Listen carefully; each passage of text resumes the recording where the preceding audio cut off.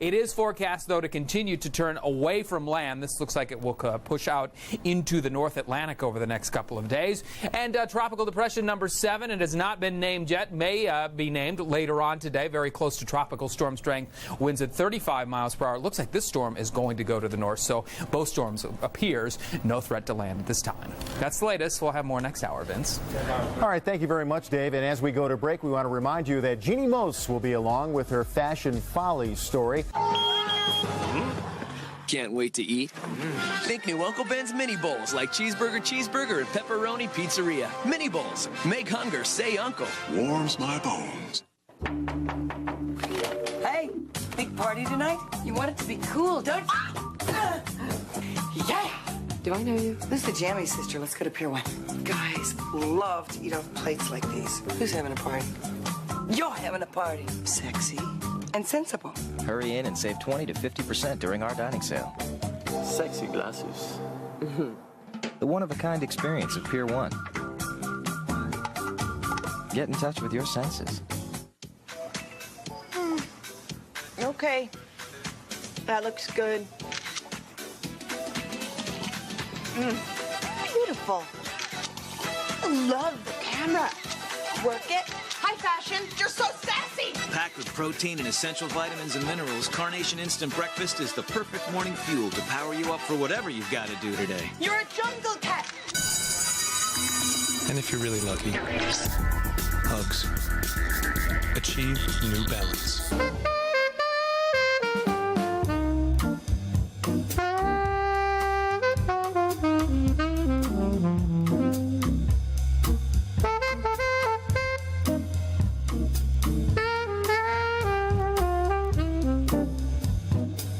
CSFB Direct, ranked as the #1 online broker by Barron's and backed by the resources of Credit Suisse First Boston. That's the difference between online trading and direct investing from CSFB Direct.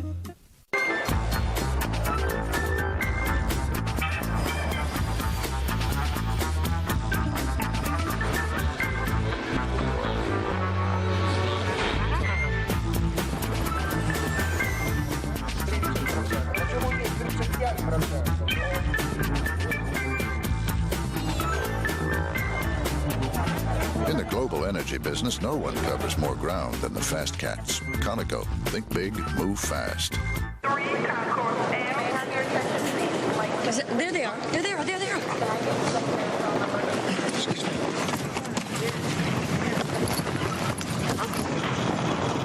Grandma! Hey, Ma. Hello. How you doing? I'm okay. Just a little busy. Where's Stanley? How will you make your money last when you retire? Conseco offers a wide variety of retirement products that can help. Conseco, step up. Burden of Proof, weekdays, 12:30 Eastern on CNN.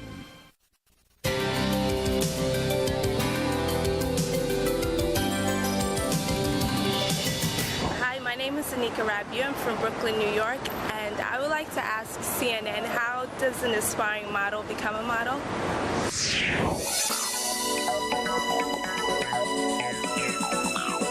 The ways in which one can become a model are endless.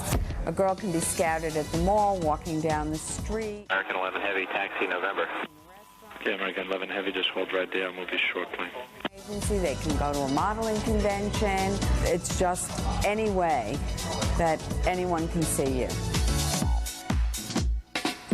We at Click look for girls who are a minimum at 5'9" and under 21 to begin. And we can find those girls everywhere. And what we ask them to do is either to send in their Polaroids or send in their snapshots so that we can get a line of their body and their bone structure.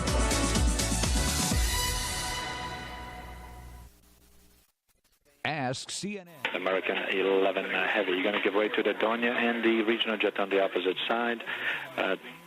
Taxi to the Bravo, hold point via Kilo Bravo. Expect runway 4 right for departure.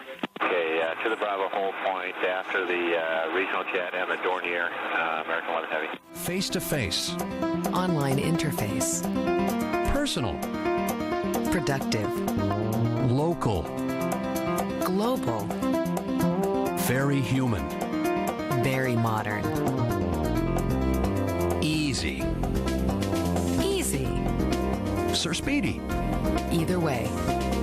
You want to call 911 and do what they tell you as far as the dispatcher and the paramedics do when they arrive. And also this idea of taking an aspirin, that'll make you feel better immediately. Well, this message has gotten a little bit garbled. People are now taking aspirins in lieu of calling 911, or they're driving themselves to the drugstore to buy an aspirin to see if the pain doesn't go away. Wrong message. Aspirin should be given by the people who arrive on the scene or over the phone as they tell you what to do. Taking an aspirin will not treat you for a heart attack at home. It's not a home cure for a heart attack. And as you said at the beginning, a 1 hour window of opportunity, really, is what we're best talking time. about. Exactly. All right, Emily, thank you as always. Okay, Jane. 7:52 now. In our next hour, Ray Romano from Everybody Loves Raymond. We're back after this.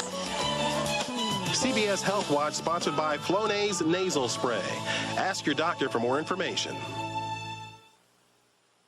You'd try anything to get some relief from your nasal allergy symptoms. But before you change your life, make an easier change. Multi-symptom Flonase relieves all these nasal allergy symptoms: sneezing, itchy, runny nose, and congestion. Flonase once a day relieves them all day and night. For best results, use daily. Side effects are generally mild and may include headache, nosebleed, or sore throat. Ask your doctor about multi-symptom Flonase. When you get it all it takes is Flonase.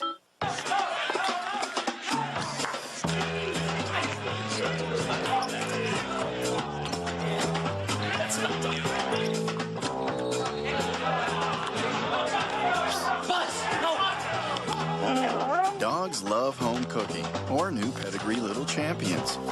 Gently prepared, then sealed in our revolutionary flavor lock pouch. With a home-cooked taste dogs love. Yeah. What are you doing there? I'll be right there. What are you doing? Laundry. Laundry? But I'm glad you're up. I've been waiting to vacuum. Breakfast. I'll pick up your tray when I get back from the market. But it's Sunday. Aren't you going to lay around and watch football all day? Not if I'm going to finish that roast in time for dinner. Somebody had their Minute Maid this morning. It only takes a minute, but the feeling lasts all day. Honey, what's the setting for chiffon? Riboflavin. It helps heal those bumps and bruises. And it's in Quaker oatmeal. Because someday, Jan might not think of a bandage as a fashion statement. Just another reason to start their day the Quaker way. Warms you heart and soul. Being a dance teacher really takes a toll on your skin. And American 11 Heavy. I'm going to have to give you Sierra and then Alpha to the Bravo hold point. So just hold short of Sierra for now. Holly short of Sierra, American 11 Heavy. So soft. The Latin Grammys heat up CBS. Wow. Join Christina Aguilera, Jimmy Smith, Lou Diamond Phillips, Jennifer Lopez, Mark Anthony, Destiny's Child, Luis Miguel, and Shakira. Wow. They'll be rocking the house. The Latin Grammys. It's the Grammys with a twist. Are we doing it tonight or what? Tonight, live only on CBS.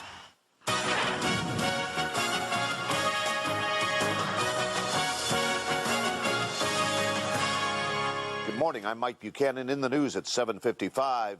School leaders in Fairfax County say they're still awaiting official word on the standards of learning accreditation results. They say the unofficial results received last week don't give them enough data to make changes in the schools that are struggling. A Rockville. Did you want to be alone? No. No? Not at all. Okay. The irony is I started doing this to be part of the crowd. And Yeah, now... me too. Oh, do you... No, I just quit. Nicoderm CQ. Aren't the cravings unbearable? Well, I'm not jumping, if that's what you're thinking. No. CQ is good on the cravings. It's strong medicine. It's with you 24 hours. It works. Nicoderm CQ. Now in a clear patch, too. For a more personal way to quit. Quit, huh? Hey, join the crowd. This is a News 4 Today news break. Look at this day we have here in the nation's capital. Absolutely gorgeous out there, 65 degrees if you like it, a little bit on the chilly side. We'll check the forecast and the rush hour coming up shortly. Good morning, everyone. I'm Barbara Harrison. It's Tuesday, September 11th, 2001. In the news, work crews will start installing monitoring equipment today in a northeast Washington neighborhood, looking for signs of gasoline contamination. The gasoline leaked from a service station on the Maryland side of Eastern Avenue near Riggs Road 10 years ago. But now tests are being done to see if the gas has spread over the district line. In a story first on 4, police in Prince George's County are looking for more people who may have been involved in an unusual theft ring. The suspects are accused of stealing hundreds of... American 11 heavy, Boston Tower. Good morning. Move right up 2, hold short of 4 right. After departure, maintain 3,000. Short of 4 right, 3,000, American 11 heavy. The county is set to consider what could be the first county-wide development tax. The county council is expected to begin the process today. The tax would loosen restrictions on growth around metro stops, but would discourage development elsewhere. This year's plan is said to be... American 11 heavy, runway 4 right, taxi into position hold, traffic departing 9 air. 4 right, position hold, American 11 heavy. This News 4 Today news break is sponsored by Frugal Fannies. It's not just a shoe, it's art for your feet. Hi, I'm Fanny, and I know how you feel about shoes. How they capture your mood. You've got lots of moods, so you need lots of shoes. At Frugal Fannies, choose from thousands of the latest brand name and designer shoes at 25 to 50% off list. You won't know whether to look at them or wear them. Frugal Fannies, new shipments this weekend. Falls Church, Rockville, Herndon, and across from Springfield Mall. Frugality, it starts with your feet. Tommy, you know what mystery meat is? Well, that's what's in these formed and pressed nuggets. United 175, Boston Ground, gate 19, pushback approved. Back approved, United 175. Back. Get an individual size for only $1.99 or a party size for $6.99. There's fast food, and then there's KFC. Wednesday, all day, it's Macy's Super One-Day Sale. American 11 heavy, traffic's orbiting north of the field at 3,500 feet, maintain 3,000, runway 4 right, cleared for takeoff. 3, clear for takeoff on 4 right. What are the winds? Wind 330 at 9 air. And we'll have a breezy day with bright sunshine, the afternoon high, the low 80s, comfortably dry today, and a fresh breeze out of the northwest, about 10 to 20. Then tomorrow in the morning, even chillier than this morning, widespread 50s for lows, highs during the day. Tomorrow, the upper 70s, and maybe a shower passing through here Thursday evening from a weather front. Otherwise, we have dry weather all the way into the weekend. Thursday's high mid-70s, Friday, Saturday, and Sunday ought to be just near 70. Now let's check on the traffic. Jerry, how's it going now? Hey, Tom, good morning to you. Good morning, everyone. It's been quite busy. Let's take a live look and see how we're doing on the trip around town. At this hour, we'll start in Germantown, where it's still loaded up and quite slow along the 270 corridor. Had a little police activity earlier. It's gone, but from Father Hurley Boulevard, Route 27 on down in the thick of it. And a quick check on 95, still looking at delays, headed north out of Newington to Springfield. Barbara? Thank you very much. Coming up on News 410, the state of the West Nile virus around our area. There is a concern. American 11 heavy, contact departure. That traffic's now in your 10 o'clock and 2 miles, 3,400 feet. American 11 heavy. Soil. Nope. Gotta keep looking. Maybe the sun. Or just something in the air. Nope. Not here. But things just naturally seem to grow faster in the South. There you are. Lotto South, new from the Virginia Lottery. Current jackpot, $2 million. Whoa, it grows fast. We're back at 8 o'clock on this Tuesday morning. It's the 11th day of September, 2001. You're looking at the people gathered outside our studio here on a sunny Tuesday morning, and we've obviously had a breach in security. That is Tracy Ullman, the very funny Tracy Ullman, working the crowd a little bit, talking to some of her friends. It's a wig. I thought it was real. I thought you had the most brilliant haircut. I'm just an idiot. I wish. Yeah, nice color. Very nice. Tracy's here and there for a good reason, because coming up in this half hour, Katie, you're going to be spending some more time with her? That's right. Tracy and I are like this these days. We hung out together on Sunday night at a fashion show, and she'll be joining us this morning to tell us about a personal style show that she is hosting and producing. It is called Tracy Ullman's Visible Panty Lines. I don't think we need to say anything more about that. We'll let Tracy do the talking in just a little while. See that one to believe it. Katie, we're also going to have more of our week-long special series on living longer, living better after the age of 50. This morning we'll focus on the role your mood can play in happy aging. And little. Good morning, American 11 heavy with you passing through 2,000 for 3,000. American 11 heavy, Boston departure radar contact. Good morning. Traffic 10 o'clock, 2 miles, maneuvering Cessna Skyline VFR 3,500. We have inside American 11. They needed a little time to get the camera from here to the news desk, so work with me here, people. That's fine. That's fine. We lost a guest, but hey. Anyway, that's all coming up. 8:01. Let's get to the top news stories of the morning. For that, we turn to Ann Curry. Because now we have a camera. Katie Mattinell, thank you so much this morning. Good morning, everybody, again. For the second time in 2 weeks, the U.S. has lost an unmanned spy plane over Iraq. Iraq claims it shot down the remote-controlled Predator aircraft near Basra in the southern no-fly zone. U.S. military officials, however, say they lost contact with the plane, but they cannot confirm. American 11 Heavy, climb and maintain 8,000. 8,000, American 11 Heavy. The hearing to determine whether Andrea Yates is fit to stand trial. She's the Houston mother charged with drowning her 5 children. The jury will decide whether she is competent to assist her attorneys in a trial. If the case goes to trial, the district attorney says he will seek the death penalty. Some relief for Congressman Gary Condit today. A grand jury in California has tossed out a complaint by Flight Attendant Anne Marie Smith. It claimed Condit obstructed justice by trying to get her to sign an affidavit denying the two had an affair. Well, the grand jury says it doesn't have jurisdiction over the complaint. Smith's attorney plans to refile. Condit denies the affair and says he's never told anyone to lie. Call him the heir apparent. It's looking more and more like Michael Jordan is returning to the NBA. Monday, Jordan told reporters who asked him if he's coming back, quote, "I'm doing it for the love of the game." But later, speaking to the Washington... American 11 Heavy, turn right heading 180. 180, American 11 Heavy. By the middle of next week. Elizabeth Dole is expected to announce later today that she is running for the U.S. Senate. Dole, who ran unsuccessfully for president last year, wants to succeed retiring North Carolina Senator Jesse Helms. Her husband, Bob Dole, is the Senate's former Republican leader. Congress is urging the president to take new steps to jumpstart the economy. Among other things, Republicans want a capital gains tax cut. Well, today the president is visiting his second Florida elementary school in as many days to stress the importance of literacy programs. He's calling on Congress to finish work on his education plan. Today, First Lady Laura Bush testifies before Congress. She is going to be talking to a Senate committee about learning in early childhood. And one member of that committee is former First Lady Hillary Rodham Clinton. Now here's Tom Brokaw with a look at what's coming up tonight on NBC Nightly News. Thanks, Ann. Tonight, 3 numbers that could save your life. 911, 190 million calls each year, but you won't believe the problems we found. Why some wait for hours for help, information you need when seconds count. That and much more ahead tonight. Ann? All right, Tom, thank you. It is now 8:04, the time for the weather, and now. Today's weather is brought to you by Walmart. Always low prices. Always. Beautiful morning here in the Northeast. American 11 Heavy, turn right heading 220.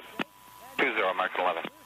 Much of the country, some showers in the northern plains and wet weather down in Florida, where they'll be picking up as much as 7 inches of rain in parts of central and southern Florida. Partly cloudy skies in the Pacific Northwest. The heat continues in the desert Southwest. 106 in Phoenix. That's what's going on around the country. Here's what's happening in your neck of the woods.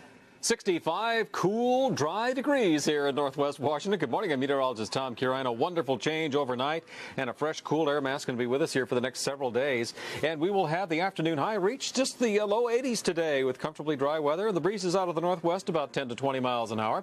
Then tonight, a really chilly evening down into the 50s. And we'll see the afternoon high tomorrow just the upper 70s with bright sunshine. Thursday evening, slight chance of a passing shower. Otherwise, we'll have some cool, dry weather all the way into the weekend. 54th anniversary. What's your names? Richard and Phyllis. All right, you were here in New York City on your honeymoon. We got married in '47 in Illinois, but you came here for your honeymoon. All right, that's what's up. Thank you very much, sir. Happy anniversary. Now let's go back inside the key. All right, Al, thank you very much. Next up, tips on how to live longer and better and how your moods can actually affect your health. But first, these messages. Well, we've been a band for about 4 years now, but we've been a family for over 16 years. Executive suite making decisions. I mean, it may have seemed tangentially a good idea for him at the time. The NBA, I think, is going to have a problem with this because no matter what they say publicly about how wonderful this is, and their ratings will be huge when he comes back, if he comes back. The fact is, David Stern, the commissioner, and the owners have known for a long time that the day is going to come when they have to go on without Jordan. And they've done it twice already.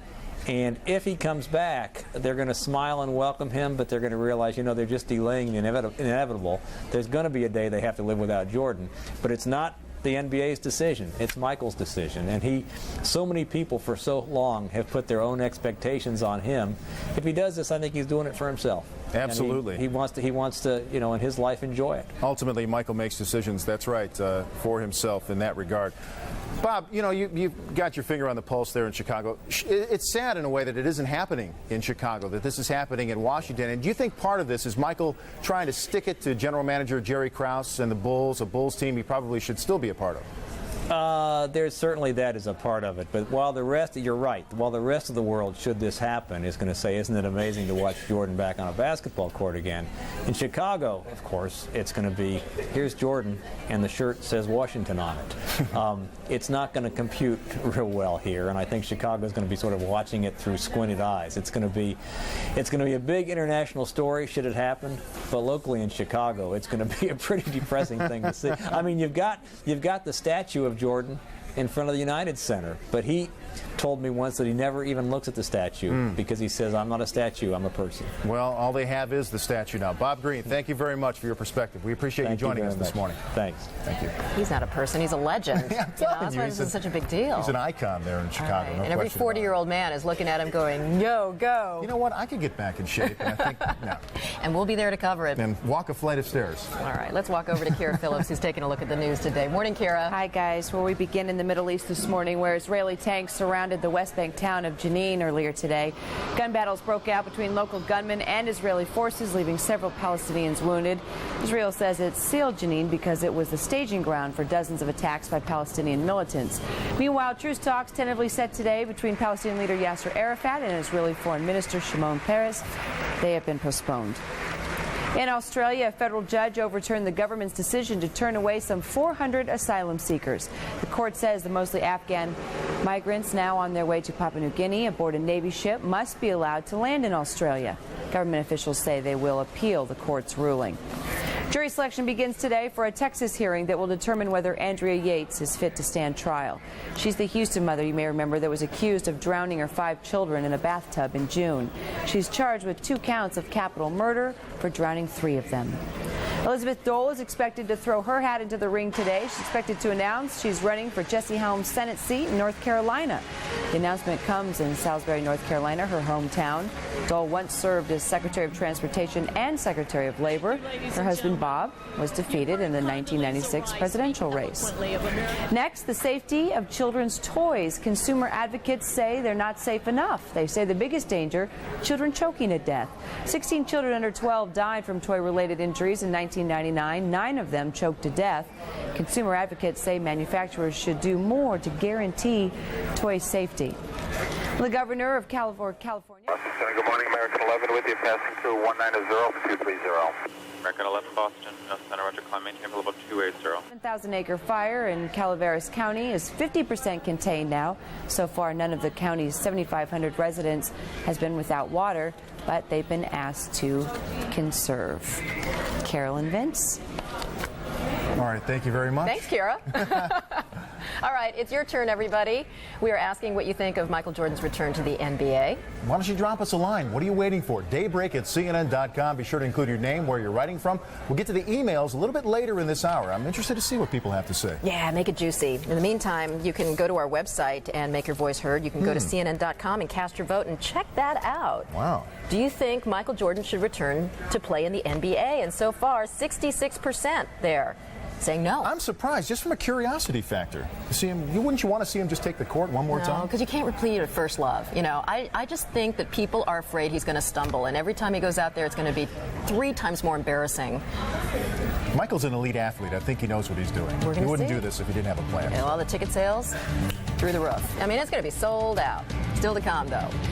We're going to be looking at this issue of tired of waiting outside in the summer heat or driving rain to see the U.S. Capitol. Soon you won't have to. CNN has an inside look at the visitor center renovations. And a little bit later, the eye of the storm. Getting out of danger might be the most dangerous thing about a hurricane. Take us through babycenter.com. What's the big deal on that one? Well, when I had my first child, you had a big book, and you were constantly pulling it out to see where you were in the development process. This site has fantastic visuals, really, really terrific, and you can actually have an email sent to you on a week-by-week basis in technology terms. From the site? Yeah, it's called having something pushed to you, and what's nice is there are a lot of weeks in a pregnancy. So when it arrives in your mailbox, you think, all right, yes, another week, and it will tell you, here's what the baby is going through, here's how you should be feeling, here's some things you need to do to prepare. And that's a free site? It is free. Oh, interesting. Take us through drspock.com. Yeah, Dr. Spock, a very familiar name. Benjamin lives on? Yeah, he's online, a very, very popular site, well organized in that you can find information by age if you've got an infant, a toddler, someone in elementary school, and by topic. So that's a worthwhile one to check out. All right. Isn't it a little dangerous? I mean, shouldn't you be speaking with your doctor whenever you have a question? I mean, you shouldn't be going online to ask questions, should you? Well, it's a great point, and it's not a substitute. I've talked to a lot of experts who say the real red flag is when a parent walks into a pediatrician's office and says, I've got it all figured out. Or worse yet, they don't walk in because they think they have it all figured out. So it's important to use it as a supplemental resource. American 11 traffic at 2 o'clock, 20 miles southwestbound, MD 80, 310. American 11, Roger. Moms talking to moms. Okay. Let's move on. Parenting.com. What's that one give us? Yeah, parenting.com is a fun one. They have a budget calculator. United 175, heavy, hold short of runway 4 left, monitor tower 128.8. 28.8, hold short of 4 left. I'd love to get a new crib, I'd love to do this, and then you do the math, and you think, okay, well, let's go back. And they give you an itemized list, because what you need and what you want might be two very different things. Oh, very good. I like that. Good planner. All right, this one I'm kind of surprised at. Baby Namer, Moms Online? Yeah, well, this is the fun part. Come on, we used to all buy books and look at the various names. That's all digitized now. United 175 heavy, taxi in position, hold 9er. Hold runway 9er, United 175 heavy. The meaning of your baby's name, and even names you can expect them that maybe they'll be teased. So maybe you want to be careful about what name you pick. You got a name picked already? I do. It is? Will. Will. Babystyle.com. Yeah, shopping.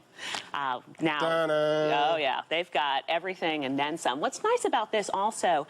How will she tie them both together? I don't know. It's in the news and business. Morning, Amanda. Hi, Amanda. I don't know if you would call this food, though. That's the only problem, Carol. Morning, Vince. We're looking at stock market futures gaining some ground here. It looks like there could be a nice pop when market action gets going, a little more than an hour. It's ketchup maker Heinz that we're talking about. H.J. Heinz and high-end retailer Neiman Marcus. We're watching shares of both. Both are out with quarterly results. Heinz posted slightly lower profit from a year ago. Neiman Marcus reported a wider than expected loss. American 11 turned 20 degrees, right? 20 right, American 11. To meet earnings estimates for the third quarter, and that's helping its shares rally in the pre-market, even though it also warned on sales for the quarter. And Dell is out with some bullish comments. The PC maker says it's well positioned for recovery in the... American 11, climb maintain level 350. United 175 heavy, runway 9er, cleared for takeoff. Traffic holding a position on 4 right. American 11, climb maintain level 350.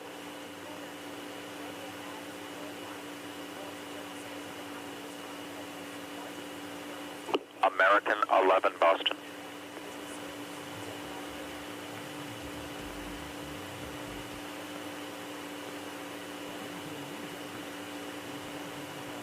Earth 7, Mike Lima, how do you hear? Mike Lima has you loud and clear. American 11, Boston.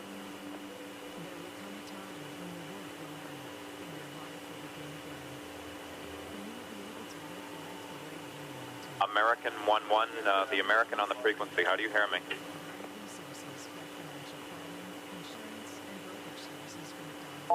This is Adam. This is Boston. I turned American 20 left, and I was going to climb him. He will not respond to me now. Looks like he's turning right. Yeah, I turned him 20 right. Oh, okay. And he's only going to, I think, 29. Okay. Slow. Sure, that's fine. But you I'm not talking to him. He's Nardo. Roger. All right. Thanks. Earth 7, Mike Lima, descendant pilot discretion, maintain for level 240. PD down 240 will begin down through us, Mike Lima. American 11, Boston.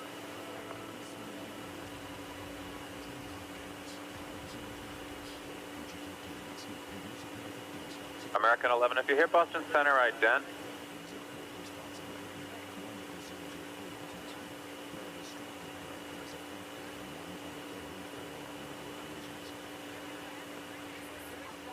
America 683, flight level 210, climb 230.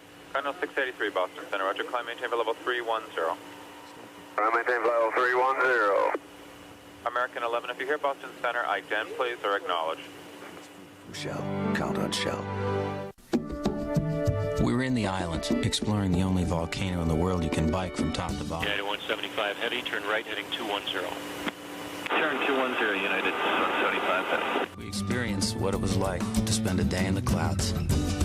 Great trips stay with you forever. On Travelocity, we'll show you a calendar of choices for the price you want. Because a great fare isn't great if it's not available when you are. Travelocity. Go virtually anywhere. Oh, say, can I have the new software IT didn't approve? Fred, I promise. Right. American 11, if you hear Boston Center, recontact Boston Center on 127.82. That's American 11, 127.82. So you get the solutions you need when you need them. Like the entire family of HP network storage products, from single tape drives to automated libraries, with the reliability you expect from HP. Fred, here is another request that can't be done in time. HP and CDW, computing solutions built for business. So if you're a Washington Wizards fan, or heck, if you're an NBA fan, you're probably having a heart attack this morning hearing that Michael Jordan is expected to return to the court. American 11, American 11, Boston. Audrey Barnes, who's been hearing... United 175 heavy, turn right heading 270. Turn 270, United 175. Michael Jordan outside his Chicago restaurant last night, and he all but confirmed that he did indeed plan to return to the basketball court wearing a Washington Wizards uniform. He says he'll make an official announcement sometime in the middle of next week. Now, for the last 5 months, Michael has been putting himself to a very physical test. He's been scrimmaging with the likes of Penny Hardaway, Juwan Howard. He says there's a little bit of tendonitis in his right knee, but other than that, he is ready to go. Good morning, United 175 heavy is down at 8,000. Now 175 heavy, Boston, approach flighting 270.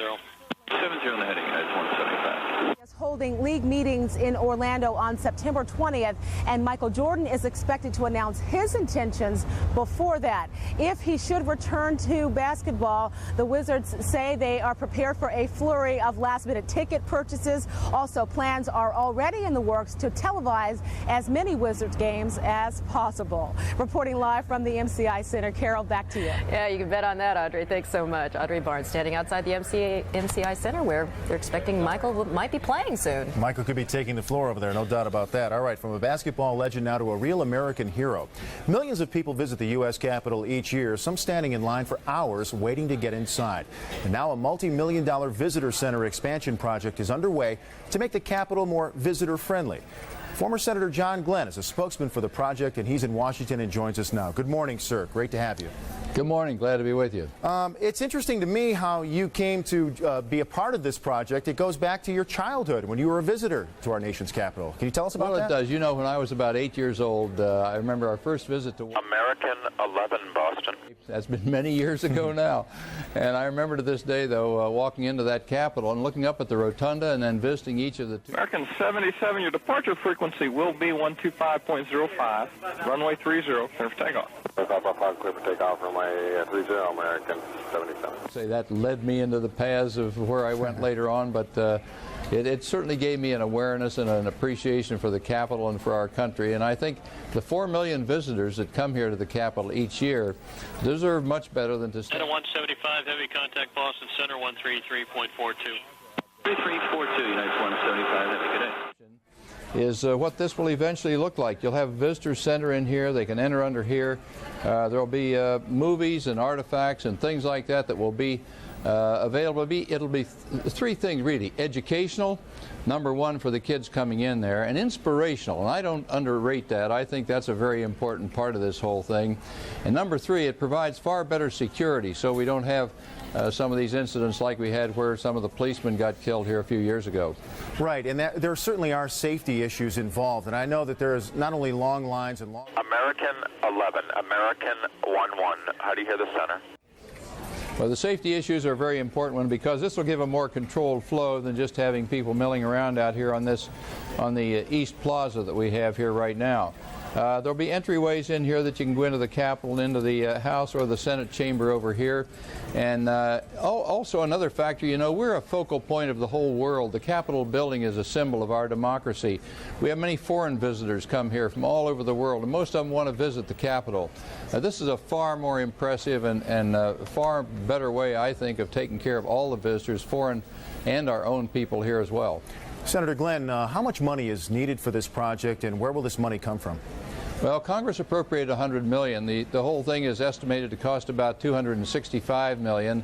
There have been about 35 pledged from corporations so far. We hope to raise $100 million from the rest of that $100 million from private sources, and that's what this drive is all about. We hope everybody can participate in this. It's everybody should, because you know there's a precedent for this also. I might have preferred myself to see a Congress just appropriate the money and do it. But we have a history. For instance, just a few years ago when they wanted to refurbish the statue on top of the Capitol, that was all done with private funds. So there is some precedent for this. Senator Glenn, do you feel that Washington, D.C. is the tourist attraction or maybe the tourist mecca that it should be? Well, no. Well, I think it is probably the biggest single tourist attraction in this country. Every family, you know, we have polls that show that I think it's like 3/4 of the people want to take their family to Washington, want their kids to experience coming to this capital city, this leadership city for the whole world, literally. And so we're, in a way, we're just responding to what the people of this country already want. I'd like to see more visitors to Washington also, not just from a money standpoint of tourists and business, but for the appreciation of what we have here, the Capitol, Arlington, the monuments, Washington Monument, Lincoln Memorial, things like that I think are very, very impressive and give people a feel of their part, their participation in this country when they have a chance to come here and visit. Well, sir, before we go, I would be remiss if I didn't ask you about your 1998 space mission. And can you tell us what was learned from that mission in terms of... Boston, United 175 down of 19, 175, Boston, Center, Roger. From that, what I was up there to see was, you know, when the younger people go up there, they have certain things happen to their bodies. Osteoporosis sets in. The body's immune system changes, become less resistant to disease and infection. Protein replacement in the muscles changes. Now, those are the same things that happen to the elderly to a large extent right here on Earth. So the idea was to compare my reactions to going into space again with the younger people, with the objective of seeing if we can't find out what turns these systems on and off in the human body. And we're making strides in that area too, and the idea being not only to permit longer-term space flight, but also to take away some of the frailties of old age right here on Earth. That's exciting to think that maybe we opened the door for some things like that. And so the experiments are going on. I'm hoping they'll put more people up there in my age bracket so we have a database in a few years. It means a lot more than just a database of one, which is me right now. Athens is Rockdale. A couple things. Point out north and west of Rockdale is in San Francisco 986. Not approved. Hey, also, are you trying to get through the company on the American or anything? We're trying everything here. Is he really got no transponder screwed up or what? It appears that way. No kidding. All right. I'll tell you, he's a legend. Looking good. Looking good. All right, we're going to take another look at another cool science story. Picture this, a massive hurricane and towns are forced to evacuate. The problem is there's too much traffic for the roads to handle. Gridlock on the escape route. And who, maybe it's what, is walking down the runway this spring? We're going to give you a look at the latest fashions when we return. Ask yourself this.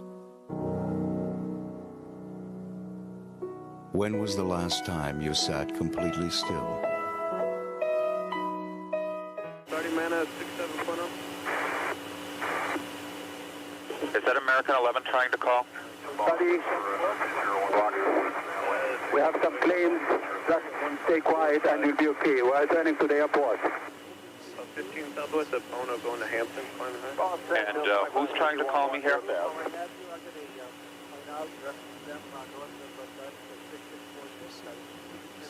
American 11, are you trying to call? Nobody move. Everything will be okay. If you try to make any move, you'll endanger yourself and the airplane. Just stay quiet. This is a News 4 Today news break. Beautiful bright sunshine out there this morning as we look at Dulles Airport. 8:25 is the time, 67 degrees. We'll check the forecast and the rush hour coming up. Good morning. I'm Joe Krebs on this Tuesday, September 11th. In the news for today, Michael Jordan may be coming back to play back. Is there any chance he gets direct flip this morning? Not right now. Go ahead, 38. Yeah, American 11. We suspect there's someone in the cockpit that's taken over. We have just put him in direct Watertown, Jamestown. Last we knew, he was on present heading, cleared to flight level 290. No one is talking to him. Eric has been called. We broadcasted on guard. We tried through company. Okay, thanks. And 290 is not verified. Okay, thanks. You're welcome. 14-year-old Yolanda Beard and 3-year-old Shantae Adams were last seen on Sunday evening around 5 o'clock in the 1200 block of Brentwood Road Northeast. Yolanda is 5 feet 2 inches tall and she weighs 90 pounds. She was wearing a blue shirt and light blue blouse. Shantae Adams is 2 feet tall and she weighs just 30 pounds. She was wearing blue pants and a white blouse. If you have any information about either girl, please call D.C. Police. And the district school budget is $80 million in the red, and that's going to mean some changes in the way the school system operates. School Board President Peggy Cooper-Kafertz blames the shortfall in incompetence, and she says the schools will try to close the deficit without affecting the lives of students. We're going to take a break right now, come back and take a look at our forecast and the rush hour. This news for because he was just heading that way, yes. Yeah, we've taken the American back because he appears to have turned. Yep, thanks.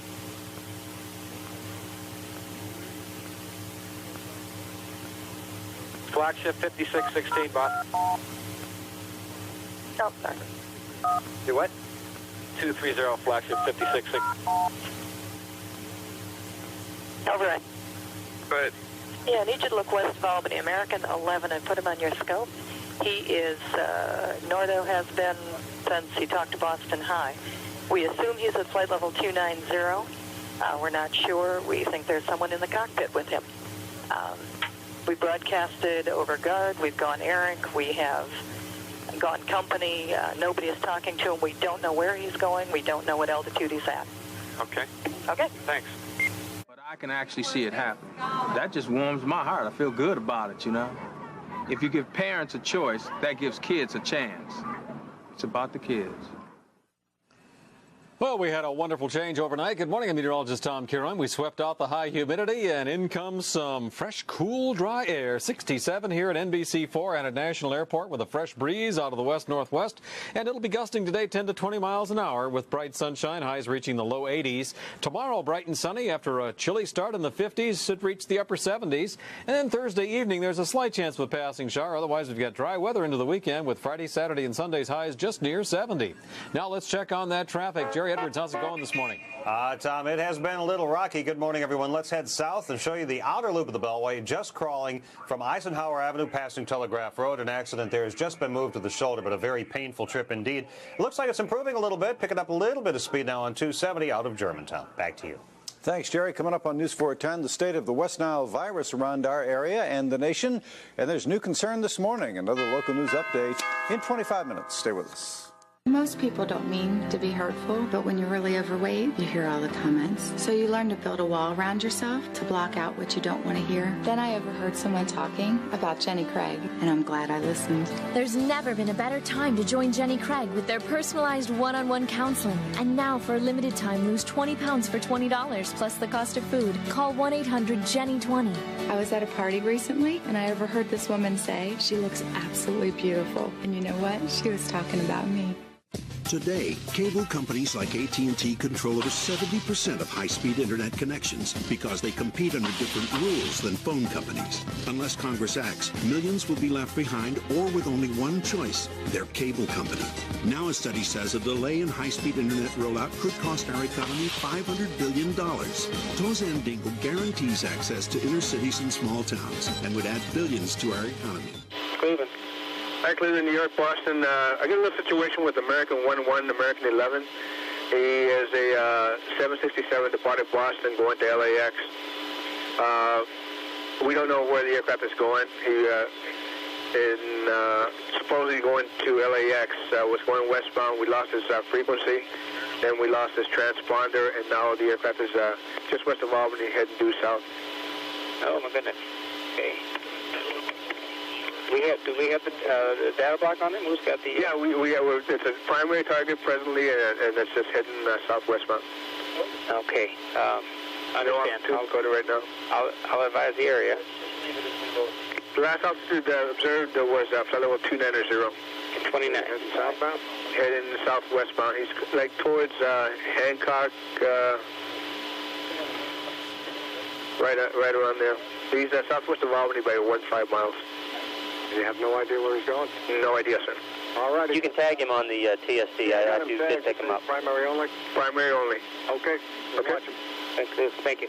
For years, it's finally come to fruition. It's an anthology of black music, and it's called The Long Road to Freedom. Also, we're going to talk about Howard Hughes, the reclusive billionaire, died alone except for the people he paid to be with him. There have been a lot of books written about him, but now author Richard Hack has written what he calls the definitive... Boston going United 175 out of 280 for 310. United 175, Boston Center, Roger, good morning. Anyways, absolutely. Anyway, lots to get to, but before we do, we've got another check of the weather from Mr. Roker. Al, it is such a pretty morning, isn't it? Perfect fall morning, although it's not fall yet, so it's still a perfect summer morning. And good advice, hug a nurse today. Where are you from? Youngstown, Ohio. Youngstown, what are you doing here? Elizabeth. Just hanging out? Just on vacation. Who are you here with? My son and my husband. All right. Well, you're sandwiched. It's a mom-nurse sandwich. We like that. And I got a buddy over here who's going, Al, show me some love. I love the hair. I love the hair. I'm showing you some. SOC, Ray Howland. Ray Holland, Nancy Wyatt, Boston Flight Service. Yes. Okay, we've got the flight attendants on the line here. You do have them on the line? On the plane, yeah. Can you conference them in with us? I have no idea how to do that. If you can help me out. He's getting some information here. I'm going to read his notes for you. It looks like he's Middle Eastern. He speaks no English. He was in 10B, 10 Baker, 9D and G. Speaks no English. The plane's in a rapid descent. Is the cockpit still? Yes. Okay, the flight attendants are concerned they don't know what's going on in the cockpit. Are you in contact with them? No, we're not. We're trying to get in contact with the cockpit. Okay. No, you'll feel like you're distracted. Okay. We don't really want to tell her that. Okay, don't. Okay, got it. Okay, we're not sure. Okay, it looks like there is severe bleeding that he's keeping her on the line. There's severe bleeding. There's a slashed throat. Michael, is that severe? Is that slashed throat a flight attendant? No. It's a surprise. 7 Democrats and 2 Republicans are fighting for those nominations. And in Cincinnati, 2 men who once shared a local TV news anchor desk, current Mayor Charlie Luken and Curtis Fuller, are the frontrunners in the city's first nonpartisan primary for mayor. This reverses the career switch of Jerry Springer, who was the first Cincinnati mayor and then became a TV star. Hey, we got options. Nobody move, please. Going back to the airport. Don't try to make any stupid moves. Closet, couldn't we? Not right now. All right. Thank you, See Kara. you later. All right. This week is traditionally the peak of hurricane season. We're doing a series of reports we call the Eye of the Storm. Today, evacuation gridlock. We'll start with CNN's John Zarella, who's in the Florida Keys live this morning. John is with us. Good morning, John. Morning, Vince. Let me tell you, emergency managers and hurricane forecasters will always tell you can run from the water and you can hide from the wind. That means you've got to get out of the way for storm surge, but you can usually hide from the wind. But let me show you the Florida Keys here. This is Isla Mirada. That's the only way out of the Florida Keys. That one road, it's a 2-lane road. So here in the Florida Keys, you've got to run from the water and run from the wind, both. You really don't have a whole lot of options. But no matter where you live, if you are ordered to evacuate, it may be far more difficult than you think. As Hurricane Floyd moved north along the Atlantic coast. Okay, Drake on. Yeah, hi, are you able to talk to Otis on this line? I'm not sure, but if you need to get in touch with him, I can, I think they're on the 7 line. I have a little situation with the American 11. What? I have a situation with American 11. You want to talk to Otis Tower? I want to talk to Otis Street. I need to scramble some fighters. All right, well, hold on a second. Let me get you the soup. Breaking land. But next time might be different. I really fear that someday we're going to have people stuck in their cars in a gridlock as the core of a major hurricane moves on shore. If they're stuck in their car and that storm surge comes in, they'll be lost alive from drowning. Hundreds, perhaps thousands may feel fear. Kennedy, Kingston 93. Kennedy. I got a heads up for you here. I got an American 11. He's right over Kingston right now. We think he's at flight level 290. There appears to be some possible problem with him. He departed Boston going to Los Angeles, but somewhere along the way here he took a left turn, and he's not talking to anyone, hasn't talked to anybody in about 75, maybe 100 miles. So he's southeastbound right now, so he's going to pass just like over Carmel. And again, we don't have a verified altitude. We think he's at flight level 290. We're trying to verify that now. You have a code on him? No, he's just flying X-ray. There's no code on the guy. He's flying X-ray, and we had approved that. So he's a primary right now. Right over Kingston right now, flight level 290, supposedly. Supposedly 290, and he's headed southeastbound? He's headed southeastbound right now. Like he's going to go between, looks like maybe right over Dewey's intersection. So I'm just giving you a heads up. We're not talking to him. No one's talked to him about the last 20 minutes. Now, what's his call sign? American 11. American 11. Yeah, I'll call you when he gets so close to your boundary, okay? Okay. Fuel on US 1. The next day, the roads cleared. Wagner orders a Phase 1 evacuation, tourists and non-residents. Then Hurricane Debbie unexpectedly falls apart. As Carla moves slowly in from the Gulf. A generation ago, evacuation worked pretty well. Back in the 40s and 50s and 60s, if we gave people 12 hours of warning, that was sufficient. Okay, United 175, you have him at 12 o'clock now in 10 miles. Affirmative. We have him. He looks about 20, about 29, 28,000. Okay, thank you. That's not a solution. What I'm saying is every new community that goes up, whenever you give the permitting process for this development, they ought to be required to have a shelter right on site. So for now, evacuation grid. Roger, weapon, Sergeant Powell. Hi, Boston Center, Team U. We have a problem here. We have a hijacked aircraft headed towards New York, and we need you guys we need someone to scramble some F-16s or something up there to help us out. Is this real world or exercise? No, this is not an exercise, not a test. Okay, hey, hold on 1 second, okay? Yep. Hey, seriously, be kind. Last minute and risk getting stuck in gridlock. This is John Zarella reporting live from Isla Mirada in the Florida Keys. All right, thank you very much, John Zarella. Wow, great pictures there to illustrate the power of the storm. We remind you, tune in Sunday for a special hurricane report when the big one hits. Sunday, 10 p.m. Eastern Time on CNN Presents. All right, but surely Dave Hennon's looking out on the horizon, seeing if there's any hurricane action out there. What's it looking like, Dave? There is indeed hurricane action today. Fortunately, though, this big hurricane, Aaron, is going to move away from the U.S.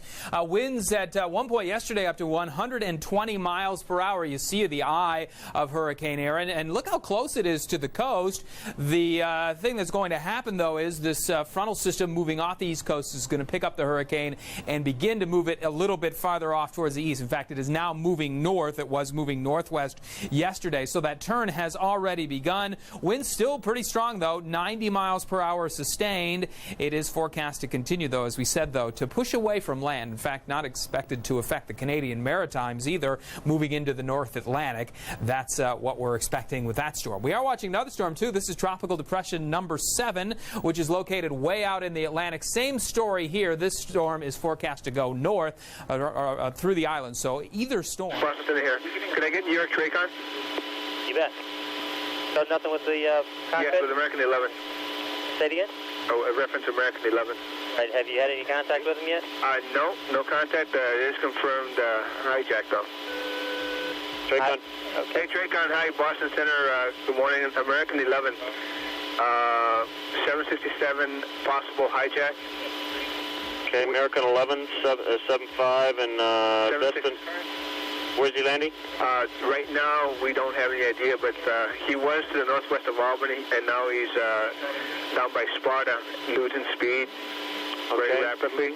We believe he's a primary only, and we believe he's in a descent. That's why he's slowing down. Where will you find the money to pay for long-term care?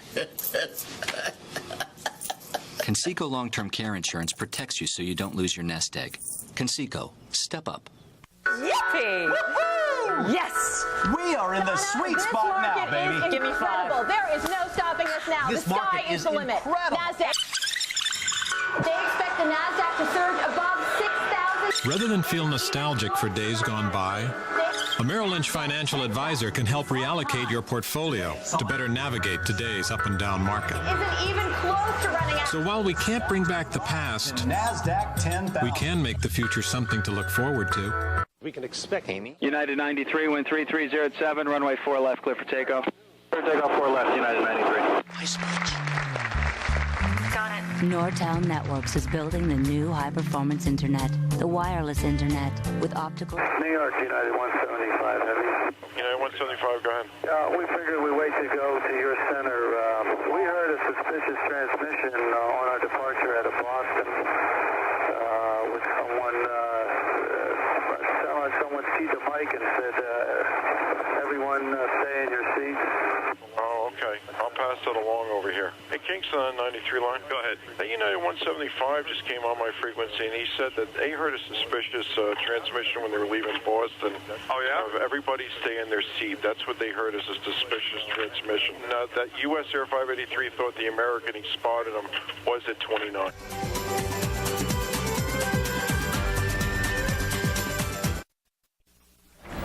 Leather, lace, and everything in between. It is all moving down the catwalk at Fashion Week in New York. And CNN's Gail O'Neill has been braving the crowds to see what some of us, at least, are going to be wearing, maybe the most pregnant of us. Morning, Gail. Morning, Carol. I'll tell you, this is the biggest media crush I've seen so far, and it's all over maternity wear. I'm backstage at the Liz Lang maternity show, and it's rock and roll back here. We have media from all over American Airlines emergency line. Please state your emergency. Hey, this is Nitty at American Airlines calling. I am monitoring a call in which Flight 11, the flight attendant is advising our reps that the pilot, everyone's been stabbed. Flight 11? Yep. They can't get into the cockpit is what I'm hearing. Okay, who's this I'm talking to? Excuse me, this is Nitty at American Airlines at the Raleigh Reservation Center. I'm the operations specialist on duty. I'm sorry, what was your name again? Nydia. Nydia. And what's your last name? Gonzalez, Gonzalez. Raleigh Reservations. Okay. Now when you... flight attendant on the line with one of our agents. Okay. And she's calling how? Through reservations. I can go in on the line and ask the flight attendant questions. Okay. I'm assuming they've declared an emergency. Let me get ATC on here. Stand by. Got any contact with anybody? Okay, I'm still on with security, okay, Betty? You're doing a great job. Just stay calm, okay? We are, absolutely. Okay, we're contacting the flight crew now. We're also contacting ATC. Okay. Anything else from this flight attendant? So far what I've got, the number 5 flight attendant's been stabbed, but she seems to be breathing. The number 1 seems to be stabbed pretty badly, and she's lying down on the floor. They don't know whether she's conscious or not. The other flight attendants are in the back, and that's as far as I know. It seems like the passengers in the coach might not be aware of what's going on right now. These 2 passengers were from first class? Okay, hold on. Hey, Betty, do you know any information as far as the gentlemen that are in the cockpit with the pilot? Were they from first class? They were sitting in 2A and B.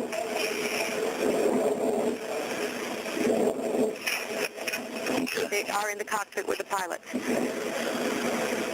Who's helping them? Is there a doctor on board? Is there a doctor on board, Betty, that's helping you guys? You don't have any doctors on board, okay. So you've gotten all the first class passengers out of first class?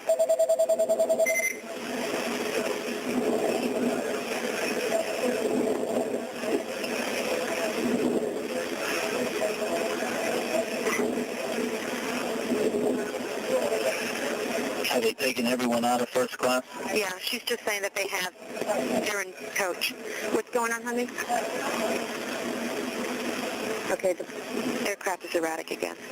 Bobbing very erratically. She did say that all the first class passengers have been moved back to coach.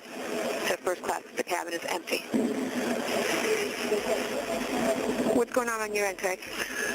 We contacted air traffic control. They are going to handle this as a confirmed hijacking, so they're moving all the traffic out of this aircraft's way. Okay.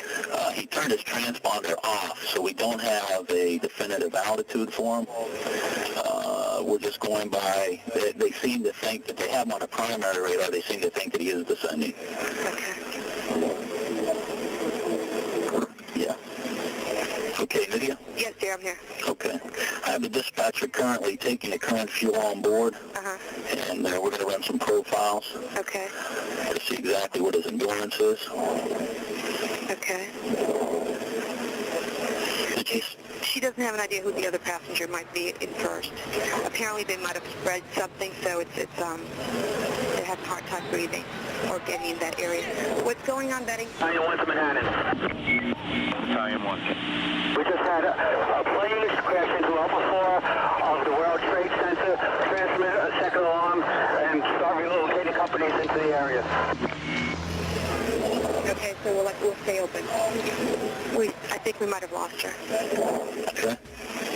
When it comes to lending and leasing to businesses and consumers, CIT stands apart because when you combine nearly a century of experience with dedication, desire, and imagination, The World Trade Center, tower number 1 is on fire. The whole outside of the building was just a huge explosion. wonder that today's business leaders put their trust in today's financing leader, CIT. With posted pop-up notes and the handy dispenser, you always know where your notes are. Anybody copy? I'm sorry. Say that again, please. I said looks like we lost the primary target about 20 west of Kennedy, and we had a report of an ELT in the area. We're going to, I guess we'll get some Coast Guard activity up there. Well, we lost the track, too. Boston, this is New York. What type of aircraft was the American? 767.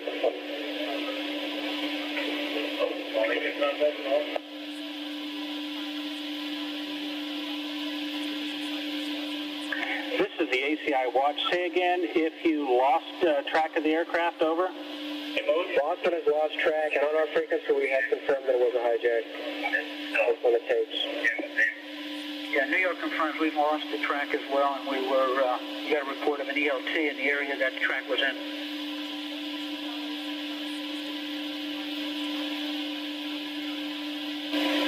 Kennedy Tower reports, are you serious? Kennedy Tower reports that there was a fire at the World Trade Center. And that's the area where we lost the airplane.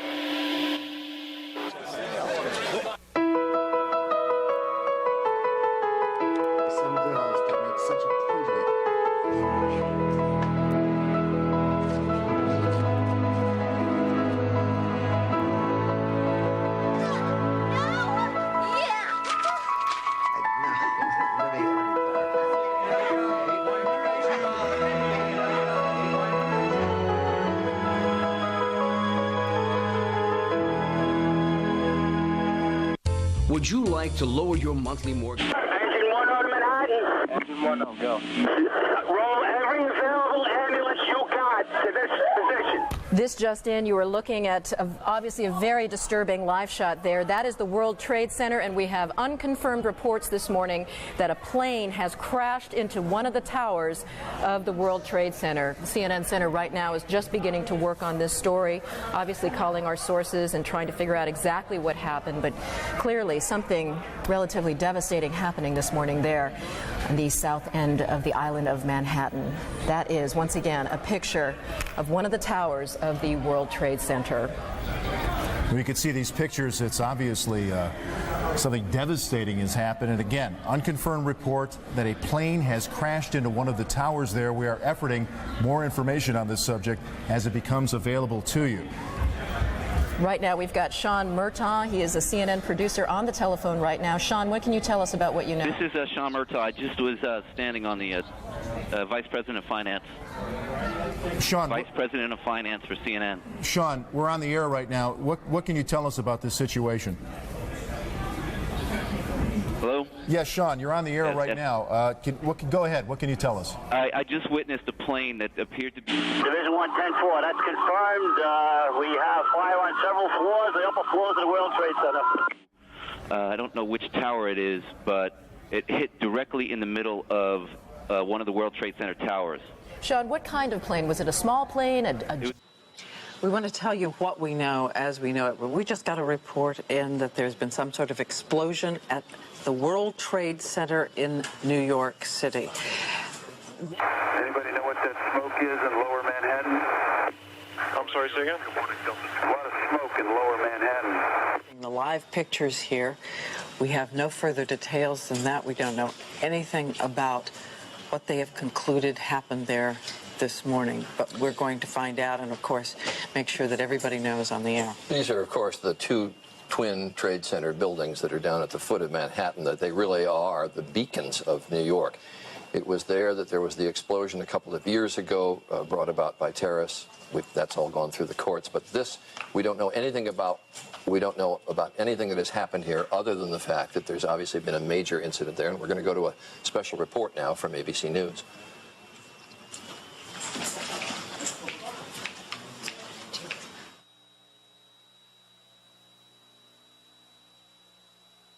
This. United 175, do you read New York?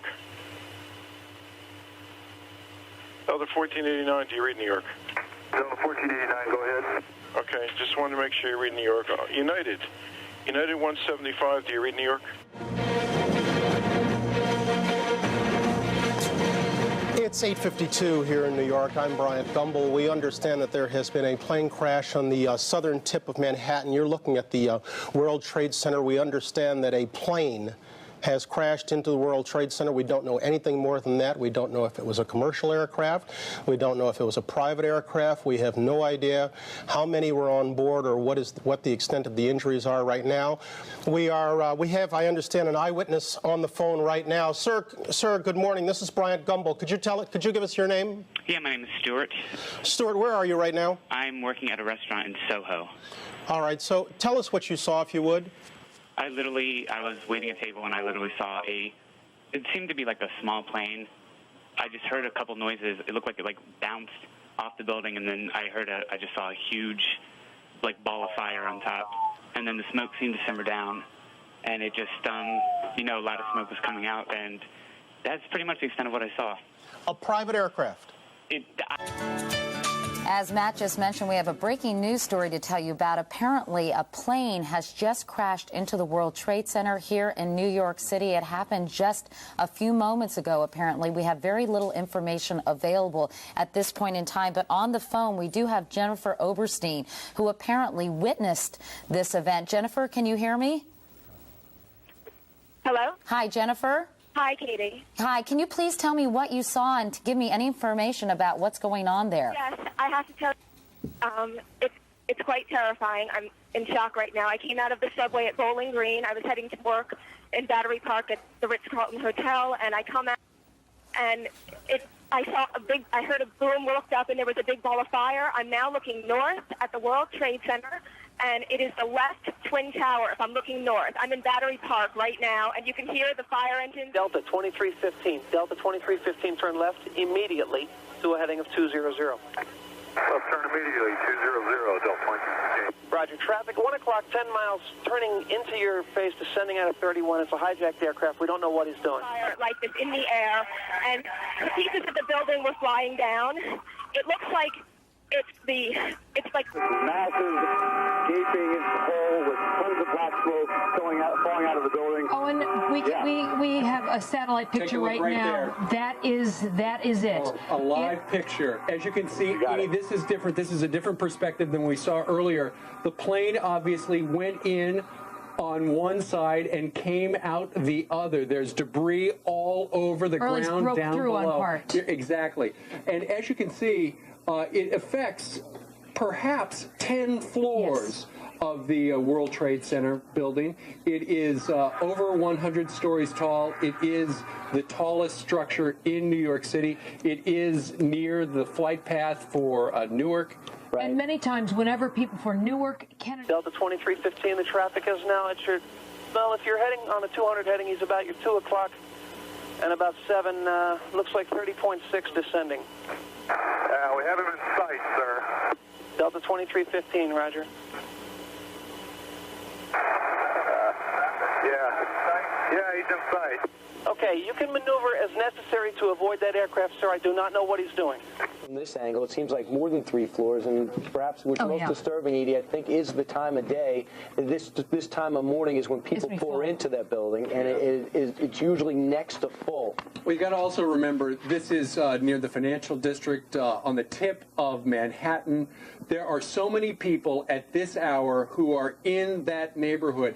And aside from the people who are in the building, remember, this is a huge structure, 10.5 million square feet the World Trade Centers take up. And as you can see, for perspective, there goes a helicopter right by it.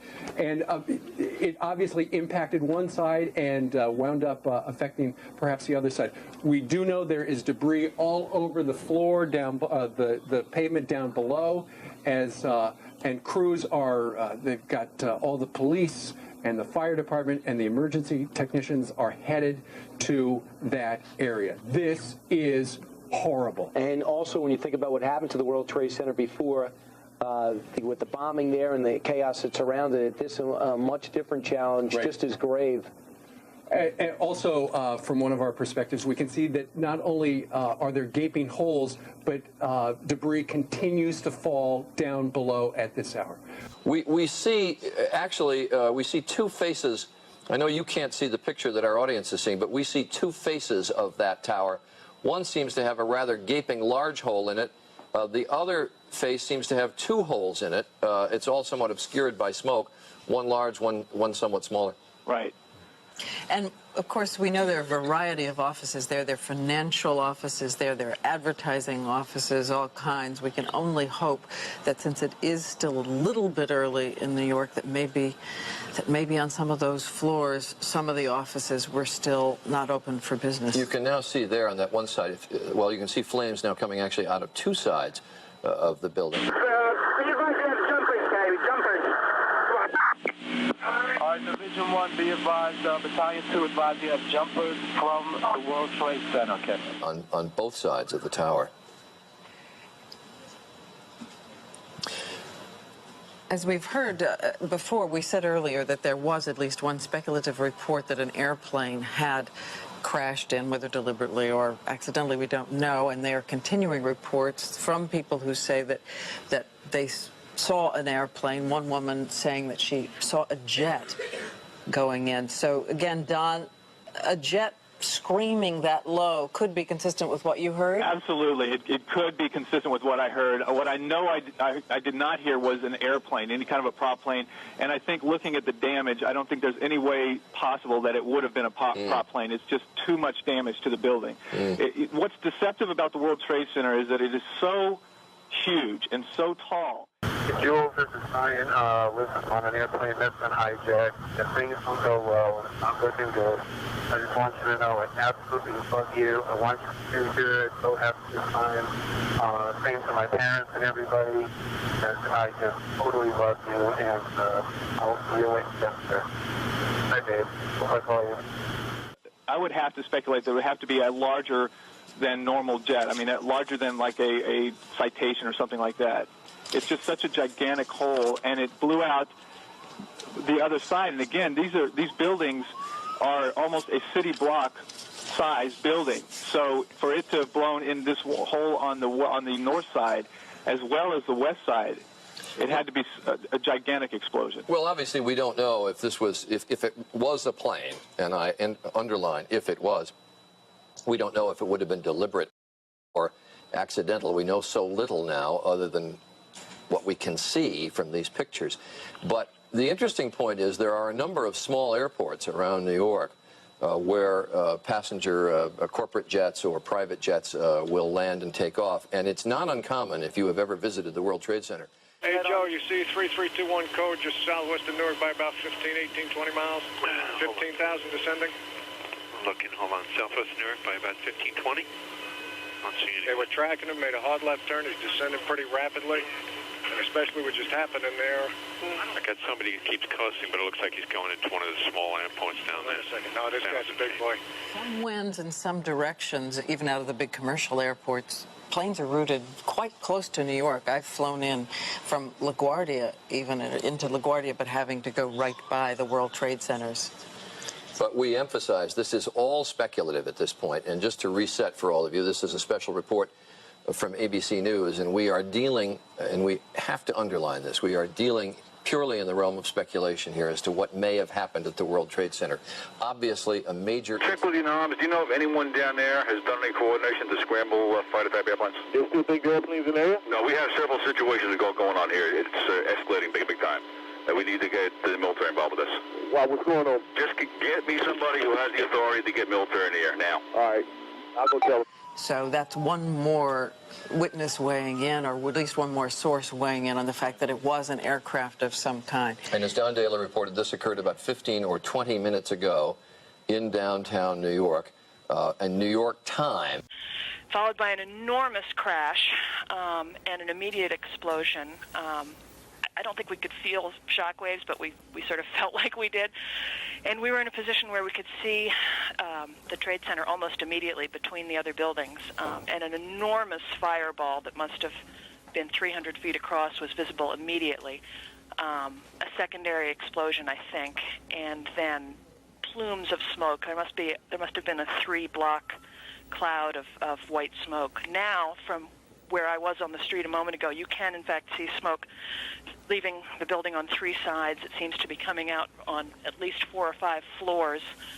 The air is filled with hundreds of thousands of pieces of paper that are just sort of floating like confetti. The area is swarming. Hey, can you look out your window right now? Yeah. Can you see a guy at about 4,000 feet, about 5 east of the airport right now? Looks like he's... Yeah, I see him. You see a guy, look, is he descending for the building also? He's descending really quick, too, yeah. Well, that's 2,500 feet now. He just dropped 800 feet in like one sweep. That's another situation. You say that emergency vehicles are there, understandably so, but of course the major concern is human loss. I mean, do you know if there were many people in the building? Oh, another one just hit. Something else just hit. A very large plane just flew directly over my building. You have a second plane into the other tower. Another one just hit the building. Wow. Another one hit it hard. Another one just hit the World Trade. We just saw a plane circling the building a second ago on the shot right before that. I think there may have been another impact. Can you tell? I just heard another very loud bang, and a very large plane that might have been a DC-9 or a 747 just flew past my window. And the second one just hit the Trade Center. Okay.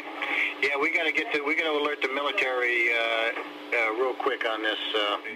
It has now impacted the building. I'm trying to see if it's the different tower. I think it may have been. I believe the first one was World Trade Center 1, and it looks, from what I'm seeing on the television, like it may have been the second building. This is a piece of tape, and we may actually see another plane enter the picture here in a second. I wonder if there are air traffic control problems.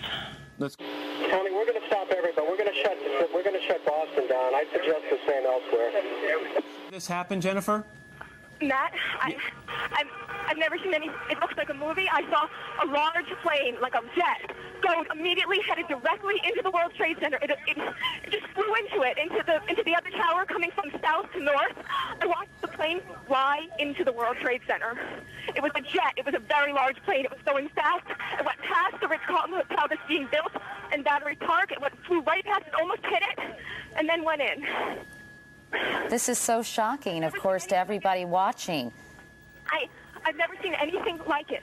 It literally flew itself into World Trade Center. Obviously now we move from what appears to... There it is right there. Again, I'm looking from south to north, and it went into the one on the right. That appeared to be at least a 727. We saw it a second ago. Here comes the videotape that we just showed you. You will see what appears to be a large plane. It could be a 727 right there. Maybe. It looks like the World Trade Center is on fire. Yes, it's a Boeing 757. We think just flew into the building. You're not kidding, right? No, I'm not kidding. Yes. Happened here. We're going to immediately check with air traffic control in the area to find out if they had contact with either of these planes before the accident. But what we've just seen is about the most shocking videotape I've ever seen. What are the odds of two separate planes hitting both towers? Elliot, are you still there? Hello? Elliot? Yes, I'm still here, Katie. So, Elliot, what can you see right now from your perspective? I don't face in that direction. I can't see anything personally. It is completely impossible to understand why this is happening and to figure out what in the world is going on.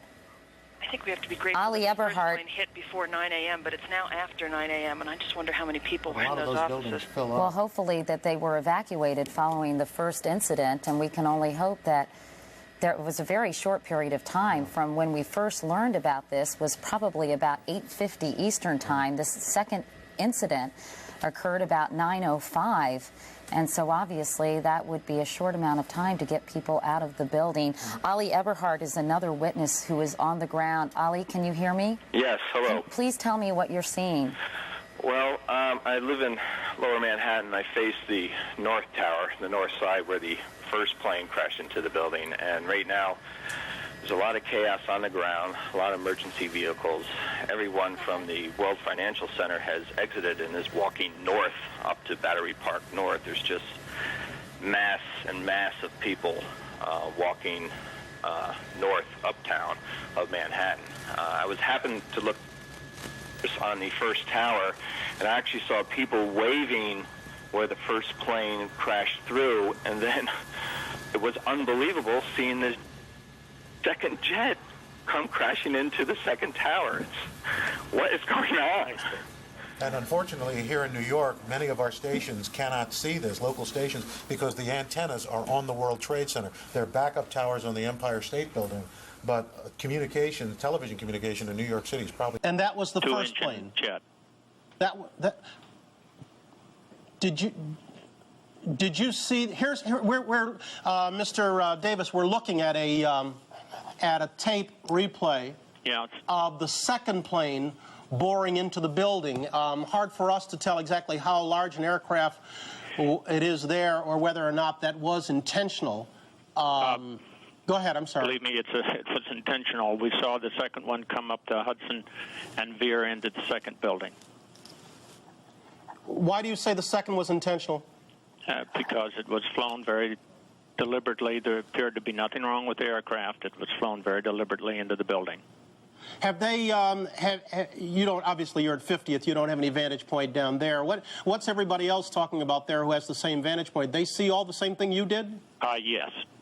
Well, others did not see the first one, but there were several people in my office when the second one came in. Yeah, we're looking at the second one boring in right now, and it does not seem to be wavering in any way or seem to be banking to avoid the tower in any way. Okay, this is, who's up there? Langley. Okay, you're listening? What I told the SD so far, we need to get those fighters straight over Manhattan, because we don't know how many guys are out of bomb. Could be 3-2, could be more. I don't know, just in case. Not down in Whiskey 105 where they want, FAA wants to hold. We need to be more tactically sound with this. Yes, it is. And stick them, telling me to call New York. Everybody, I think, immediately assumed that a bomb had exploded, and that sort of, had people thinking that further bombs may explode. So there was sort of a rush away. Did you see, George, the second plane, that jet, fly into the other Twin Tower? I heard two explosions, however. There was a first explosion that was louder, and then a second explosion.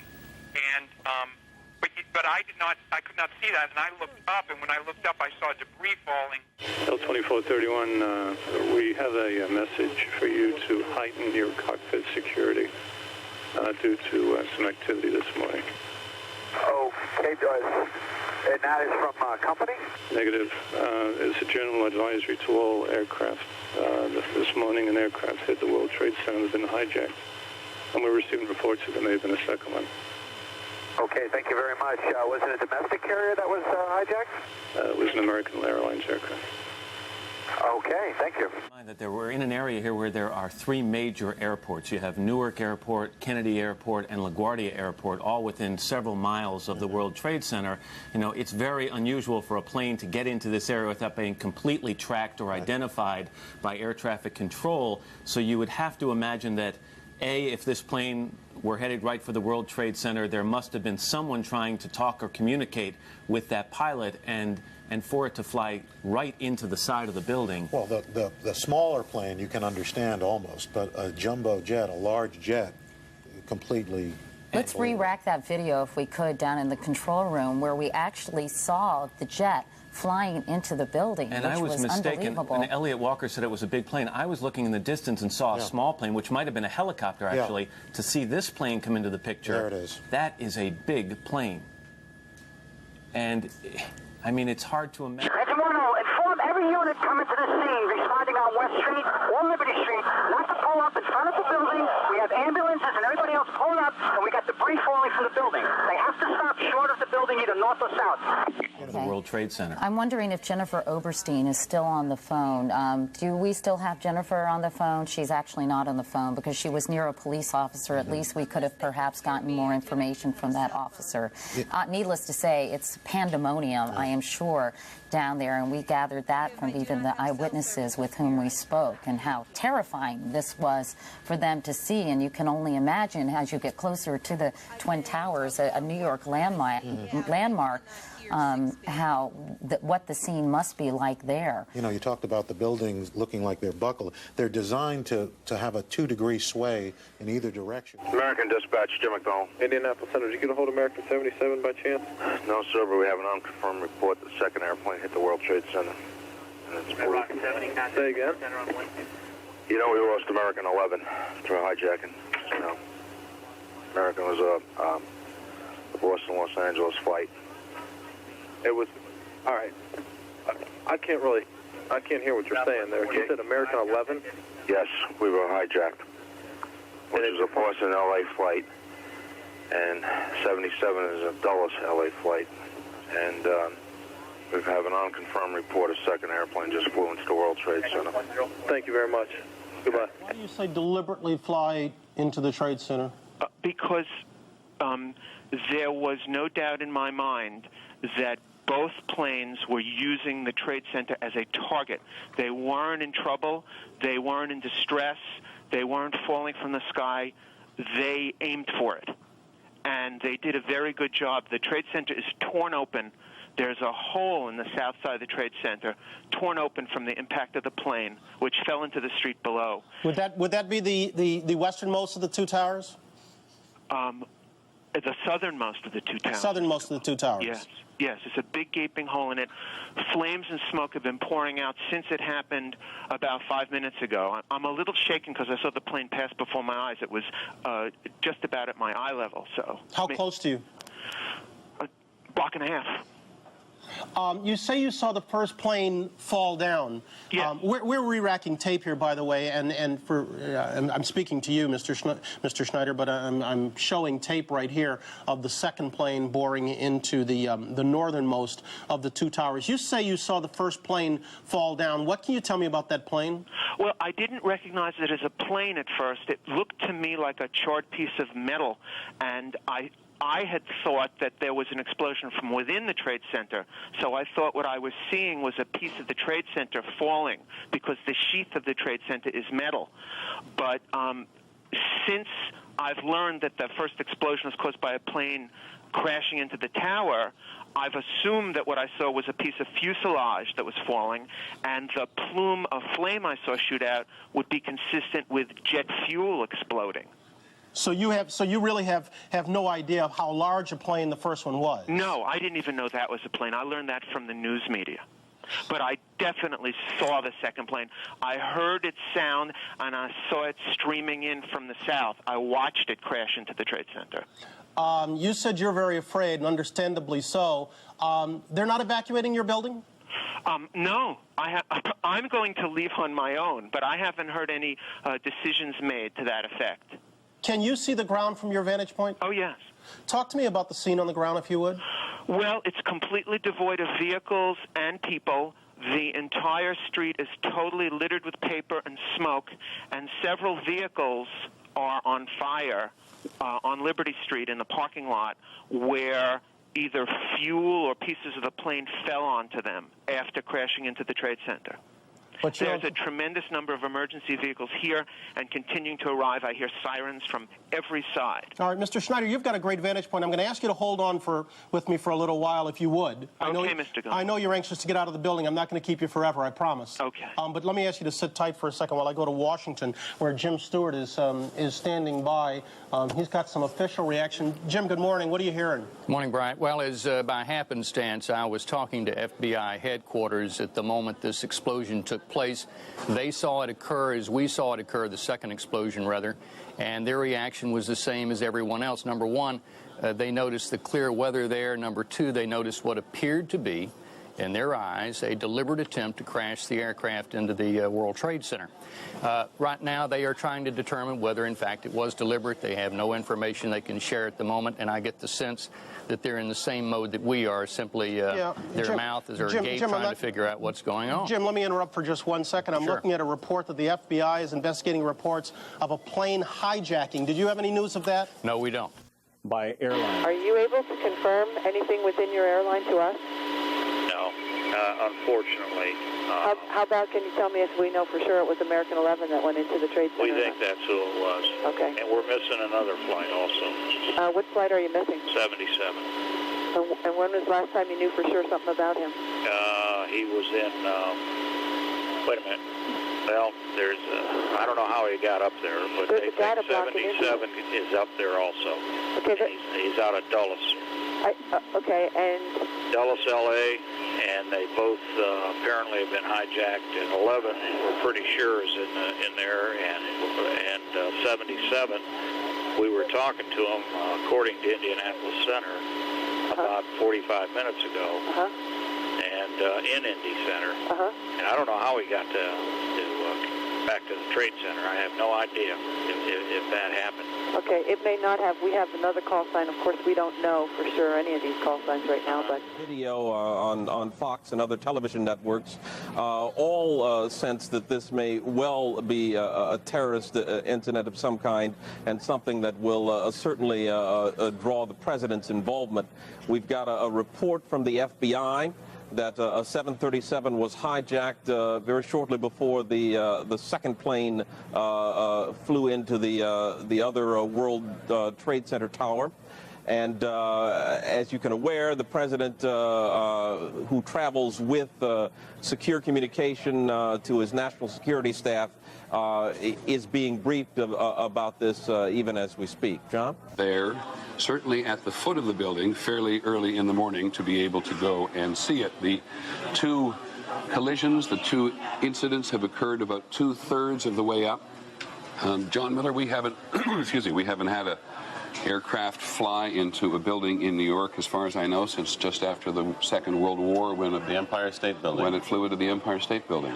That's right. A B-52 flew into the Empire State Building then, and this is really the first time there's been anything like that since. John, I was listening as you and Chris Isham, the head of our investigative unit, wandered up here to the rim just a short while ago to saying, one of you, I think, this was something they've been waiting to happen. Who are you talking about? What are you talking about? What we were talking about is there's been a great frustration since the bombing of the World Trade Center, which the suspects later told federal authorities were intended to take the building down, that it didn't have a larger effect. And U.S. intelligence, FBI people for years have heard that they've always wanted to try and finish that job off, to take the buildings out, and that it was another viable target. Interestingly, ironically, whatever you want to call it, the World Trade Center just hired 2 weeks ago the head of the FBI's National Security Division. Hello, Command Center? Yes, sir. This is John Thomas, Ops Manager. I think we need to let everybody know this right away if they don't already. American 77 was was just west of Charleston, West Virginia at flight level 350. It's a heavy Boeing 752. And disappeared off our radar scope about 1256Z, along with lost frequency. we were treating it as the law started to do some procedures to notify search and rescue and whatnot. When American Airlines told us they'd had some aircraft or an aircraft hijacked, we now believe that aircraft may have been hijacked, although no one has, we have nothing to verify that. What with the World Trade Center, we could have another loose aircraft out there somewhere. Security correspondent is with us in Washington. John, what do you know? Peter, we do hear that there was a hijacking. It is not clear where that hijacking occurred at this point, but it is one of the many things that U.S. officials are scrambling to try to get a handle on at this point. Anything else, John? What happens at the Pentagon at a moment like this? I know everybody springs into action, but what do? What happens is there is a particular counterterrorism cell within the Joint Chiefs of Staff that goes into an emergency basis at this point. They're investigating all aspects of air traffic in the area, all intelligence that, as they sift through it, may have given them some indication that something was happening. At this point, though, there were no warnings. Military Boston Center just had a report that American 11 is still in the air and it's on its way heading towards Washington. Okay, American 11 is still in the air? Yes. On its way towards Washington? There was evidently another aircraft that hit the tower. That's the latest report we have. Okay. I'm going to try to confirm an ID for you, but I would assume he's somewhere over either New Jersey or somewhere further south. Okay, so American 11 isn't a hijack at all then, right? No, he is a hijack. American 11 is a hijack? Yes. And he's going into Washington? This could be a third aircraft. Much of the country watching television this morning will have seen the second plane crash into the other tower. And we have, as you can see from a distance there, until we get our cameras on the ground, producing material which we can put on the air. No. Okay, American Airlines is still airborne. 11, the first guy, he's heading towards Washington. Okay, I think we need to scramble Langley right now, and I'm gonna take the fighters from Otis and try to chase this guy down if I can find him. They put out an urgent call for Scott air packs because they're climbing smoke-filled stairwells. They've got to go very high up to get to the target locations, and they're talking about people trapped in the smoke there. And this, of course, is reminiscent of 1993 when the explosions occurred at the trade towers last time. Exactly. John, is it standard operating procedure? You mentioned that all of the other principal government buildings in the city, Gracie Mansion, the mayor's official residence, and some of the other buildings will be evacuated. Is that a fairly standard anticipated operation? It is an existing plan that is on paper, but Peter, I have to say, it's never been put into effect in New York. This is unprecedented, and I think as this develops, you'll see similar plans go into effect in Washington and potential target buildings, because they really have to take the position that they're under some form of attack here, at least as a precaution, until they sort this out. As we wait to get a better grasp of what now becomes a rescue operation of the people in the twin trade towers, we're reminded here that the U.S. officials, according to Pentagon sources, have no warnings today of any kind of terrorist attack. And if you listen to the news on a regular basis, you hear the Pentagon warning Americans worldwide of some impending terrorist attack. And here we are in the height of commercial America.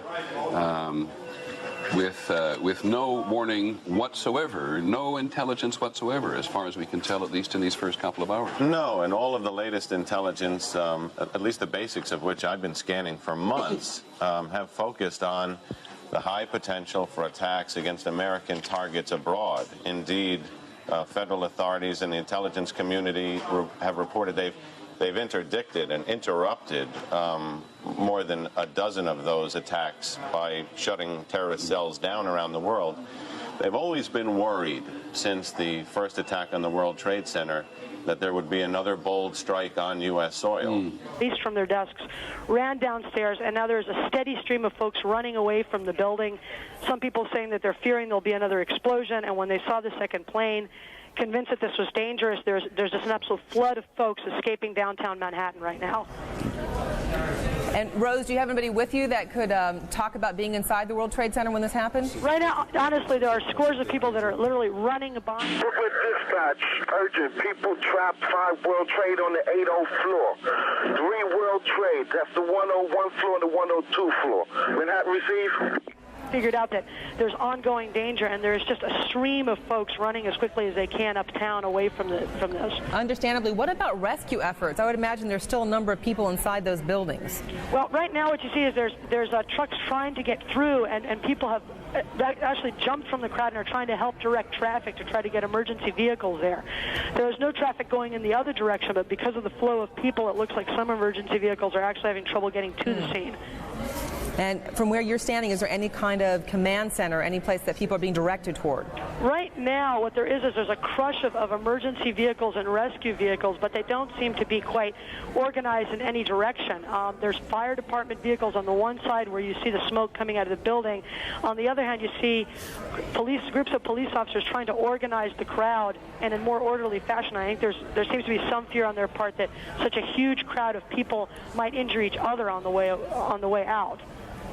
All right, Rose Arce on the ground there near the World Trade Center. We continue our coverage live with the live pictures as we go. And we're just now getting word again from the Associated Press now saying that the crash of these two aircraft into the towers of the World Trade Center in New York appear to be an act of terrorism. This, they are quoting a U.S. official. They did not say which department of this U.S. official was speaking from, or the authority this official was actually carrying at this particular point, but they're saying that a U.S. official is now saying to the Associated Press, it is official, well, he is saying at least that these two aircraft crashes we've seen into each of the towers of the World Trade Center are the act of terrorism. We're just getting word now that President Bush is going to be coming out, and he's going to have comments momentarily. We understand, we're keeping an eye on the picture from Sarasota. He's going to be returning to Washington almost immediately, we understand. Darren? And in fact, as you mentioned, President Bush is in Florida today. We're supposed to have an education event just minutes from now. That has been canceled. Our Major Garrett is traveling with the president. Major, maybe you can tell us a little bit more on the president's immediate plans. Good morning, Darren. President Bush, as you said, will make a statement here at Emma E. Booker Elementary School in Sarasota on the catastrophe at the Twin Towers in New York. Following that statement, the president will board Air Force One and return immediately to Washington. Were the scenes of a bombing in 1993. The FBI told the Associated Press that it was, quote, foul play and not an accident. A person who answered the phone, that was reported by ABC, a person who answered the phone on the trading floor at interdealer broker Cantor Fitzgerald, located near the top of the World Trade Center, said, "We're blanking dying," when asked what was happening, and hung up. There was screaming and yelling in the background, and a follow-up call was not answered. Nick Fulton, an eyewitness, said just before the first explosion he saw a plane fly over his apartment in the Soho district of Lower Manhattan. Jamie Gangel is on the telephone, our national correspondent, with more information. Jamie, what can you tell us? Katie, I've just spoken to top U.S. officials with the access to latest intelligence, and they said, quote, that this was clearly terrorist-related, no question about it. They said that they couldn't give any further details now, not because they didn't want to share it, but because they just don't know. United 93, that traffic through is 1 o'clock, 12 miles eastbound 370. Negative contact, we're looking United 93.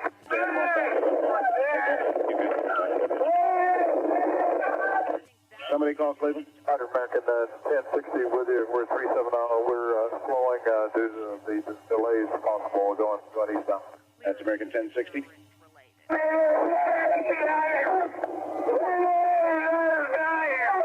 You got United 93?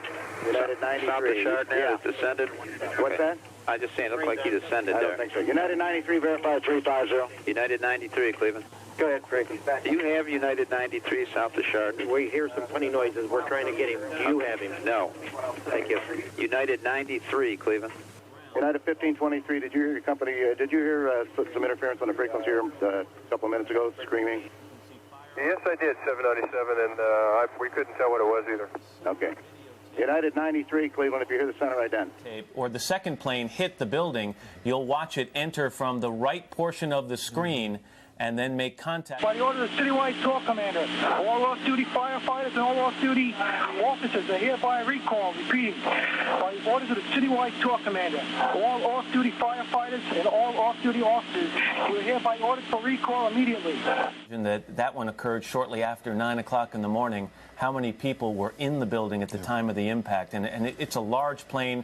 We're told it was either a 737. Some reports that the first plane was a 757. Some kind of Airbus. That was what the United worker told us. That apparently that it was an American Airlines plane that had been hijacked from Boston to Los Angeles, but we're just getting initial reports of that. And again, we must tell you that we're trying to get as much information, but it is trickling in at a very slow pace. Here's the president now in Florida. I wonder if everybody knows there what's going on. We'll listen to him. Ladies and gentlemen, this is a difficult moment for America. I unfortunately will be going back to Washington after my remarks. Secretary Rod Pace and Lieutenant Governor will take the podium and discuss education. I do want to thank the folks here at the Booker Elementary School for their hospitality. Today we've had a national tragedy. 2 airplanes have crashed into the World Trade Center in an apparent terrorist attack on our country. I have spoken to the Vice President, to the Governor of New York, to the Director of the FBI, and have ordered that the full resources of the federal government go to help the victims and their families, and to conduct a full-scale investigation to hunt down and to find those folks who committed this act. Terrorism against our nation will not stand. And now, if you join me in a moment of silence.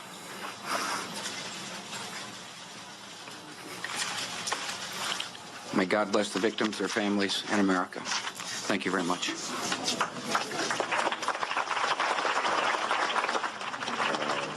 President clearly shaken, I think one can say, confirming what we think we all knew, which was that 2 aircraft in an act of terrorism crashed into the twin trade towers. Nobody was quite certain about the first one at the very outset, but the president absolutely, having talked to the vice president, the governor of New York, the director of the FBI, now believing and confirming that we have 2 terrorist attacks on the World Trade Center, and the president saying, they got them please sit down, keep remaining sitting, we have them all aboard.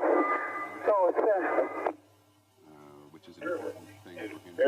calling Cleveland Center, you're unreadable. Say again slowly. God bless the victims and their families. John Miller, what are you picking up on the police radio? There was a bit of a stir a moment ago because LaGuardia Tower reported urgently that there was another aircraft moving fast in the no-fly zone. Now they've contacted that aircraft and they say it's a military aircraft that's rushed to the scene to enforce the no-fly zone and literally be a presence in the area in case there is another plane headed for the building, so that there'll be some at least armed aircraft up to confront it. Plane that was hijacked en route from Boston to Los Angeles this morning. And they're saying that there is a strong possibility that that first plane that crashed into one of the towers, which does appear to be commercial, and looking at the video, they're saying appears to be either a 737 or 757, that apparently might have been the hijacked plane. In terms of what the second plane is, they said that does appear, as you've been reporting, John, to be a jet plane, probably a 737, twin-engine jet airplane. And those are the 2 things that are being looked at. They said at this point there was no direct threat that they were aware of as any specific threat in terms of targeting the Twin Towers there in New York, but that they did have specific threats against Americans and American facilities around the world, and that's why they issued that worldwide caution.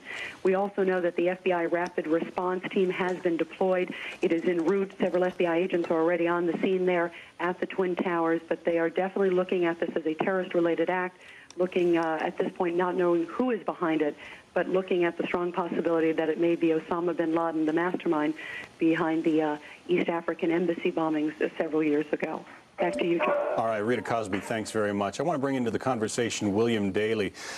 Bill, I know that Osama bin Laden likes airplanes, and again, we are not attributing this act to his organization, but he was implicated in a plot to blow up something like 13 airliners in 13 days or 8 in 8 days. That back in the Philippines back in the 1980s, I believe. Exactly. Airplanes have been his terrorist weapon of choice in the past. They have, because they hold for someone like a bin Laden or other terrorists. The fact that you could take a plane and within just the number of people on the plane commit such a horrendous act at one time makes an impact to the world. Combine that with what we see in front of our eyes today at the World Trade Center, and you certainly conjure up the worst possible scenario that certainly law enforcement could think of what a terrorist might do. Before we get on to, possibly bin Laden, there are certainly other terrorist groups around the world that would like to do things like this. The question would be who might be able to actually carry out such an incident, whether by sheer manpower, training, or some other device. So although he's certainly our poster boy literally for terrorism worldwide, there are other groups out there that certainly have also ill intent against the United States. But what we see before us today is, as I mentioned before, is something that in planning scenarios gets almost into the catastrophic, where it's to prevent something like this from happening. Planes fly by, John, as you may know, and I know, having traveled in and out of the city, come up and down the East River by the hundreds each day, by the thousands each week, and passing by the Trade Center. At rooftop level. Look down and you see the antenna, you see the windows. So this is something that even on a bad day, they fly up and down that route. Today was a perfectly clear day in New York. Or experience? Our question here is our aircraft that we have has climbed, turned, and is not talking to us. So do we want to scramble? We got a couple local military here. Okay, that's a decision that has to be made at a different level. All right, is someone talking about it at least? What's the call sign again? It's United 93. He's right over Cleveland. Over Cleveland now? Yeah. Okay, we'll call you right back. You're talking about one of the tallest structures, or two of the tallest structures in the United States. And whether or not the elevators are working, they're probably not. They're not used in case of fire. You've got a massive evacuation problem on your hands. Would it be highly unusual, Mr. Kallstrom, for these attacks, if that's what they were, to have taken place without some degree of advance warning? Well, I don't know the answer to that. Obviously, the FBI and law enforcement, the people that come to work every day and suffer through immense criticism when little things go wrong, these are the days that everyone hopes that they have a very formidable, highly motivated FBI and law enforcement team. And I suspect we do. And these are the things that they try to not have happen. These are the things they try to have the intelligence to avoid happening. International terrorism, if that is what this is, and I don't know what it is very hard to penetrate because it's not very, it doesn't have a hierarchy of authority, and it's cellular, and it's a lot of different people motivated for religious type reasons, hatred reasons, and you can necessarily not know a lot about what's going on in an agency if you're in at some level, because it's so segmented. Again, I'm getting a report now that it was a United Airlines plane that plowed into the building. We don't know whether that negates the American Airlines reported hijacking, or whether or not that was a second plane. So at this point, we're getting different reports. Go ahead, Mr. Kallstrom. Yeah, I mean, you telling me that, Brian? If that is Washington, this is Gopher 06. Gopher 06, guy. Yes, sir, that aircraft is down. He's in our 12 o'clock position. Looks like it's just to the northwest of the airfield at this time, sir. Gopher 86, thank you. Descend and maintain 2,000. Okay, we're down to 2,000. And this is Gopher 06. It looks like that aircraft crashed into the Pentagon, sir. Yeah. In size. You know, it's beyond belief, but it's not beyond belief. I mean, we've seen this hatred find its way into the embassy bombings in Africa. We've seen this hatred at the USS Cole. We've seen it at the World Trade Center in '93. We've seen it around the world in acts that take place almost every day. And, you know, for this to then transform itself into this size of an incredible tragedy, to me, although I certainly would never expect it, never ever want it to happen, is not that unbelievable.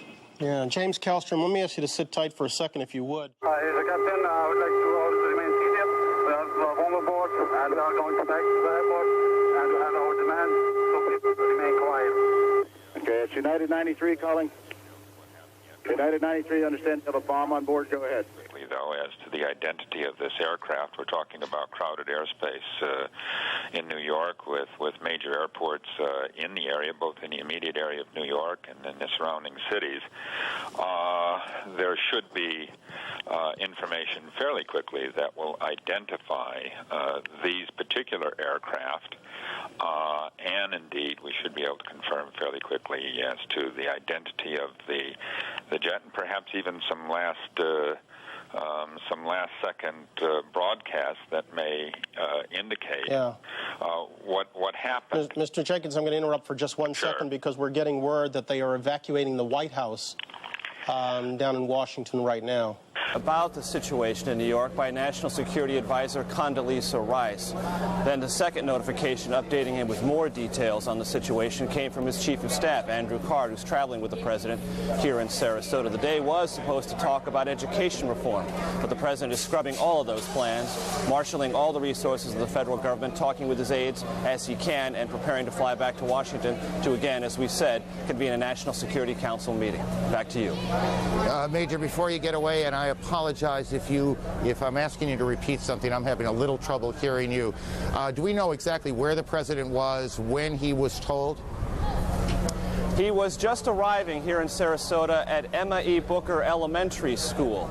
He had taken an early morning jog this morning in Sarasota, had just arrived here with a presidential motorcade.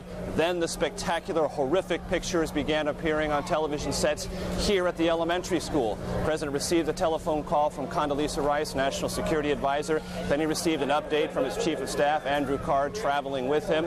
Then it was made clear to the press, traveling with the President, he would make a statement. Shortly before that statement, he was actually sitting down with some children here at the elementary school, reading them a book.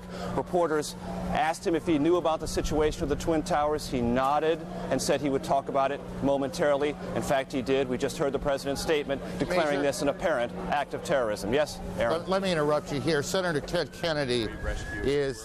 Okay, United 93. Go ahead. Is 29 miles out of... 29 minutes out of Washington, D.C. 29 minutes out of Washington, D.C. and tracking towards it. This is the one who reversed course in Ohio. Yes. It's an apparent terrorist act. He offered a prayer for the families, promised to hunt down, in his words, the people responsible for this. He will now travel back to Washington, and aides are telling us now that he will immediately convene a national security meeting to see what steps are taken next. David, I'm sorry to interrupt you, but we're looking at live pictures of the Pentagon where there is billowing smoke. Jim Miklashevsky just reported that he heard an explosion, and right now we're looking at an aerial view of the Pentagon. Mick, can you talk to us? Officially, nobody knows exactly what happened. I think the picture is pretty clear. According to one U.S. Army officer who went running past me at a full trot, he said that it appears that a bomb was detonated. Navy Center.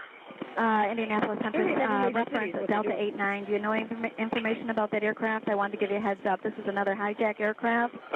Boston to Las Vegas. He's on a mode 3 of 1304. We do have contact via... And what was the number again? Delta 89. It's a 767. That a Palestinian group has claimed responsibility. Oh, my goodness. Oh, my goodness. We're looking at a live picture from Washington, and there is smoke pouring out of the Pentagon. It would appear that there has been another major explosion, this one in the nation's capital. You are looking at a scene of apparent blast aftermath. There is smoke in the air over the Pentagon. We don't know whether this is the result of a bomb or whether it is yet another aircraft that has targeted a symbol of the United States power, but there is smoke pouring out of the Pentagon. This is coming at 9:43 Eastern Time. And we understand that there's a bomb at a heliport being reported. Anything that would ordinarily occur here. I must also tell you, Claire, I think if you think about what's behind the EOB there, you're really down in pretty open area. It doesn't look like a place where a building would be on fire. No, that's right, although there are a number of buildings just behind the old executive office building on G Street that could potentially be on fire, but nothing you would necessarily think of as a target. apparently we're also Claire, let me interrupt you for a second. We now have fire confirmed at the Pentagon. John McCarthy at the Pentagon can hear me. John, please get in touch immediately if you can and brief us in there. John McCarthy has actually been evacuated from the Pentagon, and parts of the Pentagon are indeed being evacuated. We want to hold our breath here, it just seems to me, for a second, and not get into a mode that the country is under attack. But we now have 2 attacks on the Twin Trade Tower Center. U.S. buildings, city buildings completely evacuated in New York City. We have this mysterious black smoke at the southwest corner of the White House, which is to say there's something going on behind the old executive office building. We now have a report that fire has been confirmed at the Pentagon. ABC's John McCarthy, our Pentagon correspondent, who's been plugging in as quickly to the intelligence and counterintelligence units there this morning, has been temporarily evacuated. But that is as much as we know for sure. Which is just opposite of the Potomac River, as I just said. We're looking at the White House, Mick, because we are learning that there have been some evacuations from the White House. I'm assuming that everyone is being evacuated from the Pentagon? Well, nobody's given us the official word yet, but I think that's probably a safe bet. Thank goodness that was a helicopter that just flew by. I'm just a little nervous right now when you hear aircraft go past. But they have, in fact, evacuated that portion of the building. Usually they have sirens that go off in the building alerting you to the fact that it's time to get out. I haven't heard those yet. But just judging by the pictures, it's clear that that part of the building that is not damaged, at least, has been evacuated. Like I said, in the hallway, it was pandemonium. People were rushing from their offices, rushing outside. And you're in your office at the Pentagon right now, Mick, reporting to us? I am in the office, but I'm at the opposite side of where this crash occurred. All right. Why don't you see if you can gather some more information? Please, again, be careful, Mick. And we're going to go to Matt, who's going to be talking with Jamie Gangel. All right. Yeah. Katie, thank you very much. I'm joined by Tom Brokaw, and we'll try and recap what's been going on all morning here on the East Coast and in Washington, D.C. in just a few moments. But we do want to go right now to NBC's or today's national correspondent, Jamie Gangel, with some more information. Jamie? Matt, I just want to tell you that U.S. intelligence sources are confirming the reports that one of the planes was a hijacked flight, an American flight from Boston to Los Angeles. They are also now looking into what's going on at the Pentagon. They don't have any details, but they have now put government buildings around the city of Washington on a heightened state of alert. I think part of that is happening formally, but obviously people are seeing what's going on, and some people are leaving buildings as well simply because of the concern following these latest reports from the Pentagon. All right, Jamie, thank you very much. Again, joined by Tom Brokaw, and Katie's back with us now, too. Let's try and recap. It's 9:47 Eastern Time.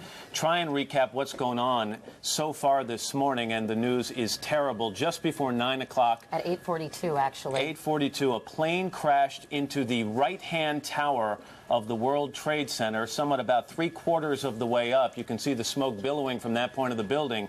And then about 18 or 20 minutes later, a second plane, a large plane, we saw it actually on tape, hit the left-hand tower of the World Trade Center about halfway up. An enormous fireball on several sides of the building. People trying to be evacuated. There's the tape of the second plane hitting right there, even as people were trying to get out of the first building. We have confirmed reports now that there was one plane hijacked, American Airlines Flight 11 from Boston to Los Angeles. And that is apparently one of the planes used in this crash, Matt, there's a report on Dubai television that, in fact, the group claiming responsibility is the Democratic Front for the Liberation of Palestine. This comes, ironically, on a day when the Israeli Foreign Minister, Shimon Peres, is scheduled to meet with Yasser Arafat. Of course, we've had the meeting in South Africa for the past several days in which the Palestinians were accusing the Israelis of racism. The United States vacated that meeting, but there hasn't been one specific incident. And the Israelis vacated that meeting as well. And the Israelis vacated it as well, but there has not been one specific incident. They're pulling Jeff away to go talk about United 93. Do we want to think about scrambling aircraft? Oh, God, I don't know. That's a decision somebody's going to have to make probably in the next 10 minutes. Everybody just left the room. Trade towers here in New York, 2 deliberate attacks on those towers today, and we do not know for sure who is responsible. I'm sure has probably incurred some debris shattering upon it. It's a tremendous logistical, I would say at this point, challenge and nightmare for people who are trying to rescue, put out the fires that are being, I'm sure, fueled by the jet fuel as well as the interior of the building. We now understand that the Federal Aviation Administration is shutting down all airline takeoffs nationwide. All airliners nationwide there will be no more takeoffs, and I imagine that the planes that are in the air right now are going to be diverted to the closest airport as soon as possible, because in a situation like this, the authorities don't know where the next one might come from, the next rogue aircraft. We have seen the World Trade Center, both towers hit by jetliners. We've seen the Pentagon apparently hit by a jetliner. Authorities want to take every precaution they can, and so all aircraft takeoffs nationwide have been stopped. You've got to think that that is an indication one would suspect that this was a hijacking, or at least one of them was a hijacking, because that would indicate that they don't know if there is another plane where it would be coming from. And one way to prevent a repeat, whether it would be a fourth attack, if that's indeed what happened out at the Pentagon. Well, and we are looking at pictures of the Pentagon area now, Eric, and it's quite clear from the smoke cloud that some enormous explosion hit there. Would the Pentagon be protected by anti-aircraft missiles such as are at the White House, believed to be at the White House roof? Perhaps this plane, that if it was a plane at the Pentagon, was heading toward the Pentagon, could it have been shot down by our military before it got there? Because that appears to be smoke from jet fuel a little bit away from the Pentagon, not on the actual building itself, as we look at this. But let me again say the plane that I saw was heading here in Manhattan. The first plane that I believe was heading south. It was above Fifth Avenue at a low altitude, which was rare, but it is a usual jet route from planes, especially planes that are vectored down from the north, whether it be from Canada or whether it be from Boston. As Rita Cosby, our colleague, had reported, there are sources telling her that perhaps it was one of the planes was a hijacked plane from Boston. We have witnesses at the Pentagon who say that a helicopter was near the Pentagon, and then there was an explosion. So again, folks, stay with us. This is all coming into us.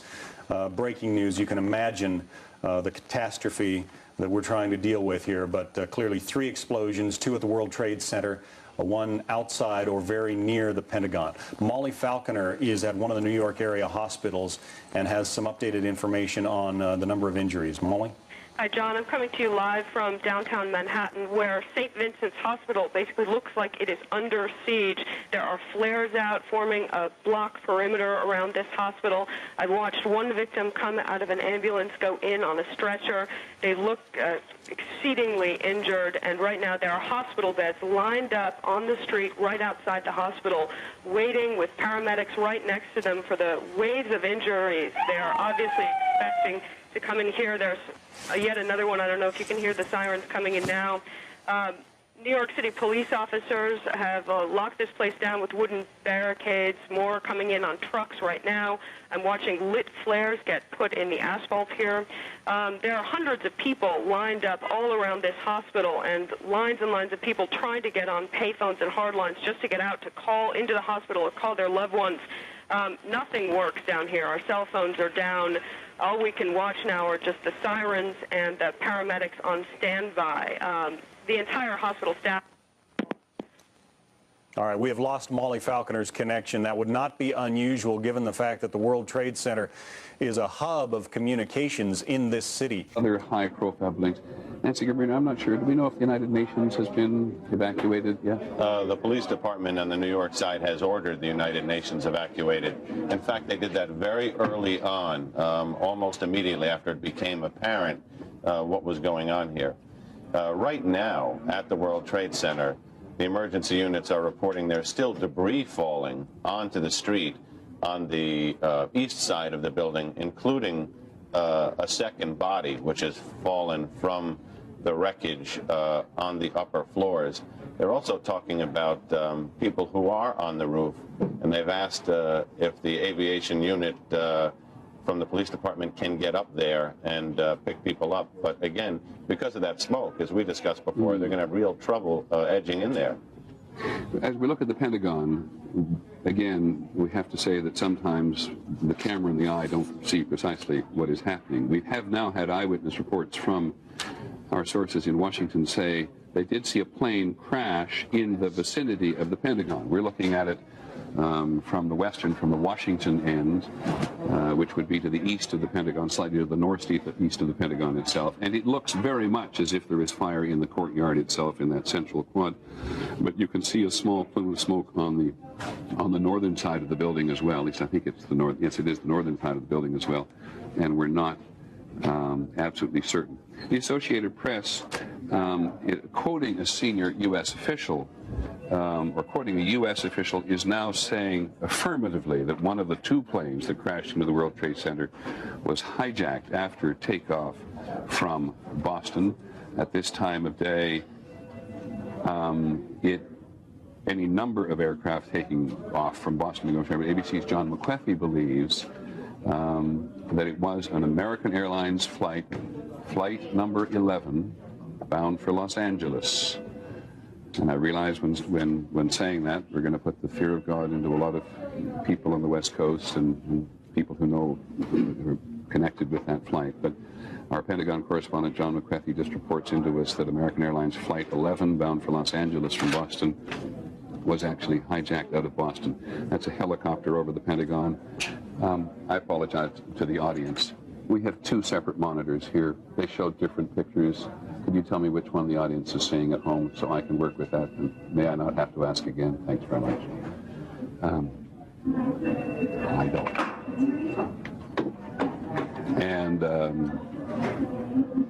And so we now have the first incident at the Trade Center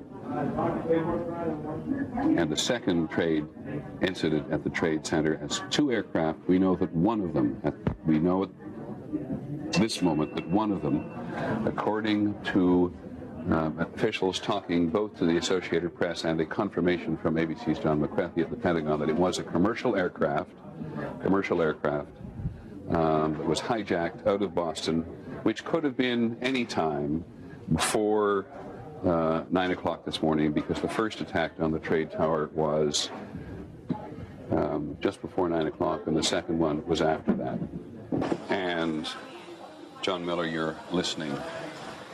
Actually, it's interesting.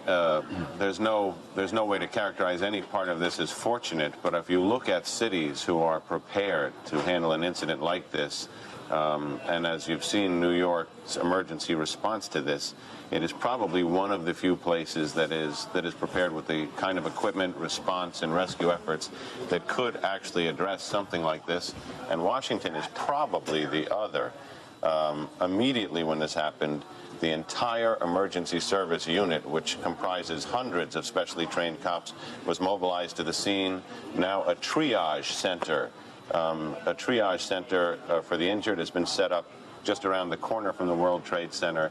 It's an incredible scene down there with a... United 93 is 20 miles northwest of Johnstown. 20 miles northwest on primary? Well, that's a report from another aircraft. Asking all planes not to take off. Now the FAA has ordered all aircraft currently in the air over the United States to land at the nearest airport. Now you can imagine what may be happening, or what they think might be happening in some part of the country, that there is somebody else on some aircraft coming from somewhere or going somewhere with evil intentions. And so all aircraft currently in the air over the United States have been ordered to land at the nearest airport. I think what you're going to see... I just want to check one thing, because one of the very first people the President talked to was the director of the FBI, and Pierre Thomas, who covers the Justice Department and the FBI for us, has been here. They may think they prepare for this kind of thing, Pierre, but man, it must have been a shock. stunning shock. The FBI Special Operations Center is now in full alert.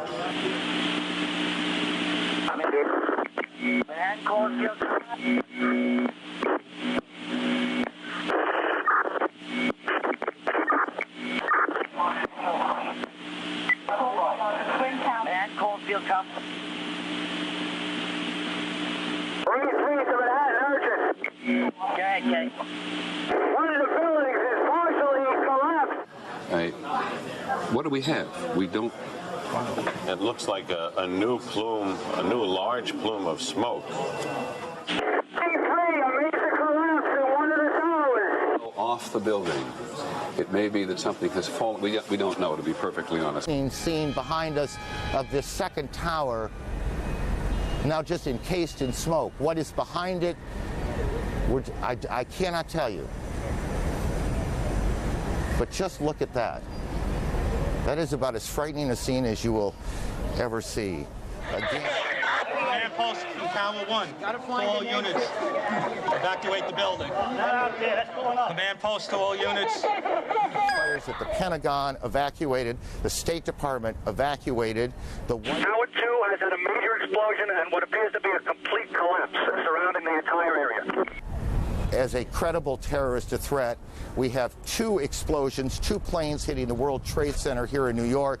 And what this second explosion was that took place about a part of the south, that would be the South Tower, has apparently collapsed. We don't know if that was from the impact of this first plane that hit it or whether something else has happened there. We'll work on that. What can you tell us?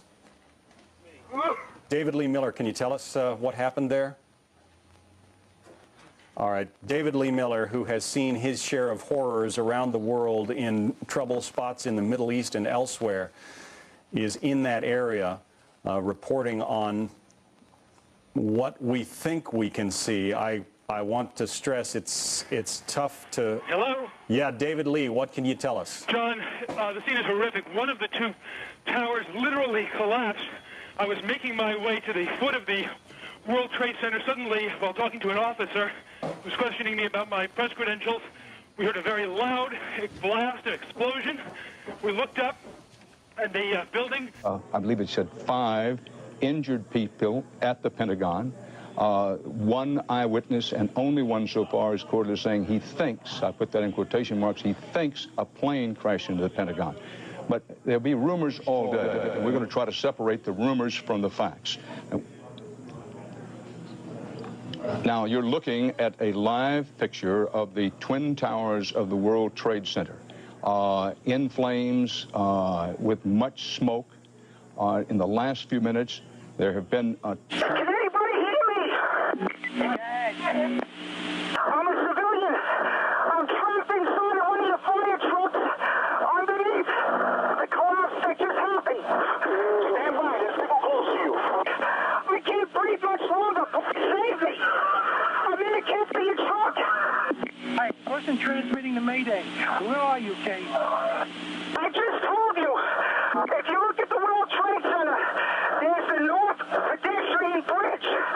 I think it collapsed when that partial building just collapsed. I was on the street. I don't have much air.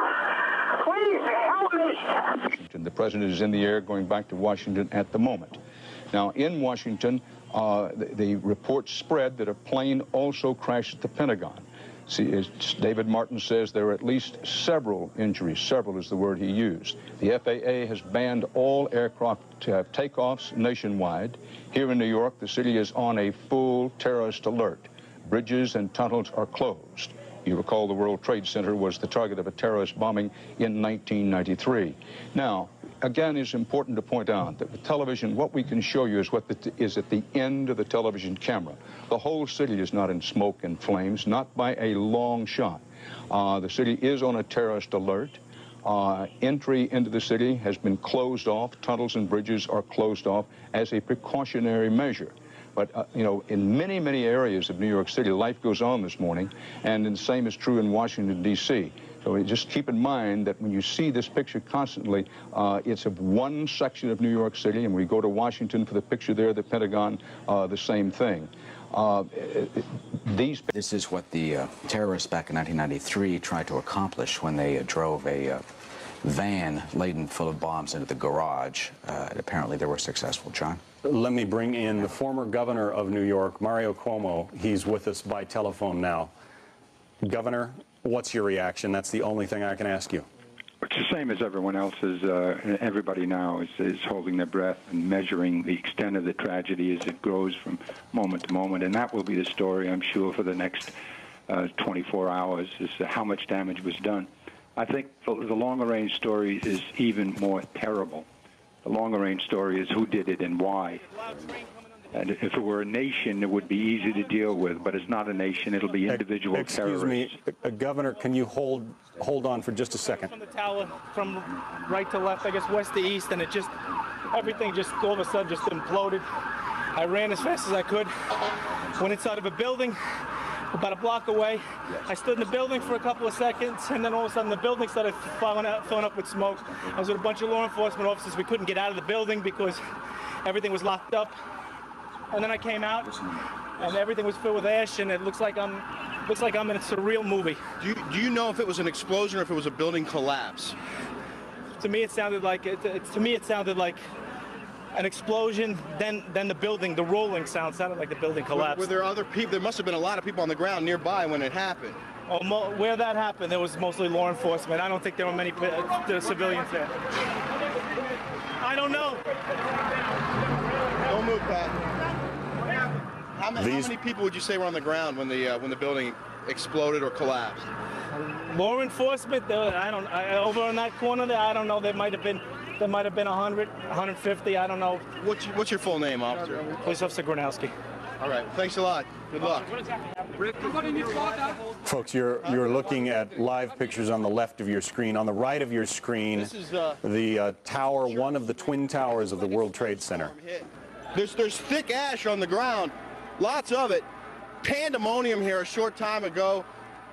When the building did collapse or whatever it was that happened, it was a huge explosion, a huge rumbling cloud of smoke and fire came across Church Street and then started billowing this way, and all we saw was people running in this direction. Everyone, law enforcement, people, a woman pushing a baby carriage.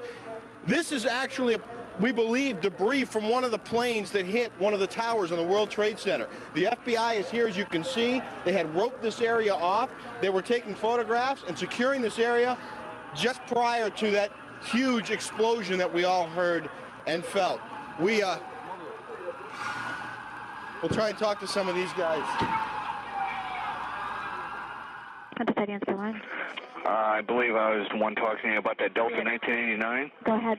Okay, well, disregard that. Did you... What we found out is that he was not a confirmed hijack. Okay, I don't want you to worry about that right now. We got a United 93 out here. Are you aware of that? United that has a... We've got 3 more hijacked airborne. That has a bomb on board. A bomb on board. And this is confirmed. Do you have a mode 3, sir? No, we lost this transponder. We have a bomb on board, Boston. What we want to know is, did you scramble airplanes for that Delta 1989? We did, out of Selfridge and Toledo, sir. Did you? Did you? Are they in the air? Yes, they are. Is there any way we can get them to where this United is? Look at this guy. Look at this guy. Unbelievable. Unbelievable. The streets have been shut down.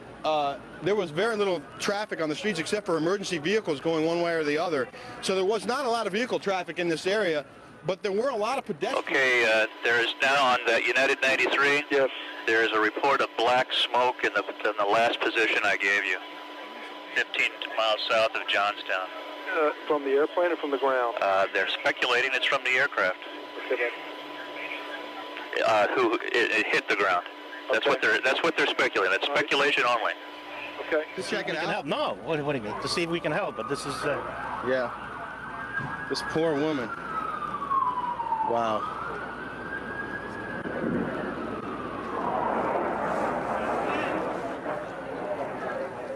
Rick Leventhal is the one reporting on the ground. He's not able to hear me at this moment. But Rick... Just the sound of a plane. Guard jets. All right.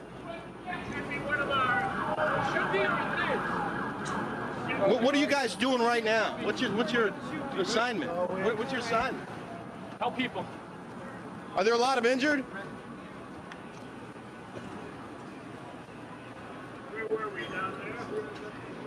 The dust is still thick in the air.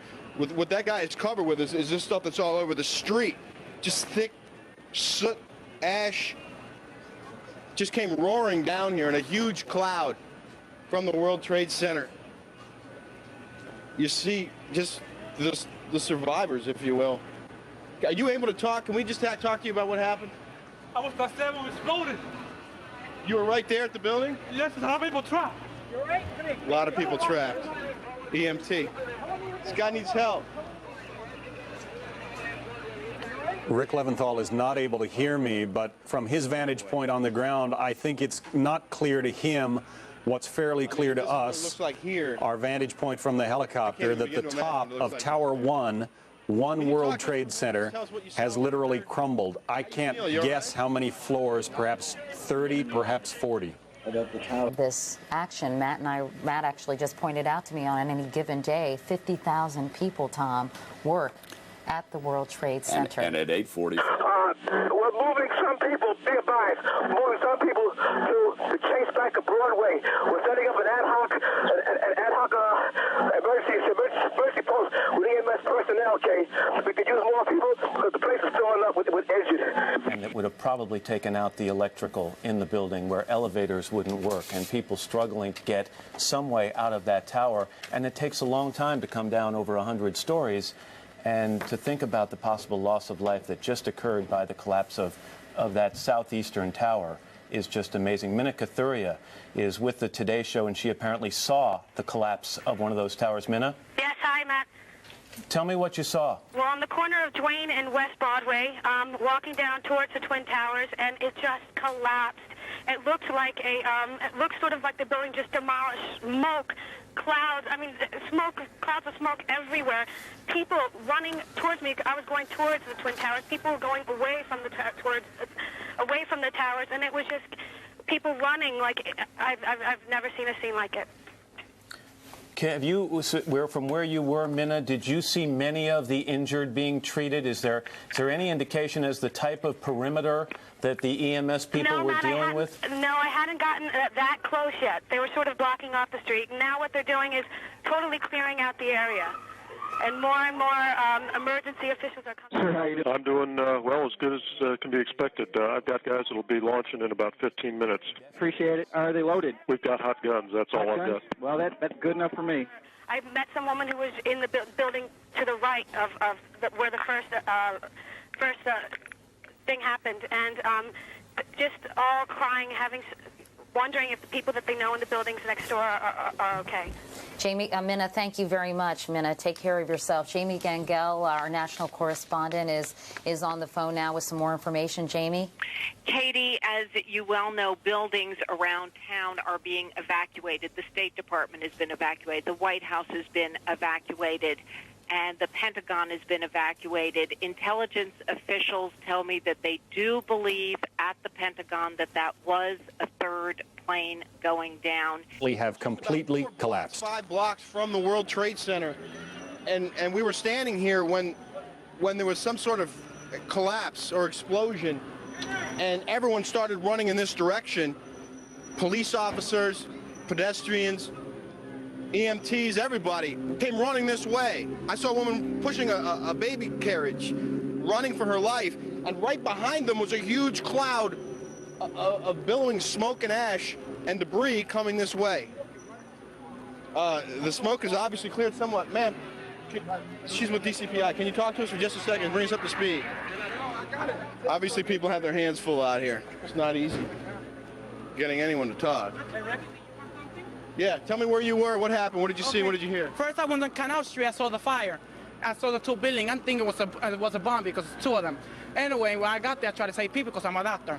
When I tried to save people, the moment we heard a big explosion coming down, everything just went black. Everything came down, glass started popping, people got hurt, stuff went on top of them, and it was a big explosion, and everything got dark, real dark, like snow. You can see behind me, oh, this is not snow, this is all from the building. It was a terrible nightmare. Where exactly were you standing when this happened? I was standing right in front of the World Trade Center. So you were down the block here? And Right you came there in the running this middle. way? Right, yeah.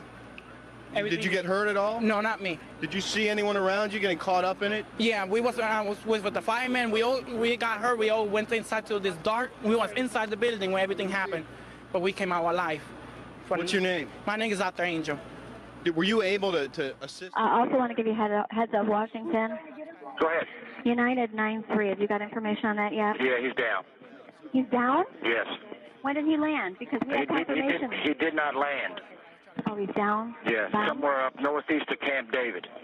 Northeast of Camp David. That's the last report. They don't know exactly where. Confusion reigns. This is clearly a national catastrophe. There will be some response from the White House. Jet, it may have been a prop jet.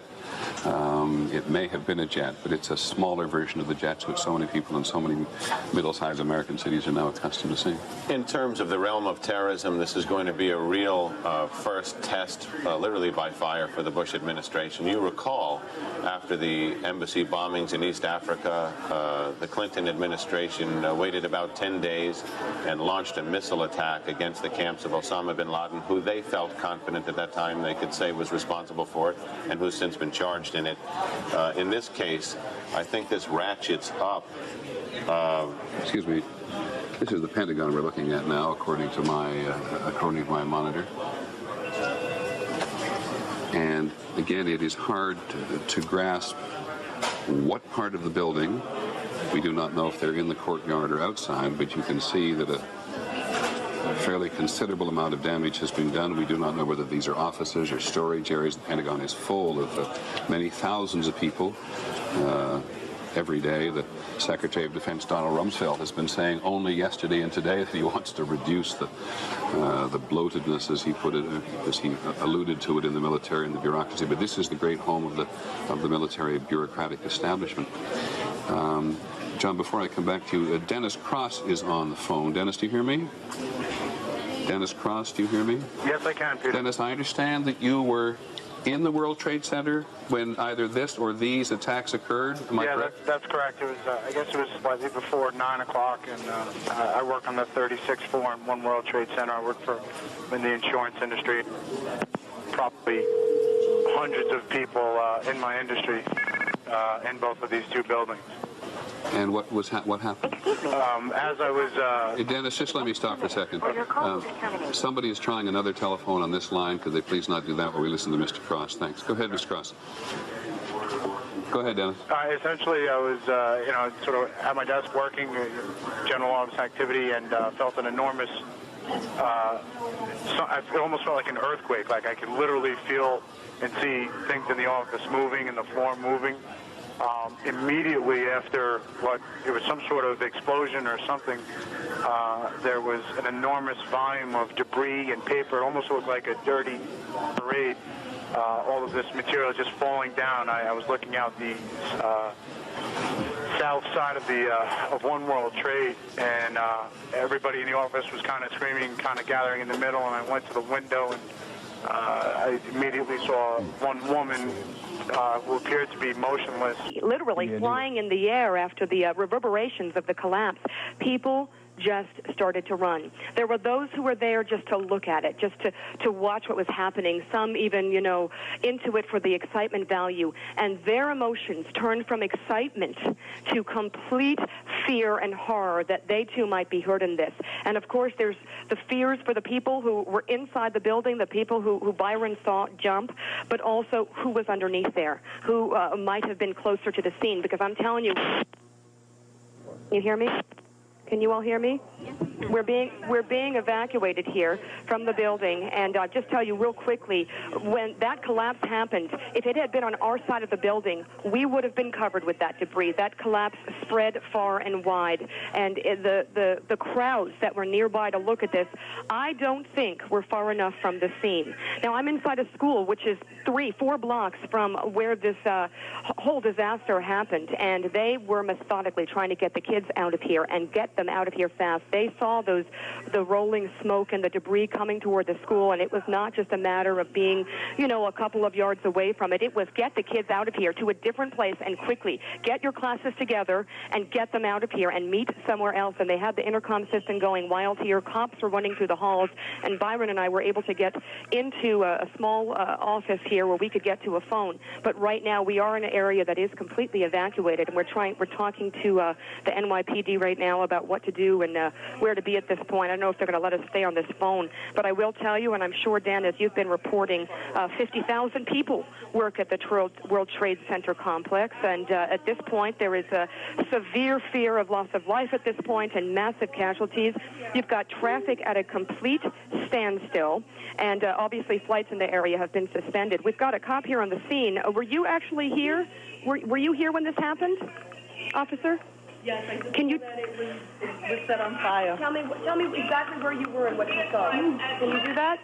Okay, the cop right now is working on other things. Sorry about that. We're just trying to get a sense of what happened. I'm sure you've heard a lot of different accounts from different views of this. You've got 2 towers on fire, and now the one that has literally lost a part of the top of the building. And Byron and I were trying to figure out, was it the top quarter of the building, the top 8?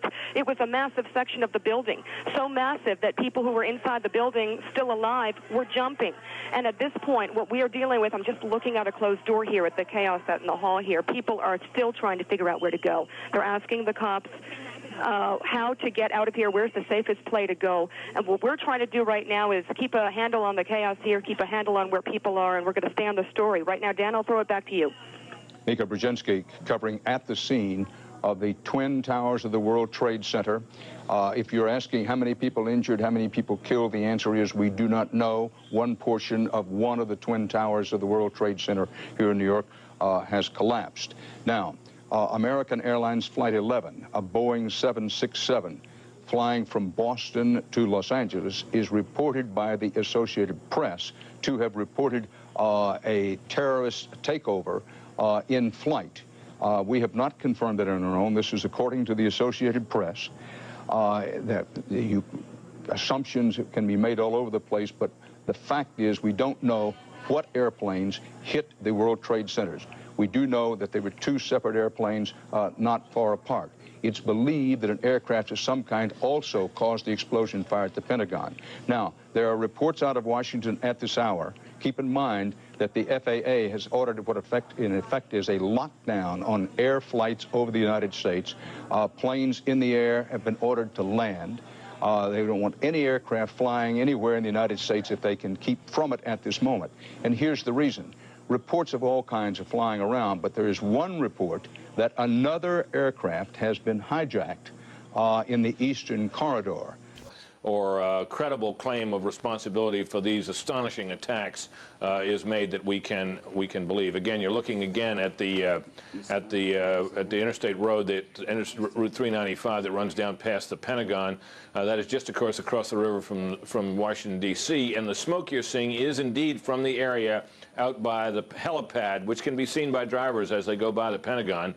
And you're seeing the smoke from it. It appeared from some pictures we saw earlier, John, of the building itself, that while it was clearly damaged, and in the area where the hit was very badly damaged, it did not look like the damage to the overall building, which is massive, was all that extensive. Right. Well, that is perhaps a touch of good news. Britt Hume, thanks very much.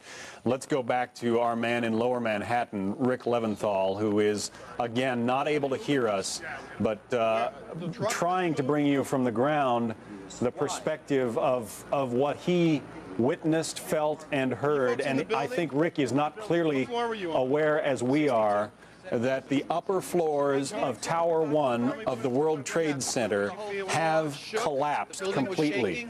And, you know, it felt like a bomb hit or a plane hit or something like that. But the whole floor plane did hit. Plane did hit. Yeah, and then we looked out the window, all we saw was debris all over the place. But we thought the building was going to topple over. It was going so... Well, one of them did. One of them did. We were in Tower 1. We made it out. Well, you're a lucky man. Thank you very much. Okay, thanks. All right, take care. Clearly, this is a nationwide catastrophe, but folks, phone lines in New York are virtually shut down, so you're not going to be able to call your loved ones If you have any other way, perhaps email. If you have any other way of contacting your loved ones, try and do it without using the telephone, because telephone lines in New York are at gridlock right now. Let's listen in again to this eyewitness. I have a lot of faith in God, and I hope a lot of other people made it out the building as I did. All right, thank you. Tell me what you saw. Stop and talk to us. Where were you? Top of the roof, 25 Park Place. Me and a super. So heard the loud noise from a jet. We look up and we see this big jet, like a 737 or a 727. It was a 757? About that, it was a big jet. Yeah. We saw it come, just looking like it's sideways. At first, we thought it was just going to try to miss it. Bang! Right into the middle of it, like around the 70th floor. And then, half hour later, we see the second one bang into it. We're on the roof of it. We're a block away. I mean, what's going through your mind when you see this happen? You see bodies flying out of the sky, and you can't do nothing about it. You tell me. You tell me what you think. I mean, my heart's in my mouth. I mean, I pray for these people. There's no words to describe what's going on out there. I mean, you see bodies just coming a half hour later, still coming out of the goddamn sky. It's devastating. Devastating. I can't imagine anything worse than this. There's got to be. I can't imagine. You know, everybody on the plane must have died. The floor, I got friends of mine on 104th floor, friends on other buildings. I just spoke to one of my friends a half hour prior to that, getting ready to go upstairs to go to work. It's devastating. I mean, I've seen a lot of construction accidents. I've seen a lot of bad things happen. I've never seen a jet fall out of the sky into a building, no less once, but twice. Devastating. I want to bring into the conversation General Al Haig, the former Secretary of State. General Haig, at a time like this, how does America respond prudently, with the proper amount of caution, and yet with whatever force needs to be applied? Well, first we have to know the full limits of this tragedy, and it's unprecedented, of course. But we have to stay above all united and calm and ready to take resolute action, which sometimes we have failed to do in the recent past, when the perpetrators are uncovered, and we have many, many indicators of precisely who they are. This was too broadly based a terrorist act to be just a few crazies. This is a terrorist movement, and we know where they're located today.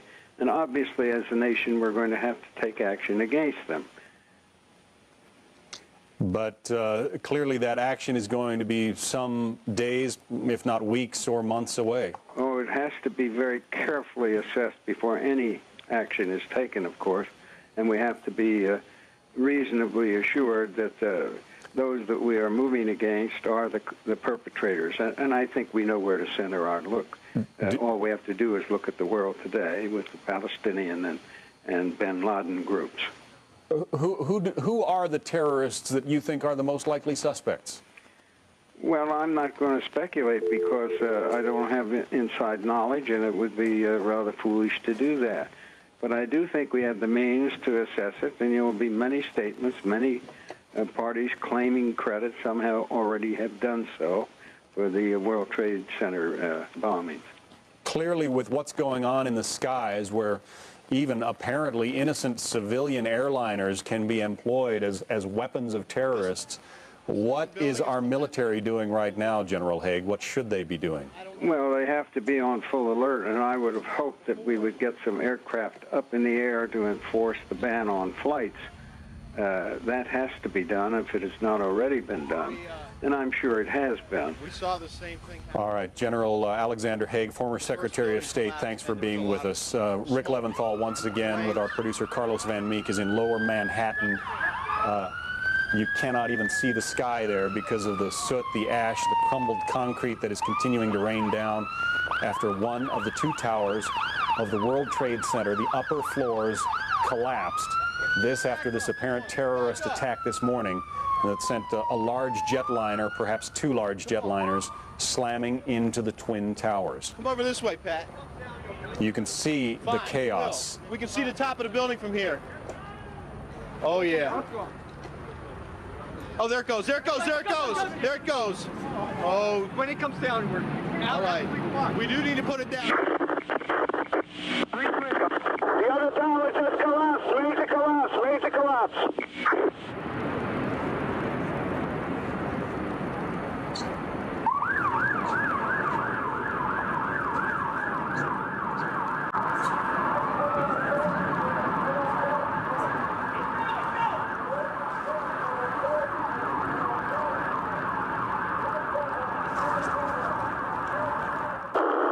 The World Trade Center's collapsed. Building 2 has collapsed. Okay. America, offer a prayer. Everybody get out. We had to collapse to the second tower. Everybody's running from there. Here it comes. Get in. Hold on. Both trade towers, where thousands of people work, on this day, Tuesday, have now been attacked and destroyed, with thousands of people either in them or in the immediate area adjacent to them.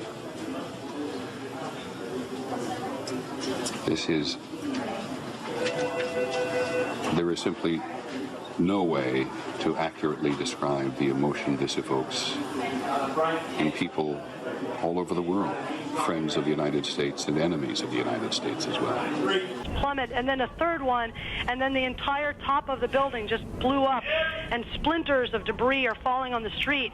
Where I'm right now, there's a thick plume of smoke, and you can see crowds of people, including emergency service workers and police officers, running from the scene, screaming. And there's a school nearby where there were kids in the schoolyard. That has been emptied out, and they're running up the street now too.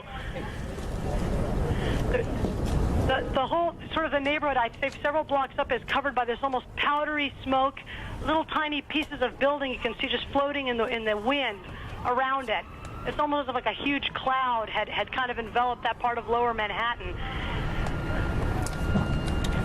It is just one of those awful moments that you need to look at for a minute or two to absorb exactly what has happened.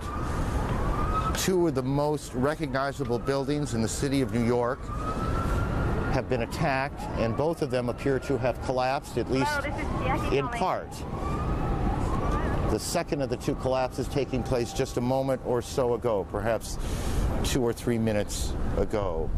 There are also apparently coordinated attacks that have taken place in Washington on the Pentagon. The State Department has been evacuated. Just a few moments ago, as we said, Negative on anything, okay? Right now, we're all alone. The second building came down. I can't see. So we have no contact with anybody at this time, okay? Part of tower number 1 collapsing. These are shots from the ground of that scene. There have been frantic efforts to get people out of the tower. Now this is tape, and you can see now whether that was an explosion or exactly what happened that caused that second tower to collapse. We can't. You need to read this. Region Commander has declared that we can shoot down tracks that do not respond to our direction. Okay. I'll pass that to weapons. Okay. The Region Commander has declared that we can shoot down aircraft that do not respond to our direction. Copy that? People really staring in disbelief, and then as you saw, of course, the pictures watching that tower come down, people just couldn't believe their eyes. Police then pushing people immediately, people turning around and starting running ways, blocks away from the site. There is black smoke and is covering. This is Battalion 4 Alpha. I have dozens and dozens of firemen. We're at the bulkhead on the Hudson River side of the World Trade Center. We have medical emergencies. We have EMS on the team treating possible heart attacks. We're in the process of getting some kind of a roll call. We're going to try to keep the units together here, Kate. Earlier today, trying to get in touch with loved ones, very concerned. And then, of course, some people watching the other tower come down earlier, and then a group of people then watching this other tower come down, a woman passing me covered in soot. Basically, the sky is just black. You can't even see down to lower Manhattan from the vantage point right now. The police have cleared off all these streets, pushing people away. Police telling us that you have to get out of here to get out of here, pushing people away in garages. It's an unbelievable scene. Aaron? You can see in this shot, our viewers can, a helicopter shot coming across the harbor, the Statue of Liberty. prominent in the foreground, and smoke and devastation and tragedy in the background. A tragedy that continues to unfold, and one that still has many, many unanswered questions. We have a report now that a car bomb has exploded at the State Department. We are working to confirm that as well. Howard Safer is a former New York City Police Commissioner, the top police job here in the city, and he joins us for a few moments. Mr. Safer, what do you see? Look at that. What do you see? I see something that's unimaginable. I see what is a police commissioner's worst nightmare. This is a situation that obviously was well planned, well coordinated, and the loss of life that's taking place down there is just incredible, and is going to strain the emergency services of this city to the hilt. Are you hearing any specific information? Are you hearing anything about the number of injuries, the number of fatalities, the number of people in that building, those buildings? Are you getting any of that information from? Well, I know there are 50,000 people who work in the World Trade Center. I know that every ambulance and every fire company in the city and has been called in and dispatched there. It's unimaginable, but the loss of life is going to be huge. You're as familiar with the city's plan or plans for these kinds of incidents as anyone in the city.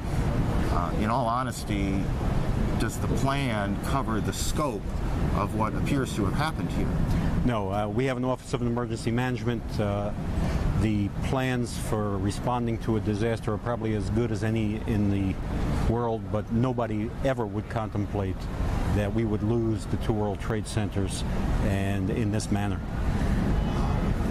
Tell me what's happening there, would you guess, in the sense that what are police doing? What's the first thing that has to happen? Triage? The first thing is triage. The first thing is to identify who can be treated, who cannot be treated, to get those ambulances to hospitals. Every hospital's emergency room is open. Everything south of the Brooklyn Bridge is in a dust cloud. There's no visibility. People all over the streets. Travel is near impossible.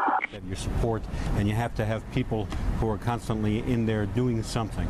I was also fire commissioner before I was police commissioner, and it's no longer an issue, unfortunately, but a high-rise fire like that is almost impossible to fight. At this point, would you say that every police officer, and there are what, 40,000? There are 41,000 police officers in the city have been called in? Oh, every one of them. I know every firefighter has been called in. And how many firefighters? There are 14,000 firefighters, and I'm sure we'll be getting help with equipment from our adjoining communities as well. I mean, this is a logistical exercise that makes the first attack on the World Trade Center, relatively small. To find those folks who committed this act. Terrorism against our nation will not stand. And now, if you join me in a moment of silence. That was George W. Bush about an hour ago speaking from Longboat Key, Florida. He is en route to Washington, D.C. We're looking at some pictures on the ground, or we were, of apparently some of the victims. He is on the ground. Quite extraordinary. These are the emergency workers who are coming back. It was just about 10 minutes ago that we described to you the possibility of that North Tower collapsing. About 5 minutes after we went off the air, it did collapse. Once again, we have no idea at this point the loss of life. I can only tell you there were hundreds of emergency workers down there, about 5 or 6 blocks. It took probably about, I would say, no more than 50 or 60 seconds for that dust cloud, dust and smoke, to literally make it the 5 or 6 blocks up here and begin to envelop us, at which point we started to move out of the way. There were literally dozens and dozens of firemen who were trying to run past us. In fact, our cameraman even put one of the captains in his car and drove him down to a command post. The people who you see here are pretty much all emergency workers. Many of them that I have seen in the last 2 to 3 minutes, quite frankly, are coming out of here. And remember this, these are professionals. They're coming out of there looking literally stunned, in shock, many of them, struggling for breath, obviously in serious distress. Breathing problems are the biggest problem for those who manage to make it safely out of that area down below us. You can't see much more than a block south of me right now. And the World Trade Center probably stands about 10 blocks south of where I am at this moment. And as you can see now, the dust is beginning to pick up here. It really depends on which way the wind blows as to whether or not we get heavy dust or not.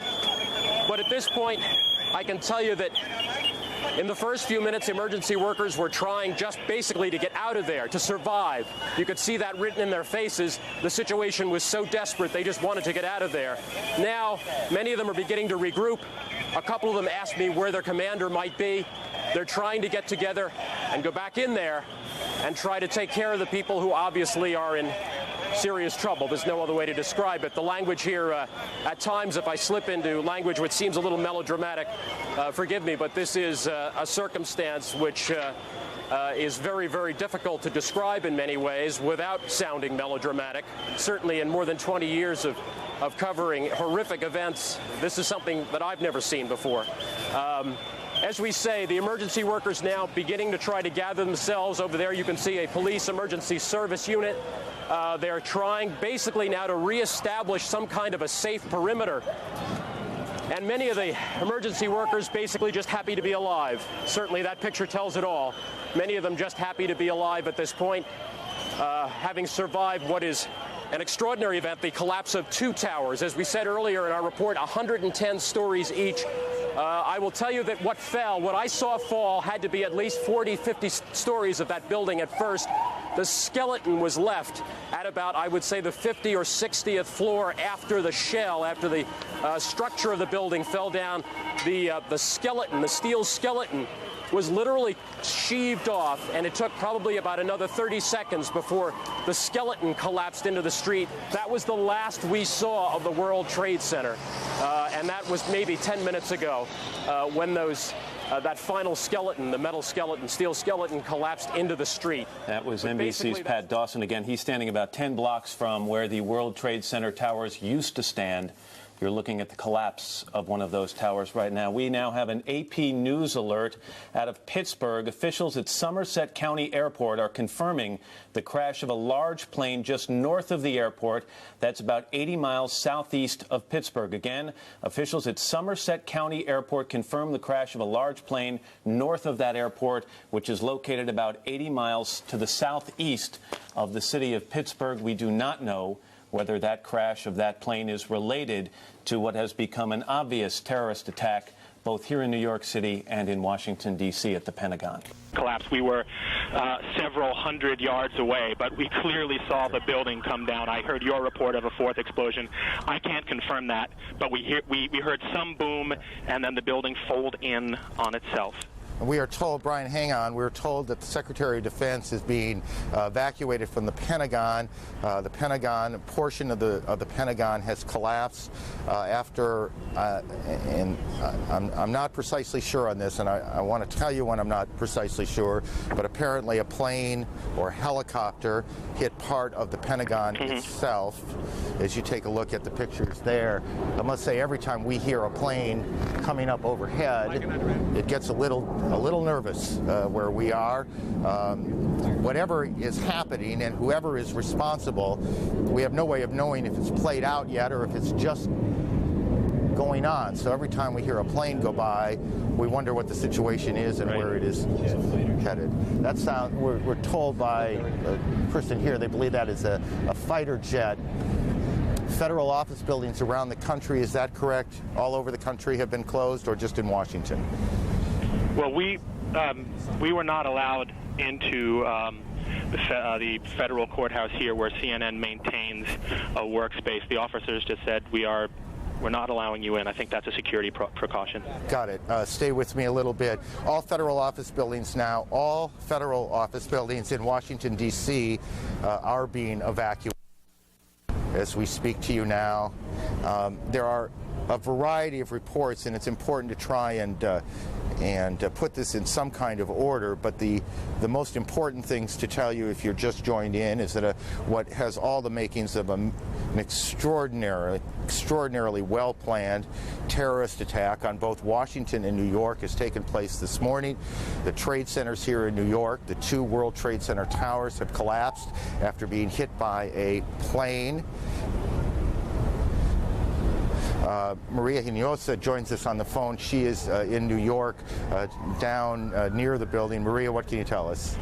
Well, I'm actually at St. Vincent's Hospital right now, where at about 40 to 45 minutes after the first explosion, they started seeing. Division 6 acting again. The access,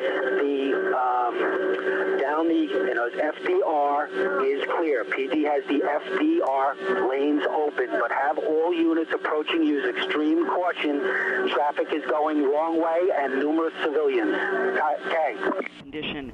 Outside the hospital, people are coming in trying to help, to donate blood. Essentially, everybody here at this hospital is in a state of shock. I mean, I walked into the testing area, and the women here who usually just draw blood are also extraordinarily moved and shocked. They're moving in and out of the emergency room to try to help as many people as possible.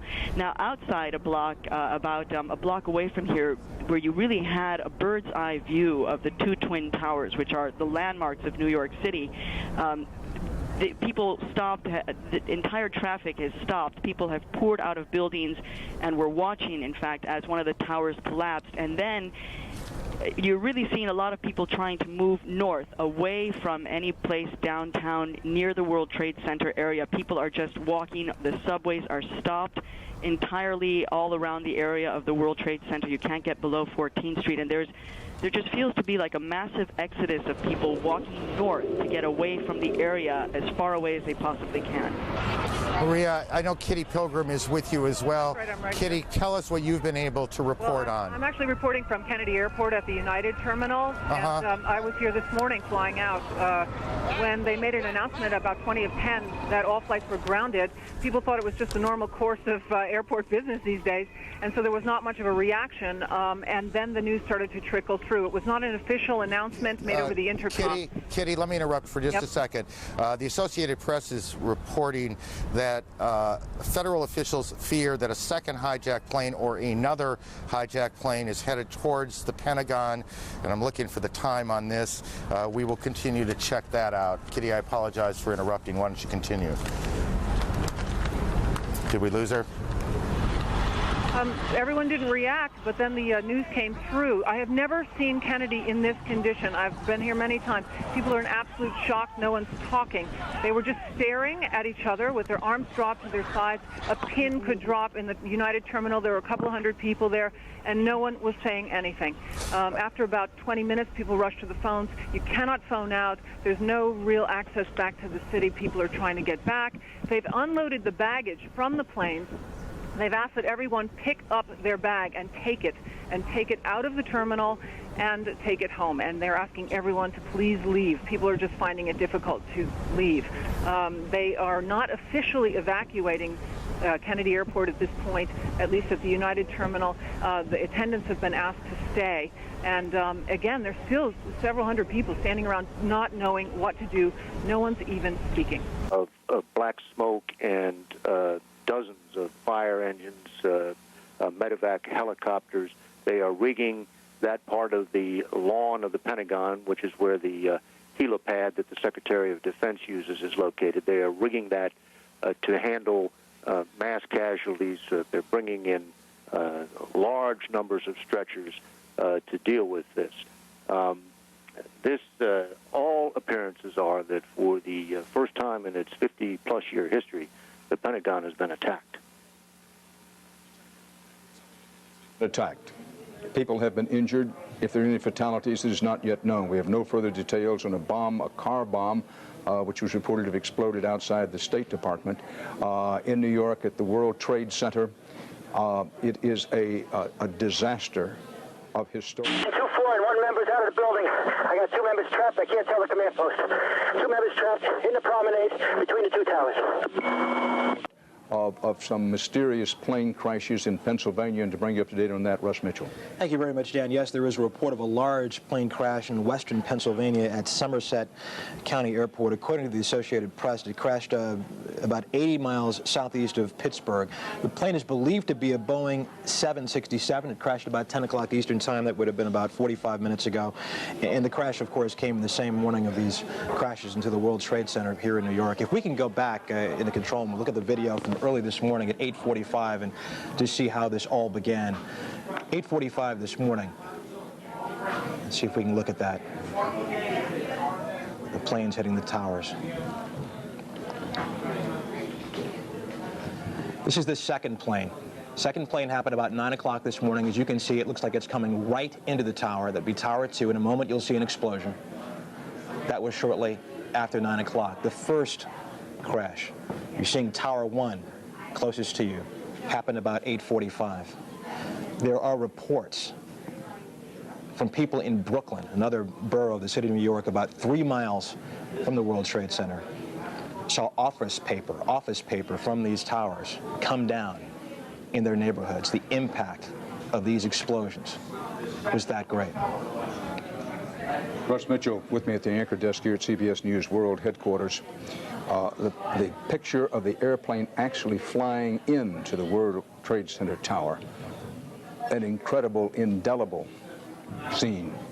And then the videotape, which we've played from time to time, of one of the towers itself collapsing.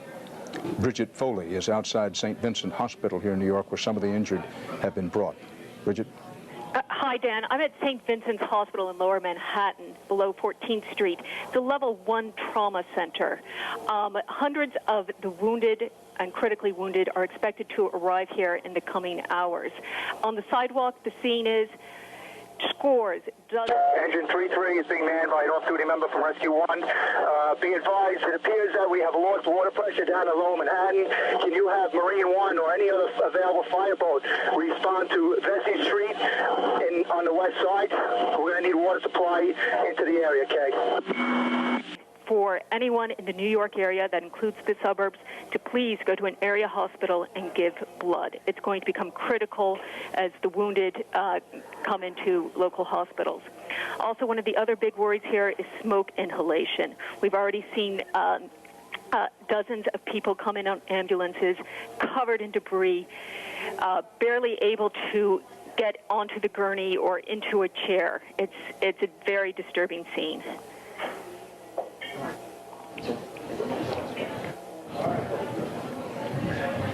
Bridget Foley at St. Vincent Hospital here in New York, where some of the wounded are being brought. An eyewitness, Associated Press reporter Dunstan Priel, described what he called a strange sucking sound from the Trade Center buildings after the first building collapsed. Keep in mind that both of the World Trade Center buildings have now collapsed. He described what he said was a strange sucking sound, quote, windows shattered, people were screaming and diving for cover, people walked around like ghosts, covered in dirt, weeping and wandering, dazed, unquote. And those people who were walking around like ghosts, covered in dirt, weeping and wandering, dazed, were, keep in mind, among the lucky ones. How many have been killed and injured in these coordinated terrorist attacks today, what President Bush has described as apparent terrorist attacks? The total number of killed and wounded, we simply do not know. Obviously, we are in the middle of an extraordinary catastrophe that started about 8:45 Eastern Time here in New York when one plane crashed into one of the towers of the World Trade Center. About a half an hour after that, as people were converging, as fire and police and rescue teams were converging on the scene, a second plane appeared to the west of the Trade Center buildings and slammed into the second tower. That's what you just saw. Fire shooting out the north and east side. Unit with an urgent, go ahead. Listen, we got numerous people trapped here from the previous collapse. We need a hand to get them out, okay? We're about 4 feet under. I really don't know.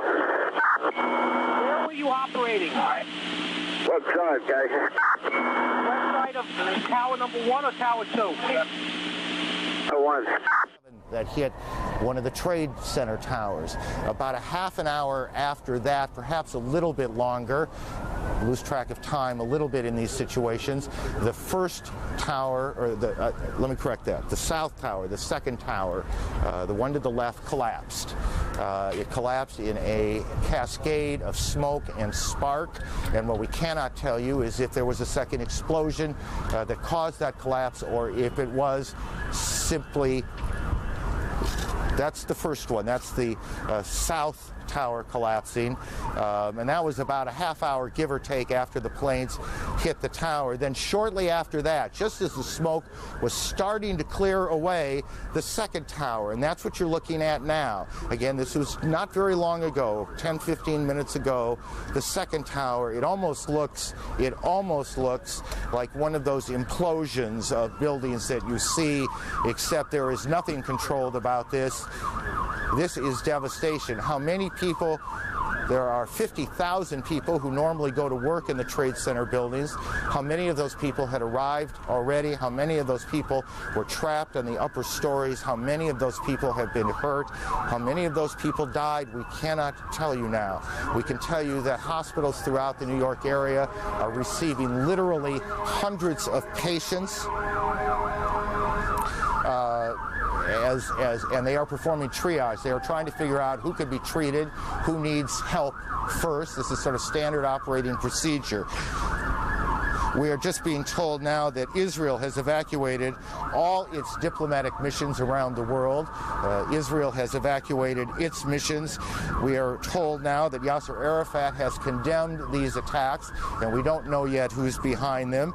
Britain has condemned these attacks. Germany has convened its National Security Council, and we will check and see if events are going on in those places, or if that is simply a reaction to what has gone on here in Washington and in New York. CNN's Gene Meserve joins us on the phone from Washington. Gene.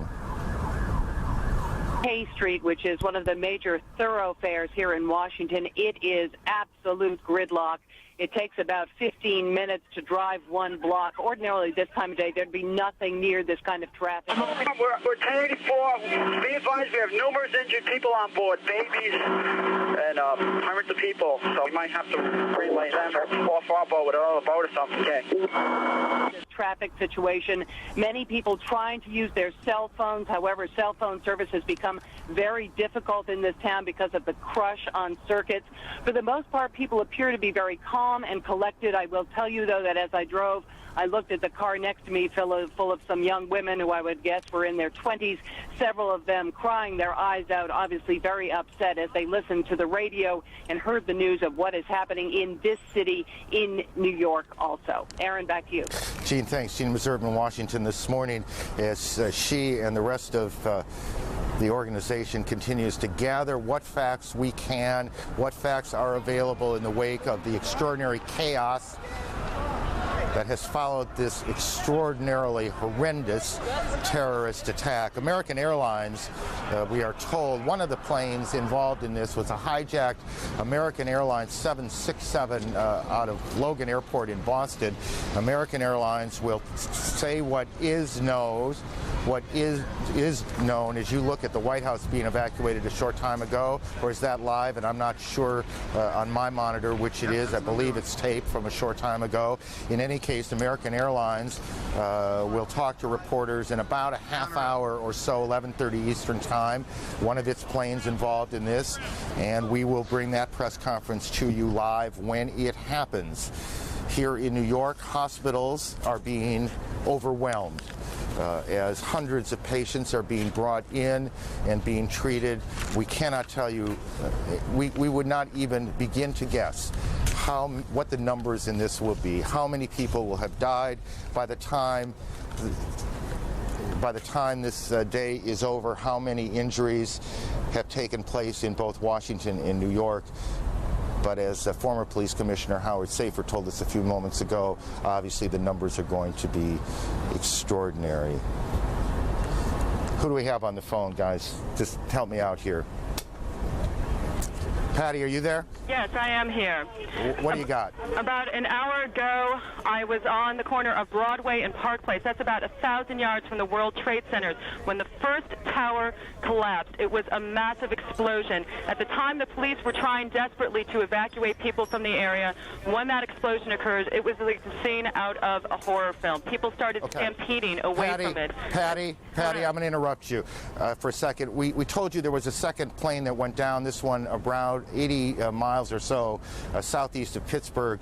We'll try now to connect with KDKA TV in Pittsburgh. Well, just so much for planning. We will try again. Again, we have reports that a plane has crashed in the Pittsburgh area, southeast of Pittsburgh, about 80 miles. And at varying times, we've heard that this was a 767 and a 747. I'm not sure it matters which it is. What matters is that a plane has crashed in the Pittsburgh area. The Pentagon continues to monitor reports that another plane, a hijacked plane, is headed for that area. If there's any question about that, they were anticipating new kinds of threats. All the money in the counterterrorism budget went towards preparation for a BW or nuclear attacks on U.S. soil. But what we have seen time and time again, that terrorists are able to exploit conventional materials in a very devastating way. What McVeigh did at Oklahoma City in 1995, using commercially available materials to some devastating effect, although they weren't the casualties that we see today. But 1993, Hey, but Vince, let me interrupt you for a second, and I apologize. I sound like on the attack here, but there's a feeling in that. You notice I haven't called anybody a terrorism expert this morning. I don't think anyone wants to be known as a terrorism expert. Thank you very much. And but we have a series of terrorism experts who appear in our lives and sometimes sound off knowledgeably. I exclude you from this, by the way, otherwise I wouldn't raise it in your presence. Sound off, knowledgeably about how we know this group and that group and that group.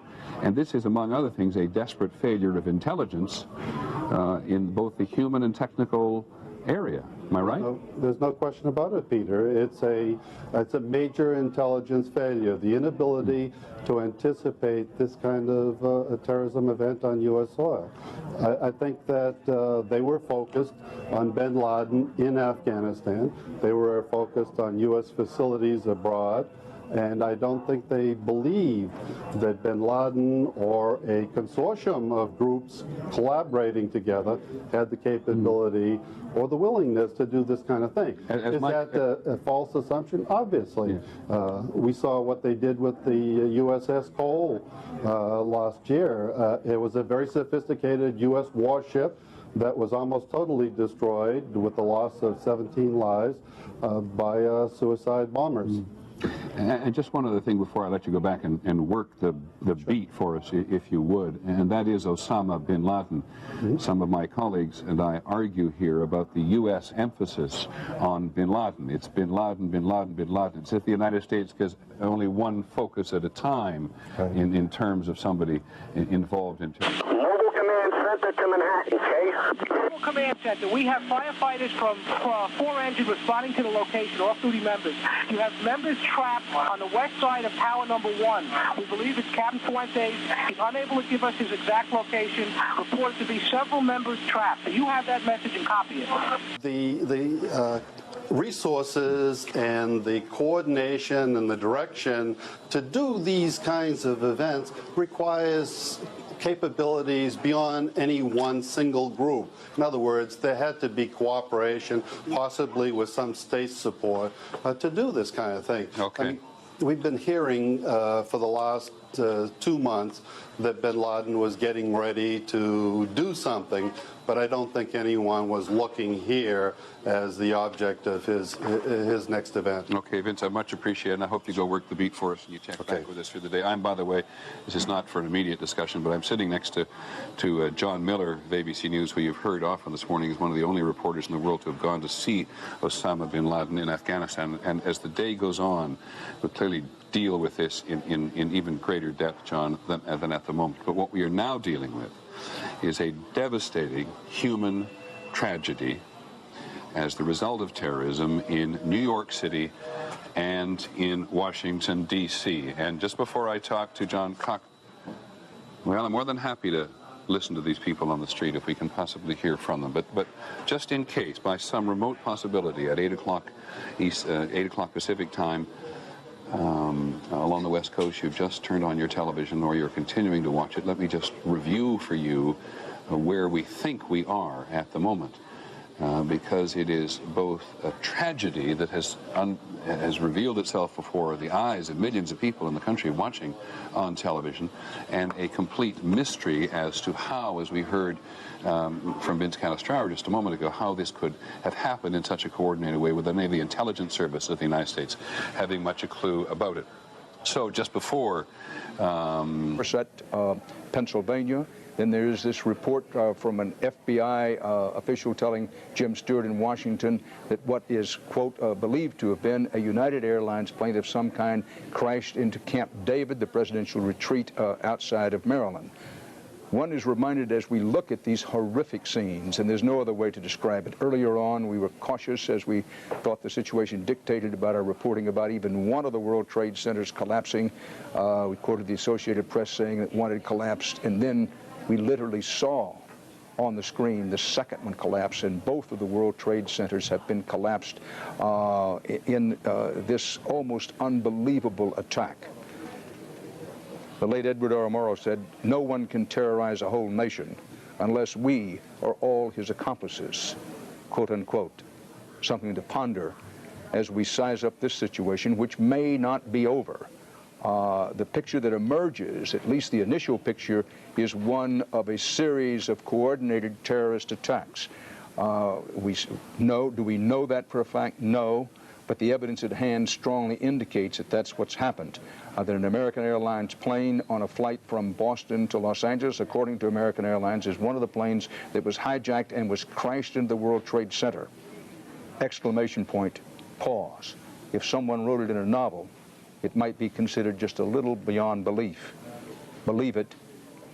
It happened this morning, according to American Airlines. The second aircraft that crashed into the other World Trade Center building, we've had various descriptions of it. No one knows where it came from. Want us to walk into that spot or bring rigs? Get as close to that location as you can without being in the collapse zone, and you get the members. They're looking for manpower. What's this out for? Fortunately, they're looking for manpower and tools. You have members trapped in the street and collapse zones all over the World Trade Center. The cook at PS 234, just across the street from here. She, too, is 3 blocks from the scene of this disaster, and I'm sure you've gathered by now that is way too close to the scene when this was all going down, because the soot and debris literally came upon us. If I walk outside the school right now, I am walking in 4 inches of soot and debris. Papers and checks from inside the World Trade Center have made their way. Pieces of offices and pieces of literally people's professional lives are just strewn all over the street. The broad base in which these attacks took place took a lot of coordination. As Eric just mentioned, there may have been some involvement of groups like Osama bin Laden or others. I would go on to say that as a result of the effort it took to take these, have these incidents take place, is that we will find the people responsible, is that the trail will be hot, we will go after them, but everyone needs to realize, a state of calm, needs to come over the country and realize we're in control. These are incidents that have happened. We're containing those, and the government and the people will go on. And America still stands. Let's go to our man in America's capital, Britt Hume, with some new information. Britt? Just a few things, John. One is, as you might imagine, there is a stupendous traffic jam developing in the Washington area right now, with all these buildings being evacuated and people heading home. There was a report. Remember, we reported earlier that the bomb squad had been sent over to Union Station, and apparently what that was about was what appeared to them to be an unexploded bomb. Urgent. Go ahead, Urgent. I'm trapped here because from the previous collapse. I need some exit out, okay?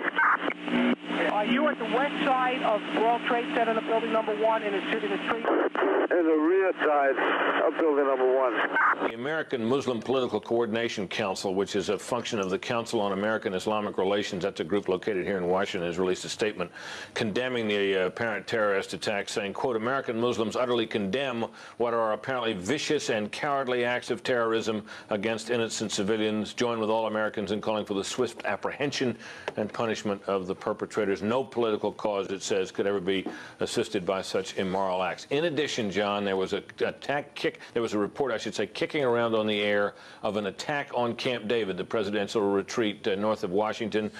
Senior officials in the administration are saying that that is not true. So that's where that matter stands. Back to you, John. Britt Hume, thanks for the updated information. Yeah, it bears repeating. There will be a lot of rumors, a lot of panic swirling around today. Whatever you can do to stay calm, gather your loved ones around them, and then just give them a hug is certainly is advice that I think is worth taking. There is clearly a catastrophic loss of life in the World Trade Center itself. Our colleague, Jeff Greenfield, well, we have a little more sound here from witnesses. I'm with the fire alarm company. The doorman goes to me, wow, I never seen a plane flying so low. And we looked out at it, all of a sudden, boom, it seemed like it wasn't even real. And we came running over here closer to the place, and all of a sudden we saw the other explosion. I don't know.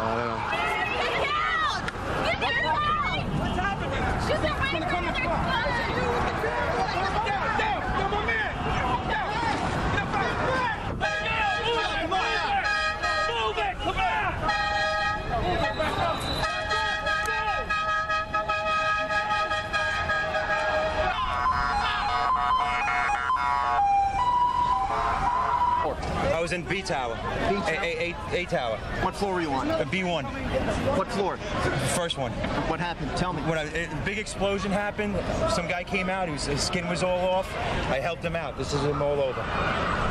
There's people jumping out of windows. I've seen at least 14 people jumping out of windows. It's horrific. I can't believe this is happening.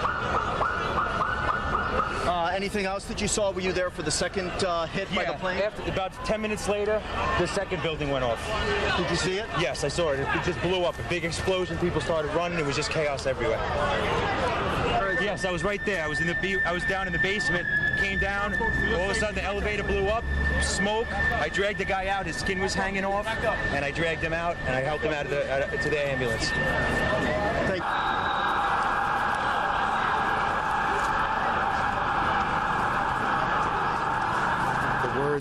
The words of some of the witnesses here in Manhattan this morning, and the pictures of what will, I suspect, before this is over, go down as one of the most horrific days in our lifetime. We're joined by our colleague, CNN's Jeff Greenfield. Aaron, you know what? In 1993, when terrorists bombed the World Trade Center, their plan was to knock one of the towers into the other, bringing them both down. That disaster was averted, and bad as that was, in a sense, America was lucky. Another terrorist attack in the planning was interrupted to blow up the Lincoln Tunnel and submerge dozens, maybe hundreds of people. At the eve of the millennium, a suspected terrorist, was intercepted, you remember, at the Canadian border on his way to Seattle. And I know that not so long ago, former President Clinton, in a private talk to a group, ruminated on how lucky the United States has been over the years with the combination of luck and the skill of anti-terrorist people to avoid such things. What we are seeing now is nothing less than the worst nightmare that one could imagine come to life, probably worse than anyone could have imagined. You may remember that Tom Clancy wrote a novel that ends with a terrorist hijacker crashing into the Capitol.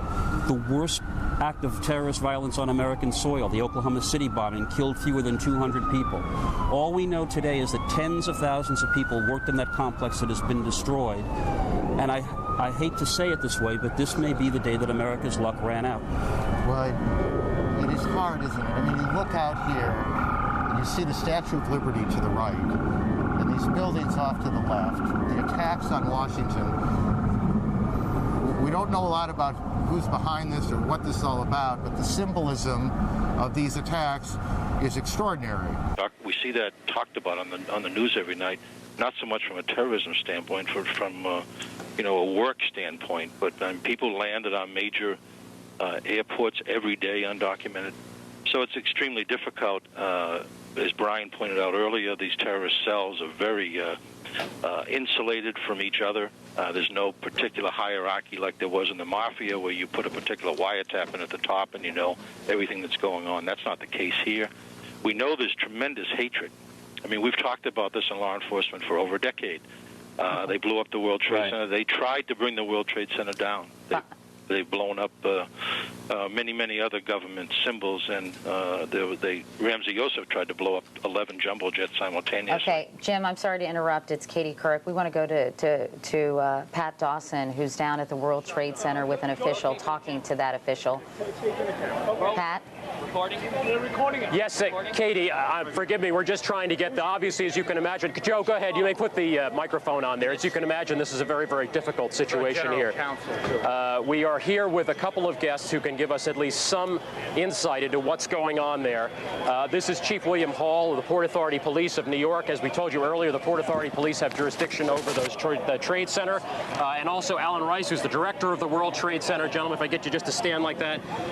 First of all, Chief, do we have any idea of how many people are in there? We have no idea. Now, as you know, it was pretty much rush hour time that this took place this morning, so the numbers we don't know yet. We tried to get almost everybody out that we could early on. After the first two crashes, when the planes hit the building, there was roughly about, I would say, what, an hour and 15 minutes between that and the point where the South Tower collapsed. How many people you were able to get out? Do you have any idea? We don't know. We tried to do a floor-by-floor search. New York City Police, the Fire Department, Port Authority Police, best they could, tried to get everybody out. But as you know, there were people still coming out after that building came down. Do you have any idea how many people would normally be in the building at 8:30 or north? This is the director of the World Trade Center. There are probably 10,000 people in each tower. 10,000 people in each tower would typically be in there on a normal business day. And we get about another 5,000 visitors during the course of the entire day. So by 8:30, 9 o'clock, the building should have been full. Okay, so in other words, by 8:30 to 9, you figure the building would have been approaching full capacity with the workers. So we are talking about roughly 10,000 people. Per tower. Per tower. 92 floors down the west tower of the building. Down the west tower of the building. She was able to walk without any chaos to give a radio report live. It's my understanding that literally thousands of people in the time before the two towers collapsed were able to make their way away from that area. Mass transit was certainly down at the time, but it's a quick walk to get out of that area. They had, what, a good 45 minutes, Ann Woolsey, to begin to make their way to the north. In Midtown right now, I was looking over this building and down into, in fact, I'm doing so right now. I'm looking down onto 47th Street, right below us. This to my right here, no, you don't have to, you can't see it from there, I don't believe. Maybe you can see Times Square over here. You can't. This is Times Square right below me. This is a scene right now at 11:15 in the morning, at 11:15 when this would be a sea of tourists on a spectacular day in Manhattan, and instead sirens echo across Manhattan, and that is the TKTS stand. I believe you're looking at that now. You're not able to see that, are you? The TKTS stand, can you see it on the lens? We can't. Pan back down to where the World Trade Center was. Shock all over this city and all across America. If you're watching us now, you're looking at the lower end of Manhattan where the World Trade Center once stood. It is gone this morning, obliterated after two strikes in coordinated attacks from airliners, one of them apparently hijacked from American Airlines. We are going to be getting a news conference from American Airlines in about 15 minutes.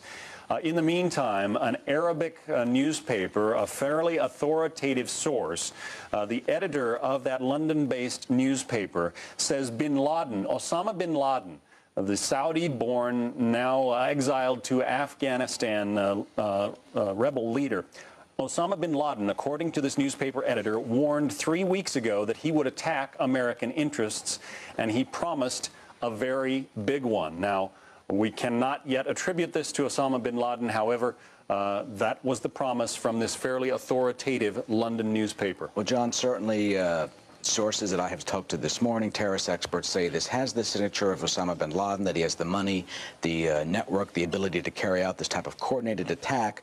And let me point out that in the East African bombing terrorist trial here in New York City of the bombing of the 2 embassies in East Africa, that 3 of the alleged co-conspirators, one is now in jail, 2 are in jail, one's in jail, 2 cooperated for the United States government at the trial. They had pilot's licenses, and they can fly airplanes. So I'm sure investigators right now are trying to figure out a possible scenario. Were these planes hijacked by bin Laden people? Did they rush up to the cockpit? You don't need a gun. You can burst in, several of them, and strangle the pilots or something, and then take over the controls of an airplane near the last minute while you're flying, and divert the plane and smash it right into the World Trade Center towers or in the Pentagon.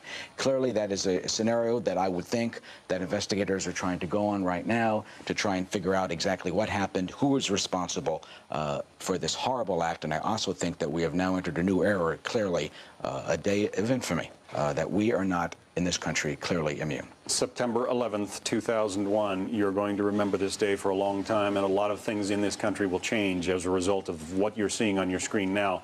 Not all of the chaos, perhaps the worst of it in terms of loss of life, but not all of the chaos is taking place in Manhattan. Washington, D.C. also has been under attack.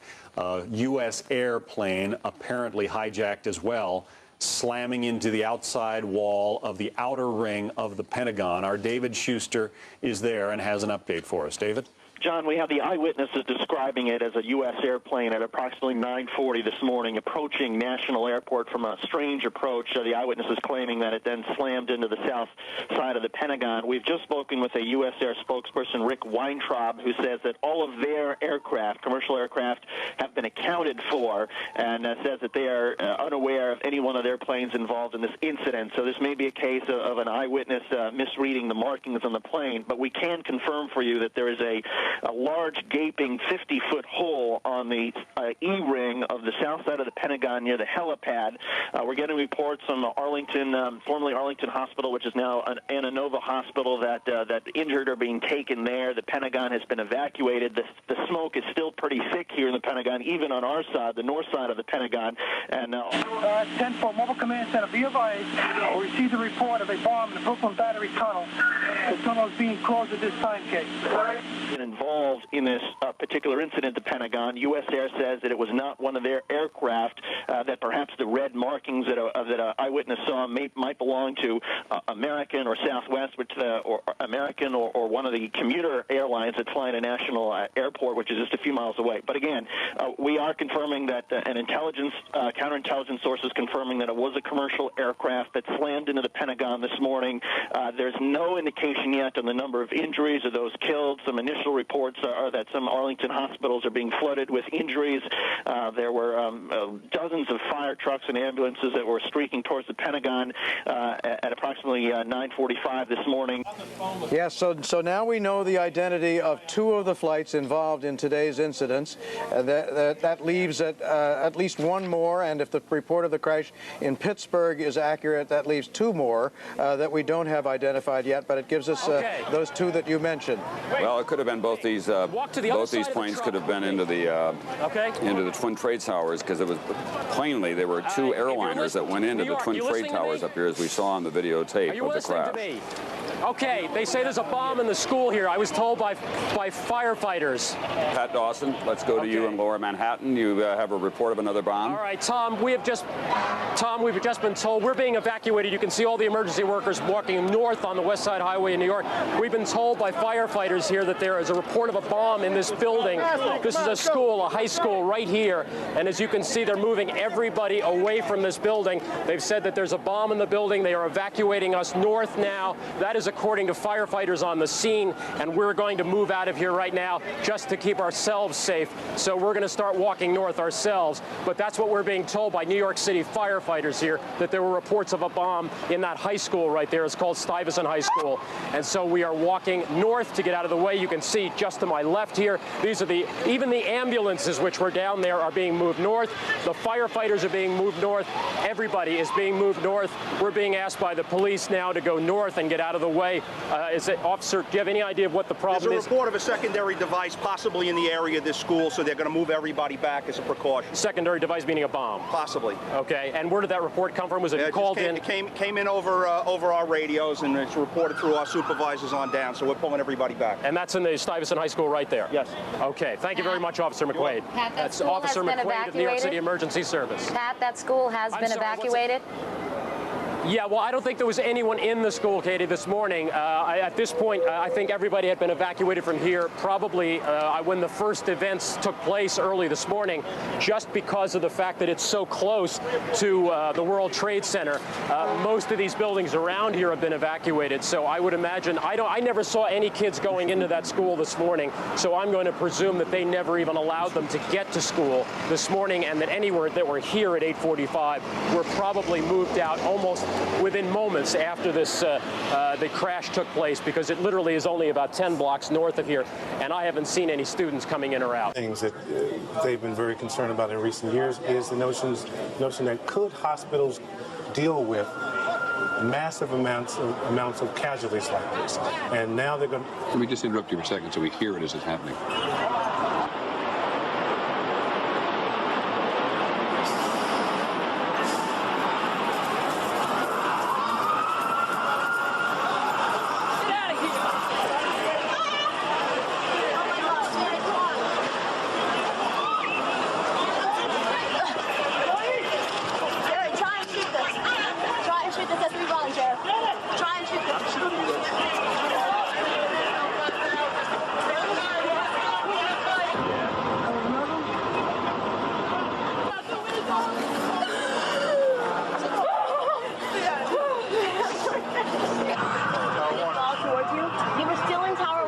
Just come out, we're walking. It's just come down. The second everyone's being asked to get down, come down. The people are now panicking again. Give him in. You can walk. You can fill it. Yeah.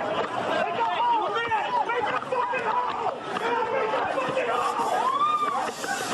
Make a fucking hole. Fuck off. Well, scene has been repeated hundreds and hundreds of, as far as we know, thousands of times. The reports in John Miller was talking about the number of hospitals and the military making its medical staff available to the citizen, to the layman hierarchy here.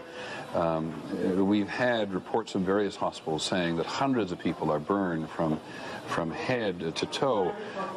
One doctor at St. Vincent's Hospital in Lower Manhattan just simply said the place was crowding up very quickly by people who had been burned. And the horrifying magnitude of all this is to be reminded. I think I'm going to try to get this right, Nancy, but I think maybe as many as 50,000 people work in the immediate area of the Trade Center, of the World Trade Center, in which there are these two twin towers. Am I right on that as many as 50,000 people work at? I don't know the figure, but the World Trade Center complex, not just the two towers, which are, over 100 stories each, but they're flanked by the World Financial Center. So there are clearly tens of thousands of people within a 2-block radius. And John McQuathy, who called in just a short while from the Pentagon, talking about the aircraft that had penetrated the outer ring of the Pentagon to the inner ring, we're talking about the Pentagon now, had many floors of destruction and heavy casualties. It's just impossible at the moment to grasp, other than to try to aggregate the normal circumstances of how many people live and work in the immediate area. And thousands of people work in the Pentagon every day, which has now been overrun by local police, and by state authorities and by the military itself trying to take care of its own. They understand the magnitude of this. They understand that the American people now are going to be waiting and watching for a response from Washington other than what the president gave in Florida. As you might expect, even our most sophisticated communications 2001 era, it is still extremely difficult trying to get any kinds of information. The cell phones are down. Many of the hard lines are down. But I've been assured by people at the White House and at the Pentagon that, in fact, they are in touch with each other and have the situation is under control the best they can.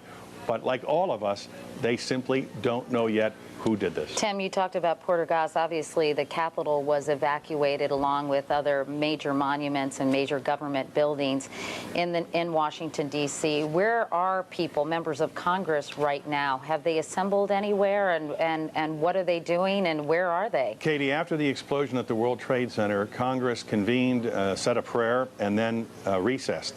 And many of the members headed home. And they were obviously going to look forward to a very difficult week in Washington dealing with the economy. I'm told Porter Goss is on the telephone now with me. Congressman, can you hear me? Congressman Goss, can you hear me? We'll continue to effort that, Katie. But most of the congressmen have now, and congresswomen have returned to their homes here in Washington because the building itself has been evacuated. The leadership of the Congress, as I mentioned, Speaker Hassert particularly, is in a secure place, and he will be in constant communication with the president and vice president, being the number third person in the hierarchy.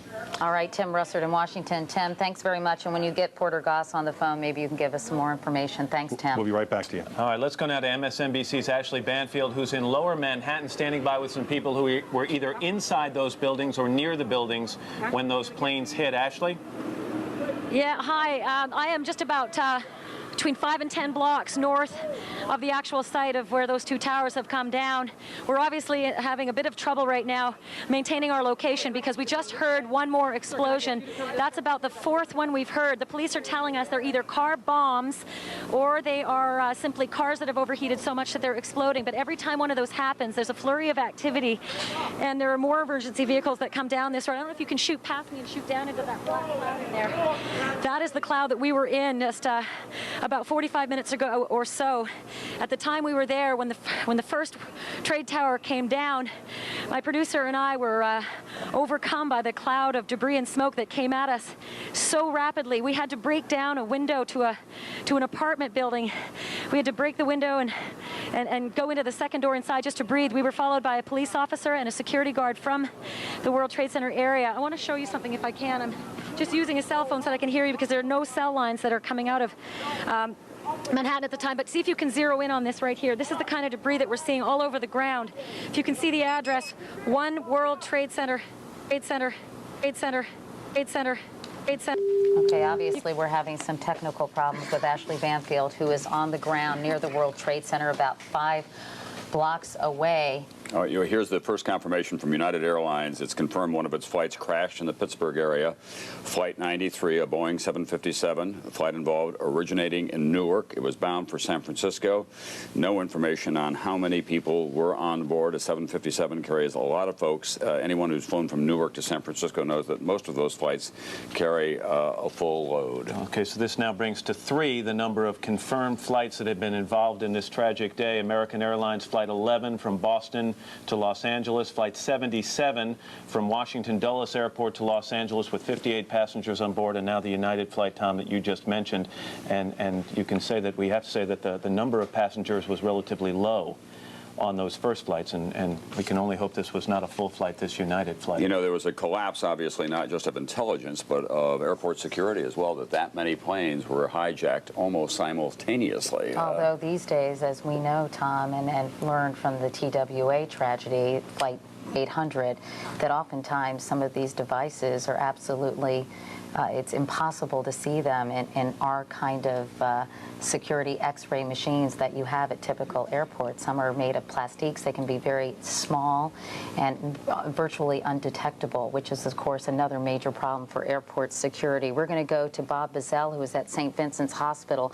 Obviously, we're very concerned about the people who were in the World Trade Center when these 2 planes crashed into them. Bob, tell me about the scene at St. Vincent's Hospital.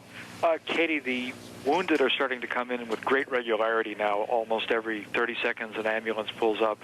Some of them are very badly burned. Some are dead. I've seen several dead bodies go in. Cardinal Egan, the head of the Catholic Archdiocese, is standing out on the street giving last rites, said, "May God help us," many times over. There's been a call out for blood from all the New York hospitals. People are lined up around the block. People have responded in enormous numbers to that. Everybody seems to want to help in some way. New York has become kind of surrealistic on the streets above Lower Manhattan because all the subways and commuter lines and bridges and tunnels have been shut down, so many people who are not injured are wandering around aimlessly. But in the hospitals, there's so many injured coming in now that they don't have run out of gurneys, and they brought every office chair that they have down and put sheets over that to carry people in. It's an enormous amount of work for all the staff. People have come in. Everybody who was off has been come in. Calls have gone out for specialists, for plastic surgeons, for burn specialists, and it's going to be a very grueling several days ahead. Well, Bob, the other thing is that I don't know whether you can tell about traffic in the rest of Manhattan, because a lot of our major hospitals are well north of there. Lenox Hill, Columbia Presbyterian, New York Cornell. Are the ambulances able to get through? Have they cleared the traffic? We're in kind of a tomb here in the studios in Midtown. Tom, I had trouble hearing you just that time.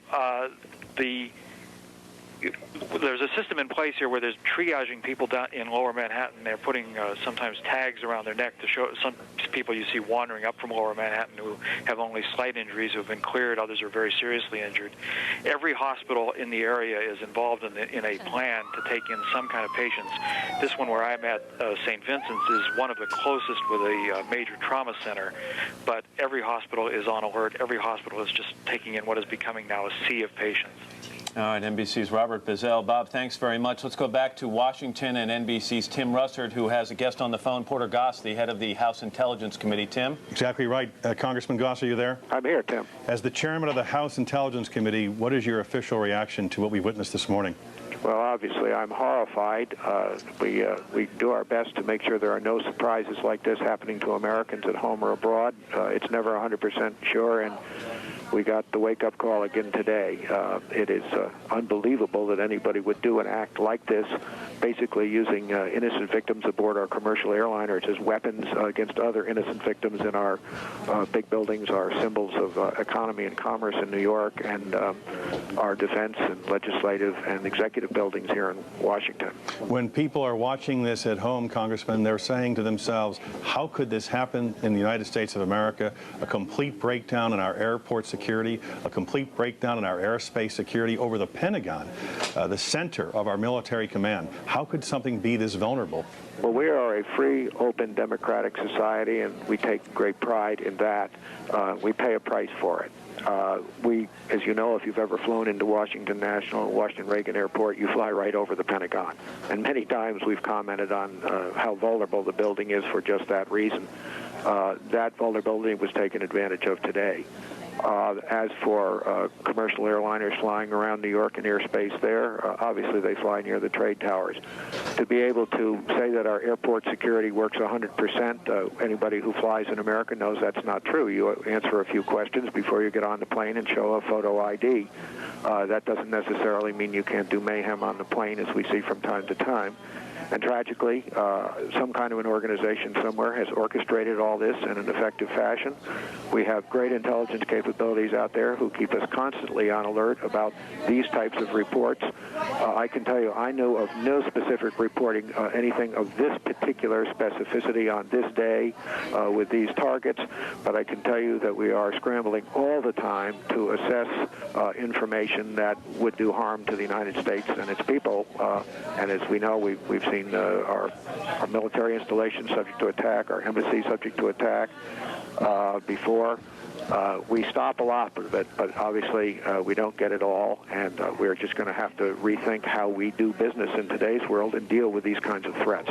Based on your experience as a honored CIA agent and now as a very highly respected chairman of the House Intelligence Committee, how many organizations, terrorist organizations in the world, are capable of pulling off such a coordinated massive attack? I would say there's only a handful if we're not talking about state-sponsored terrorism.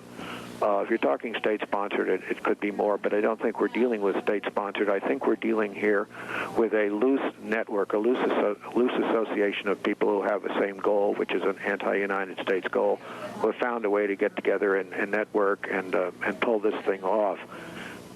part of the problem with terrorism is that one of the weapons of terrorism is confusion. And one of the hopes now, of course, of the terrorists who perpetrated this is that we will have lots of confusion in the United States, and there will be rumors of other things happening, and that will upset how we go about our business and our behavior and how our law enforcement people react and so forth. That's one thing to deal with. And another thing to deal with, as the President alluded to this morning in his very strong statement, was that we will respond. The question is, against whom? And we want to make absolutely sure when we're dealing with asymmetrical warfare such as this, where we're dealing with innocent people, by and large, who are victims of this, that we respond appropriately and not provoke any other incidents that are unwarranted in the world, but get the people who actually caused this to happen. And that requires good information, and obviously we're in the process of trying to get that information. But it may take some time to sort through all this, find the fingerprints, and in fact launch any kind of retaliation. That is certainly true, and one of the hallmarks we may need is patience these days. Congressman Porter Goss, Chairman of the House Intelligence Committee, we thank you very much. We'll be contacting you throughout the day, and we very much appreciate you joining us this morning. Well, thank you. Add my prayers to the others. Thank you much. Back to you, Matt. Okay, Claire Shipman will get to as much. She's got a very good vantage point over the White House. It does not by any means look like the traditional arrival of the President from Andrews Air Force Base in a Marine helicopter on the south lawn of the White House. And quite frankly, everybody on the roof, with a few remaining people on the roof of the building now. This is a permanent guard. I think we're all in the country familiar with the fact that this is a permanent military installation on the top of the White House, as there is one of the really intense perimeters around that. But I think they would not have been quite so relaxed if the President was returning to the White House. And you heard John Cochran report from Florida a while ago that there is nobody's told him where the President is going to land on his way back. In fact, he does traditionally land at Andrews Air Force Base, and we have no idea precisely where he is going to land. And but there is no doubt at the moment that authorities are on alert from coast to coast still. All air traffic halted. All high-profile buildings in New York City, certainly in the District of Columbia, all of the national buildings have been evacuated. It's certainly been true in Chicago. The Sears Tower of Chicago was evacuated. So were the tallest skyscrapers in Boston, Cleveland, and Minneapolis, and the Space Needle as well in Seattle was closed. Military bases all across the country went on alert. On a variety of stages alert. In Washington, military personnel were put on what's called alert level Delta, which is the highest possible alert status, and military personnel throughout the country were put on Charlie threat level. For people who follow those things, we say them often without knowing what they mean, but they're both pretty high states of alert. There was extra security put in place at the Department of Energy's nuclear weapons and research complex in Oak Ridge, Tennessee. They put in extra security at the Los Alamos National Lab in New Mexico, and among the other places at Fort Detrick in Frederick, Maryland. This is to give you some sense of the magnitude. We're looking at a limited amount of picture of New York City and Washington, but let me go on with this list of what people did across the country today. In Louisiana, the state police urged all petrochemical and pipeline companies to be on alert. In this particular tension, a target which people who study terrorism believed which was vulnerable. In Los Angeles, all of the police in Los Angeles went on tactical alert and mobilized their anti-terrorist division. You recall before the World Trade Fair, the World Trade meeting that was held up in Seattle, one of the last times the system really worked and everybody efficiently was when they caught a guy coming across the border from British Columbia and Canada with a view to blowing up the Space Needle, I think it was at the time, in the Space Needle in Seattle. That's what they originally suspected, and then later updated it. Turned it into something in Los Angeles. When he began to cooperate, he admitted his plan was to set off a massive bomb inside the terminal of LAX, Los Angeles Airport. That's right. And what I remember at the time about that, John, which is why everybody in the country is so on edge today, is, here was a guy who was picked up by one agent at one border crossing in the country because he was sweating. One alert agent who didn't like the fact that he was panicking. Yeah, okay. Under questioning. Let me go back now to the World Trade Center. Just to finish this very quickly. Under orders from the FAA, airports nationwide are now closed all across the country. Anybody's just connecting with the world today and you're planning to go anywhere on an aircraft from one place to another, you can just forget it. So let's go back to the World Trade Center in Lower Manhattan on the west side and talk to Don Baylor. Don. Over for New York yet. As you know, this is one of the most densely constructed pieces of real estate in the world, and when the Twin Towers collapsed, it appears that they ignited fires on surrounding buildings. I'm seeing a huge amount of smoke. Just about 15 minutes ago, there was a phalanx of firemen, I would say probably about 50 firemen, moving deliberately into this black cloud of smoke. They disappeared completely into it.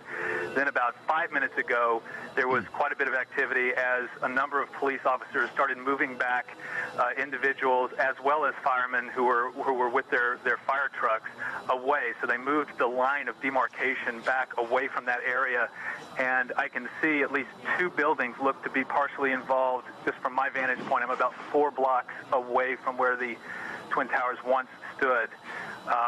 Right before the second tower collapsed, when you and John were talking about the concerns over that possibility, Mayor Rudolph Giuliani walked right past me here on Church Street and Duane Street, again about 4 blocks from that area, moving his entourage out of that region, and then just moments later was when the collapse happened. There was a complete cessation of ambulances and any kind of emergency traffic in this area for about 5 minutes, and then slowly I saw 1 or 2 ambulances trickling out of this incredible cloud of dust with debris on top of them. Some of them had broken windshields. There was a police car that came by that looked like the top had been almost completely stove in. And that's one of the most disconcerting aspects this morning has been on this avenue that has been opened up, Church Street, there's just been a trickling of emergency vehicles coming out of that scene and towards the hospitals. I'm not sure how much they've been trapped down in that area or whether they moved away and are going to some of the other area hospitals that don't come by here. But I've not seen anywhere near the number of ambulances leaving the site that one would expect.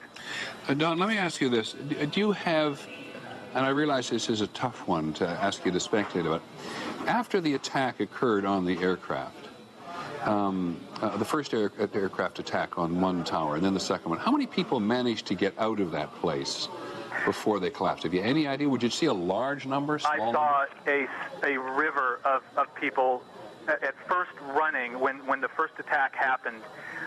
There were screams. A lot of people were looking up in shock. And then about, I would say, a minute and a half later, there was a steady stream of people moving from closer to that area, running up the streets. Then, of course, as I guess is human nature, a lot of people stopped, feeling that they were maybe far enough away that it was safe, started looking up, talking, pointing, and then the second plane hit. And that, again, caused another stream of panic. As the police started to respond and started to try to clear the streets, there was a very calm, organized evacuation of the southern part of Manhattan. I saw no panic whatsoever. It was very calm. The police were directing traffic, getting all the cars out of this area, getting all the people north. But when the first tower, the one that actually was that you saw, was the second tower hit, but the first tower to collapse, fell, then it was mass chaos. And there were thousands of people running up the streets. This billowing cloud of dust and debris came washing up over here, four blocks away, which only exacerbated the chaos of the moment. And then from then on, from the time that the first tower collapsed, there was just the street here, Church Street, was just full of people covered in dust, holding their handkerchiefs or papers over their mouths to try to breathe, moving northward away from this area. That stream trickled out, and then when the second building collapsed, once again there were more people, but this time when the second building collapsed, I witnessed firemen who were helping one another, struggling up the street, covered in debris. There was a police officer who was being carried by 2 other police officers trying to get out of that area. So there was obviously a lot of collateral damage with the people around that area. I would say even not just at the base of it, but for them to have gotten to my point that quickly, they would have been injured probably 2.5 blocks away from where the towers fell. Don, thanks very much. Don't go away, because you've helped us appreciate at ground level what, as I said before, seems almost surrealistic when you look at it on television. In terms of people getting out of the trade towers, do you have any sense at all? Have you heard anything, even anecdotally, from the cops about how many people managed to get out of the building before they collapsed? No, absolutely not. But you can imagine that the World Trade Centers, I'm not sure how many elevators exactly they have, but I have been in those buildings, and I think there are around 20 elevators in each. If they shut down immediately, you can imagine the people who would be streaming down the fire escapes and the stairwells. There's also, I don't know if it was the case now, but I do know that one of the towers had a major elevator that went all the way to the top that was malfunctioning and has been malfunctioning for at least a month. They've been having a lot of trouble with that. Not that that would have made any kind of difference, of course, once those elevators shut down. As soon as I imagine the fire alarms go on and that kind of thing, it's de rigueur that the elevators are not to be used in that situation. If the elevators go all the way to the top, and that's where the extent of the damage was at the very top of these, there's probably no way that anyone on the lower floors was able to use elevators. So they were all going down the stairwells, and one can only hope that there was quick enough reaction that they did get clear away, that they did not stop at the base. Thank you, Don, very much. You know, somebody said, looking at the Pentagon this morning, that it reminded them of World War II. Clearly a person too young to remember World War II. But as you look at these scenes, you can feel absolutely clear that you're looking at the results of the United States at war with angry and vicious people who will do in the future, as they have in the past, whatever they can to get at the United States, this huge presence in the world, with any number of enemies in the world, with any number of people who feel the United States has messed up their lives or their countries or their movements or impeded them from something. And so, in fairness, without being too carried away with it, we are looking at pictures from a war zone this morning. Not a picture, something that looks like a war zone. And we have had a steady stream of patients coming through the door since the first explosion occurred some hours ago. We have information at this point on 3+ fatalities, plus because there may be additional fatalities that I have not yet been informed of. We have had a severe burn case. One individual is an amputee, a serious neurosurgical injury, a whole range of injuries from both debris, smoke inhalation, respiratory issues related to smoke and debris from the collapse of the two buildings. So how many medical personnel, Kathleen, do you have working there at NYU Hospital? We have a medical staff of 500 plus physicians. The entire medical staff has been mobilized, as has the nursing staff, and they are working as hard as it's possible to work. And tell me again, Kathleen, I know it's hard to estimate how many people you've seen so far? It's in the hundreds. Our entire cafeteria has been transformed to a triage area, and it is wall-to-wall people at the present time. All right, Kathleen, thank you very much for that update. I'm sure we'll be checking back with you a bit later on, and thank you very much. Communications infrastructure, satellite dishes, television towers, and so forth were located on top of the World Trade Center. And the World Trade Center, both towers are essentially gone now, a smoking pile of rubble. As you can see, that smoke column still billowing out of lower Manhattan. Rick Leventhal was in downtown Manhattan when the buildings came down and has an update for us from lower Manhattan. Rick? Well, John, we're on Church Street at Reed Street, for those of you familiar with lower Manhattan, just a few blocks away from World Trade. Still thick black smoke billowing from the scene where both towers collapsed. Again, just a few blocks away from us. We were standing out here on Church Street when both towers came tumbling down, and each time there was a huge cloud of smoke and debris that came roaring down this street, and everyone literally ran for their lives. At this point, the police have been efforting to establish a perimeter. They're trying to keep people back and make sure that no one interferes with their job, which is to try and secure the area and then get inside that World Trade Center rubble to see whether or not they can locate any survivors who may have been inside the building or just outside the building when it came tumbling down. We want to bring in Mark Walsh, who's a freelancer for Fox. You live just a few blocks away and witnessed. Dude, I live on the 43rd floor of a building which is 5 blocks from the World Trade Center itself. I witnessed the entire thing from beginning to end. People talk about how it looked like a movie. I know when I came walking down here early this morning and saw both towers on fire and people on every street corner, it was like a movie, but you watched the planes hit the towers. I was watching with my roommate. It was approximately several minutes after the first plane had hit. I saw this plane come out of nowhere and just ream right into the side of the Twin Tower, exploding through the other side. And then I witnessed both towers collapse, one first and then the second, mostly due to structural failure because the fire was just too intense. Obviously, there were a lot of people inside the buildings at the time. 2 guys from the 7th precinct, the 1st precinct, the fire department right here, the 7th truck, those guys are all right there at ground zero when those things went down.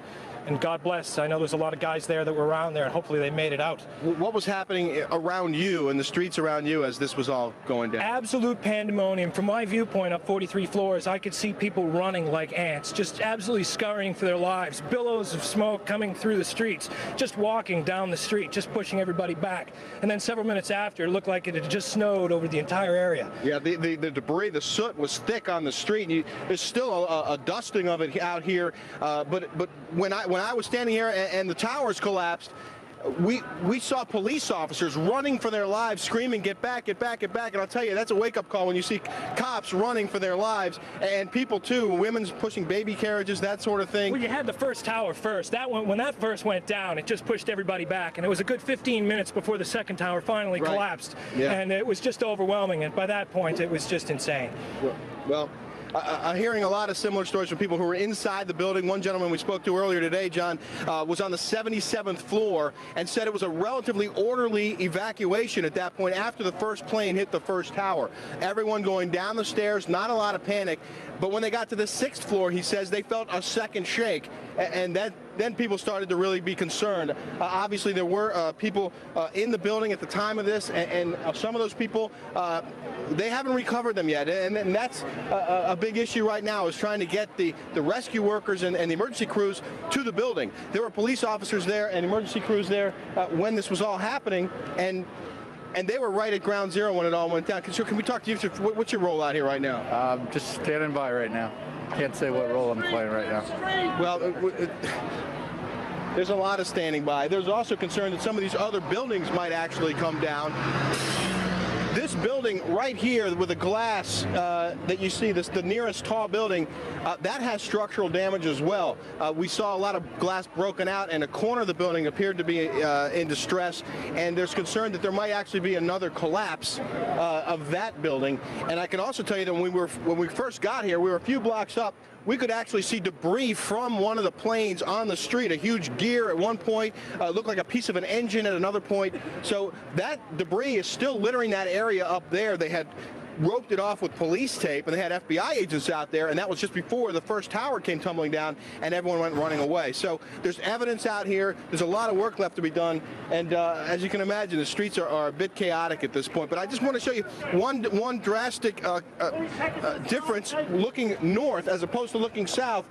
Blue skies, clear streets, not a lot going on over there. But then come back around this way, Dan, and you'll see just smoke billowing from the scene. Still obviously a major disaster waiting to be cleaned up. Back to you, John. All right, Rick Leventhal in Lower Manhattan, thank you very much. Earlier today, an official said they were also concerned about United Flight 175, Boston to Los Angeles, and now we have reports that concern was justified. A second plane has gone down, United Flight 175. Again, that was from Boston to L.A. And as you look at the Pentagon, which was also hit by a plane earlier in the day. Jeff? Yes, Tom, you were mentioning that this is such a rare act, and yet we now know of at least 4 commercial airliners that apparently were hijacked and either crashed or crashed into buildings, causing death and havoc of an unimaginable scale. So whoever is behind this is of a dimension that literally dwarfs even fantasy. Pretty much. I dreamed pretty big with my dreams, and fortunately or unfortunately, it didn't get quite this large. It's not, generally speaking, it's not credible to think that you're going to find more than one person who's willing to do something like this, because people who are willing to throw their lives away are fairly rare. In this case, they got somebody who was well organized and produced a well planned and reasonably well executed operation. Well, and we need to find out who it was, and then to go after him. But that's that's going to take time. But we do have the people to do that if they have the proper support from the executive branch of the government and from the general population of our country, to identify, locate, and deal with the people who performed this act.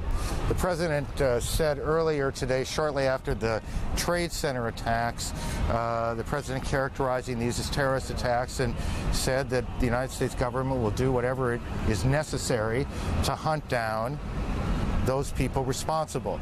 I think it is fair to say, Tom, Jeff, all of you on the line here, it is fair to say that what we know is that this is an extraordinarily large operation, and what we don't know, in a way, is just how big it is. It seems that in each passing moment or so, we get another report of another incident, and our instinct tells us that they are all connected. We have a number of planes down, 2 American airline jets, 2 United jets down. We have a plane that hit the Pentagon. We had 2 that hit the Trade Center.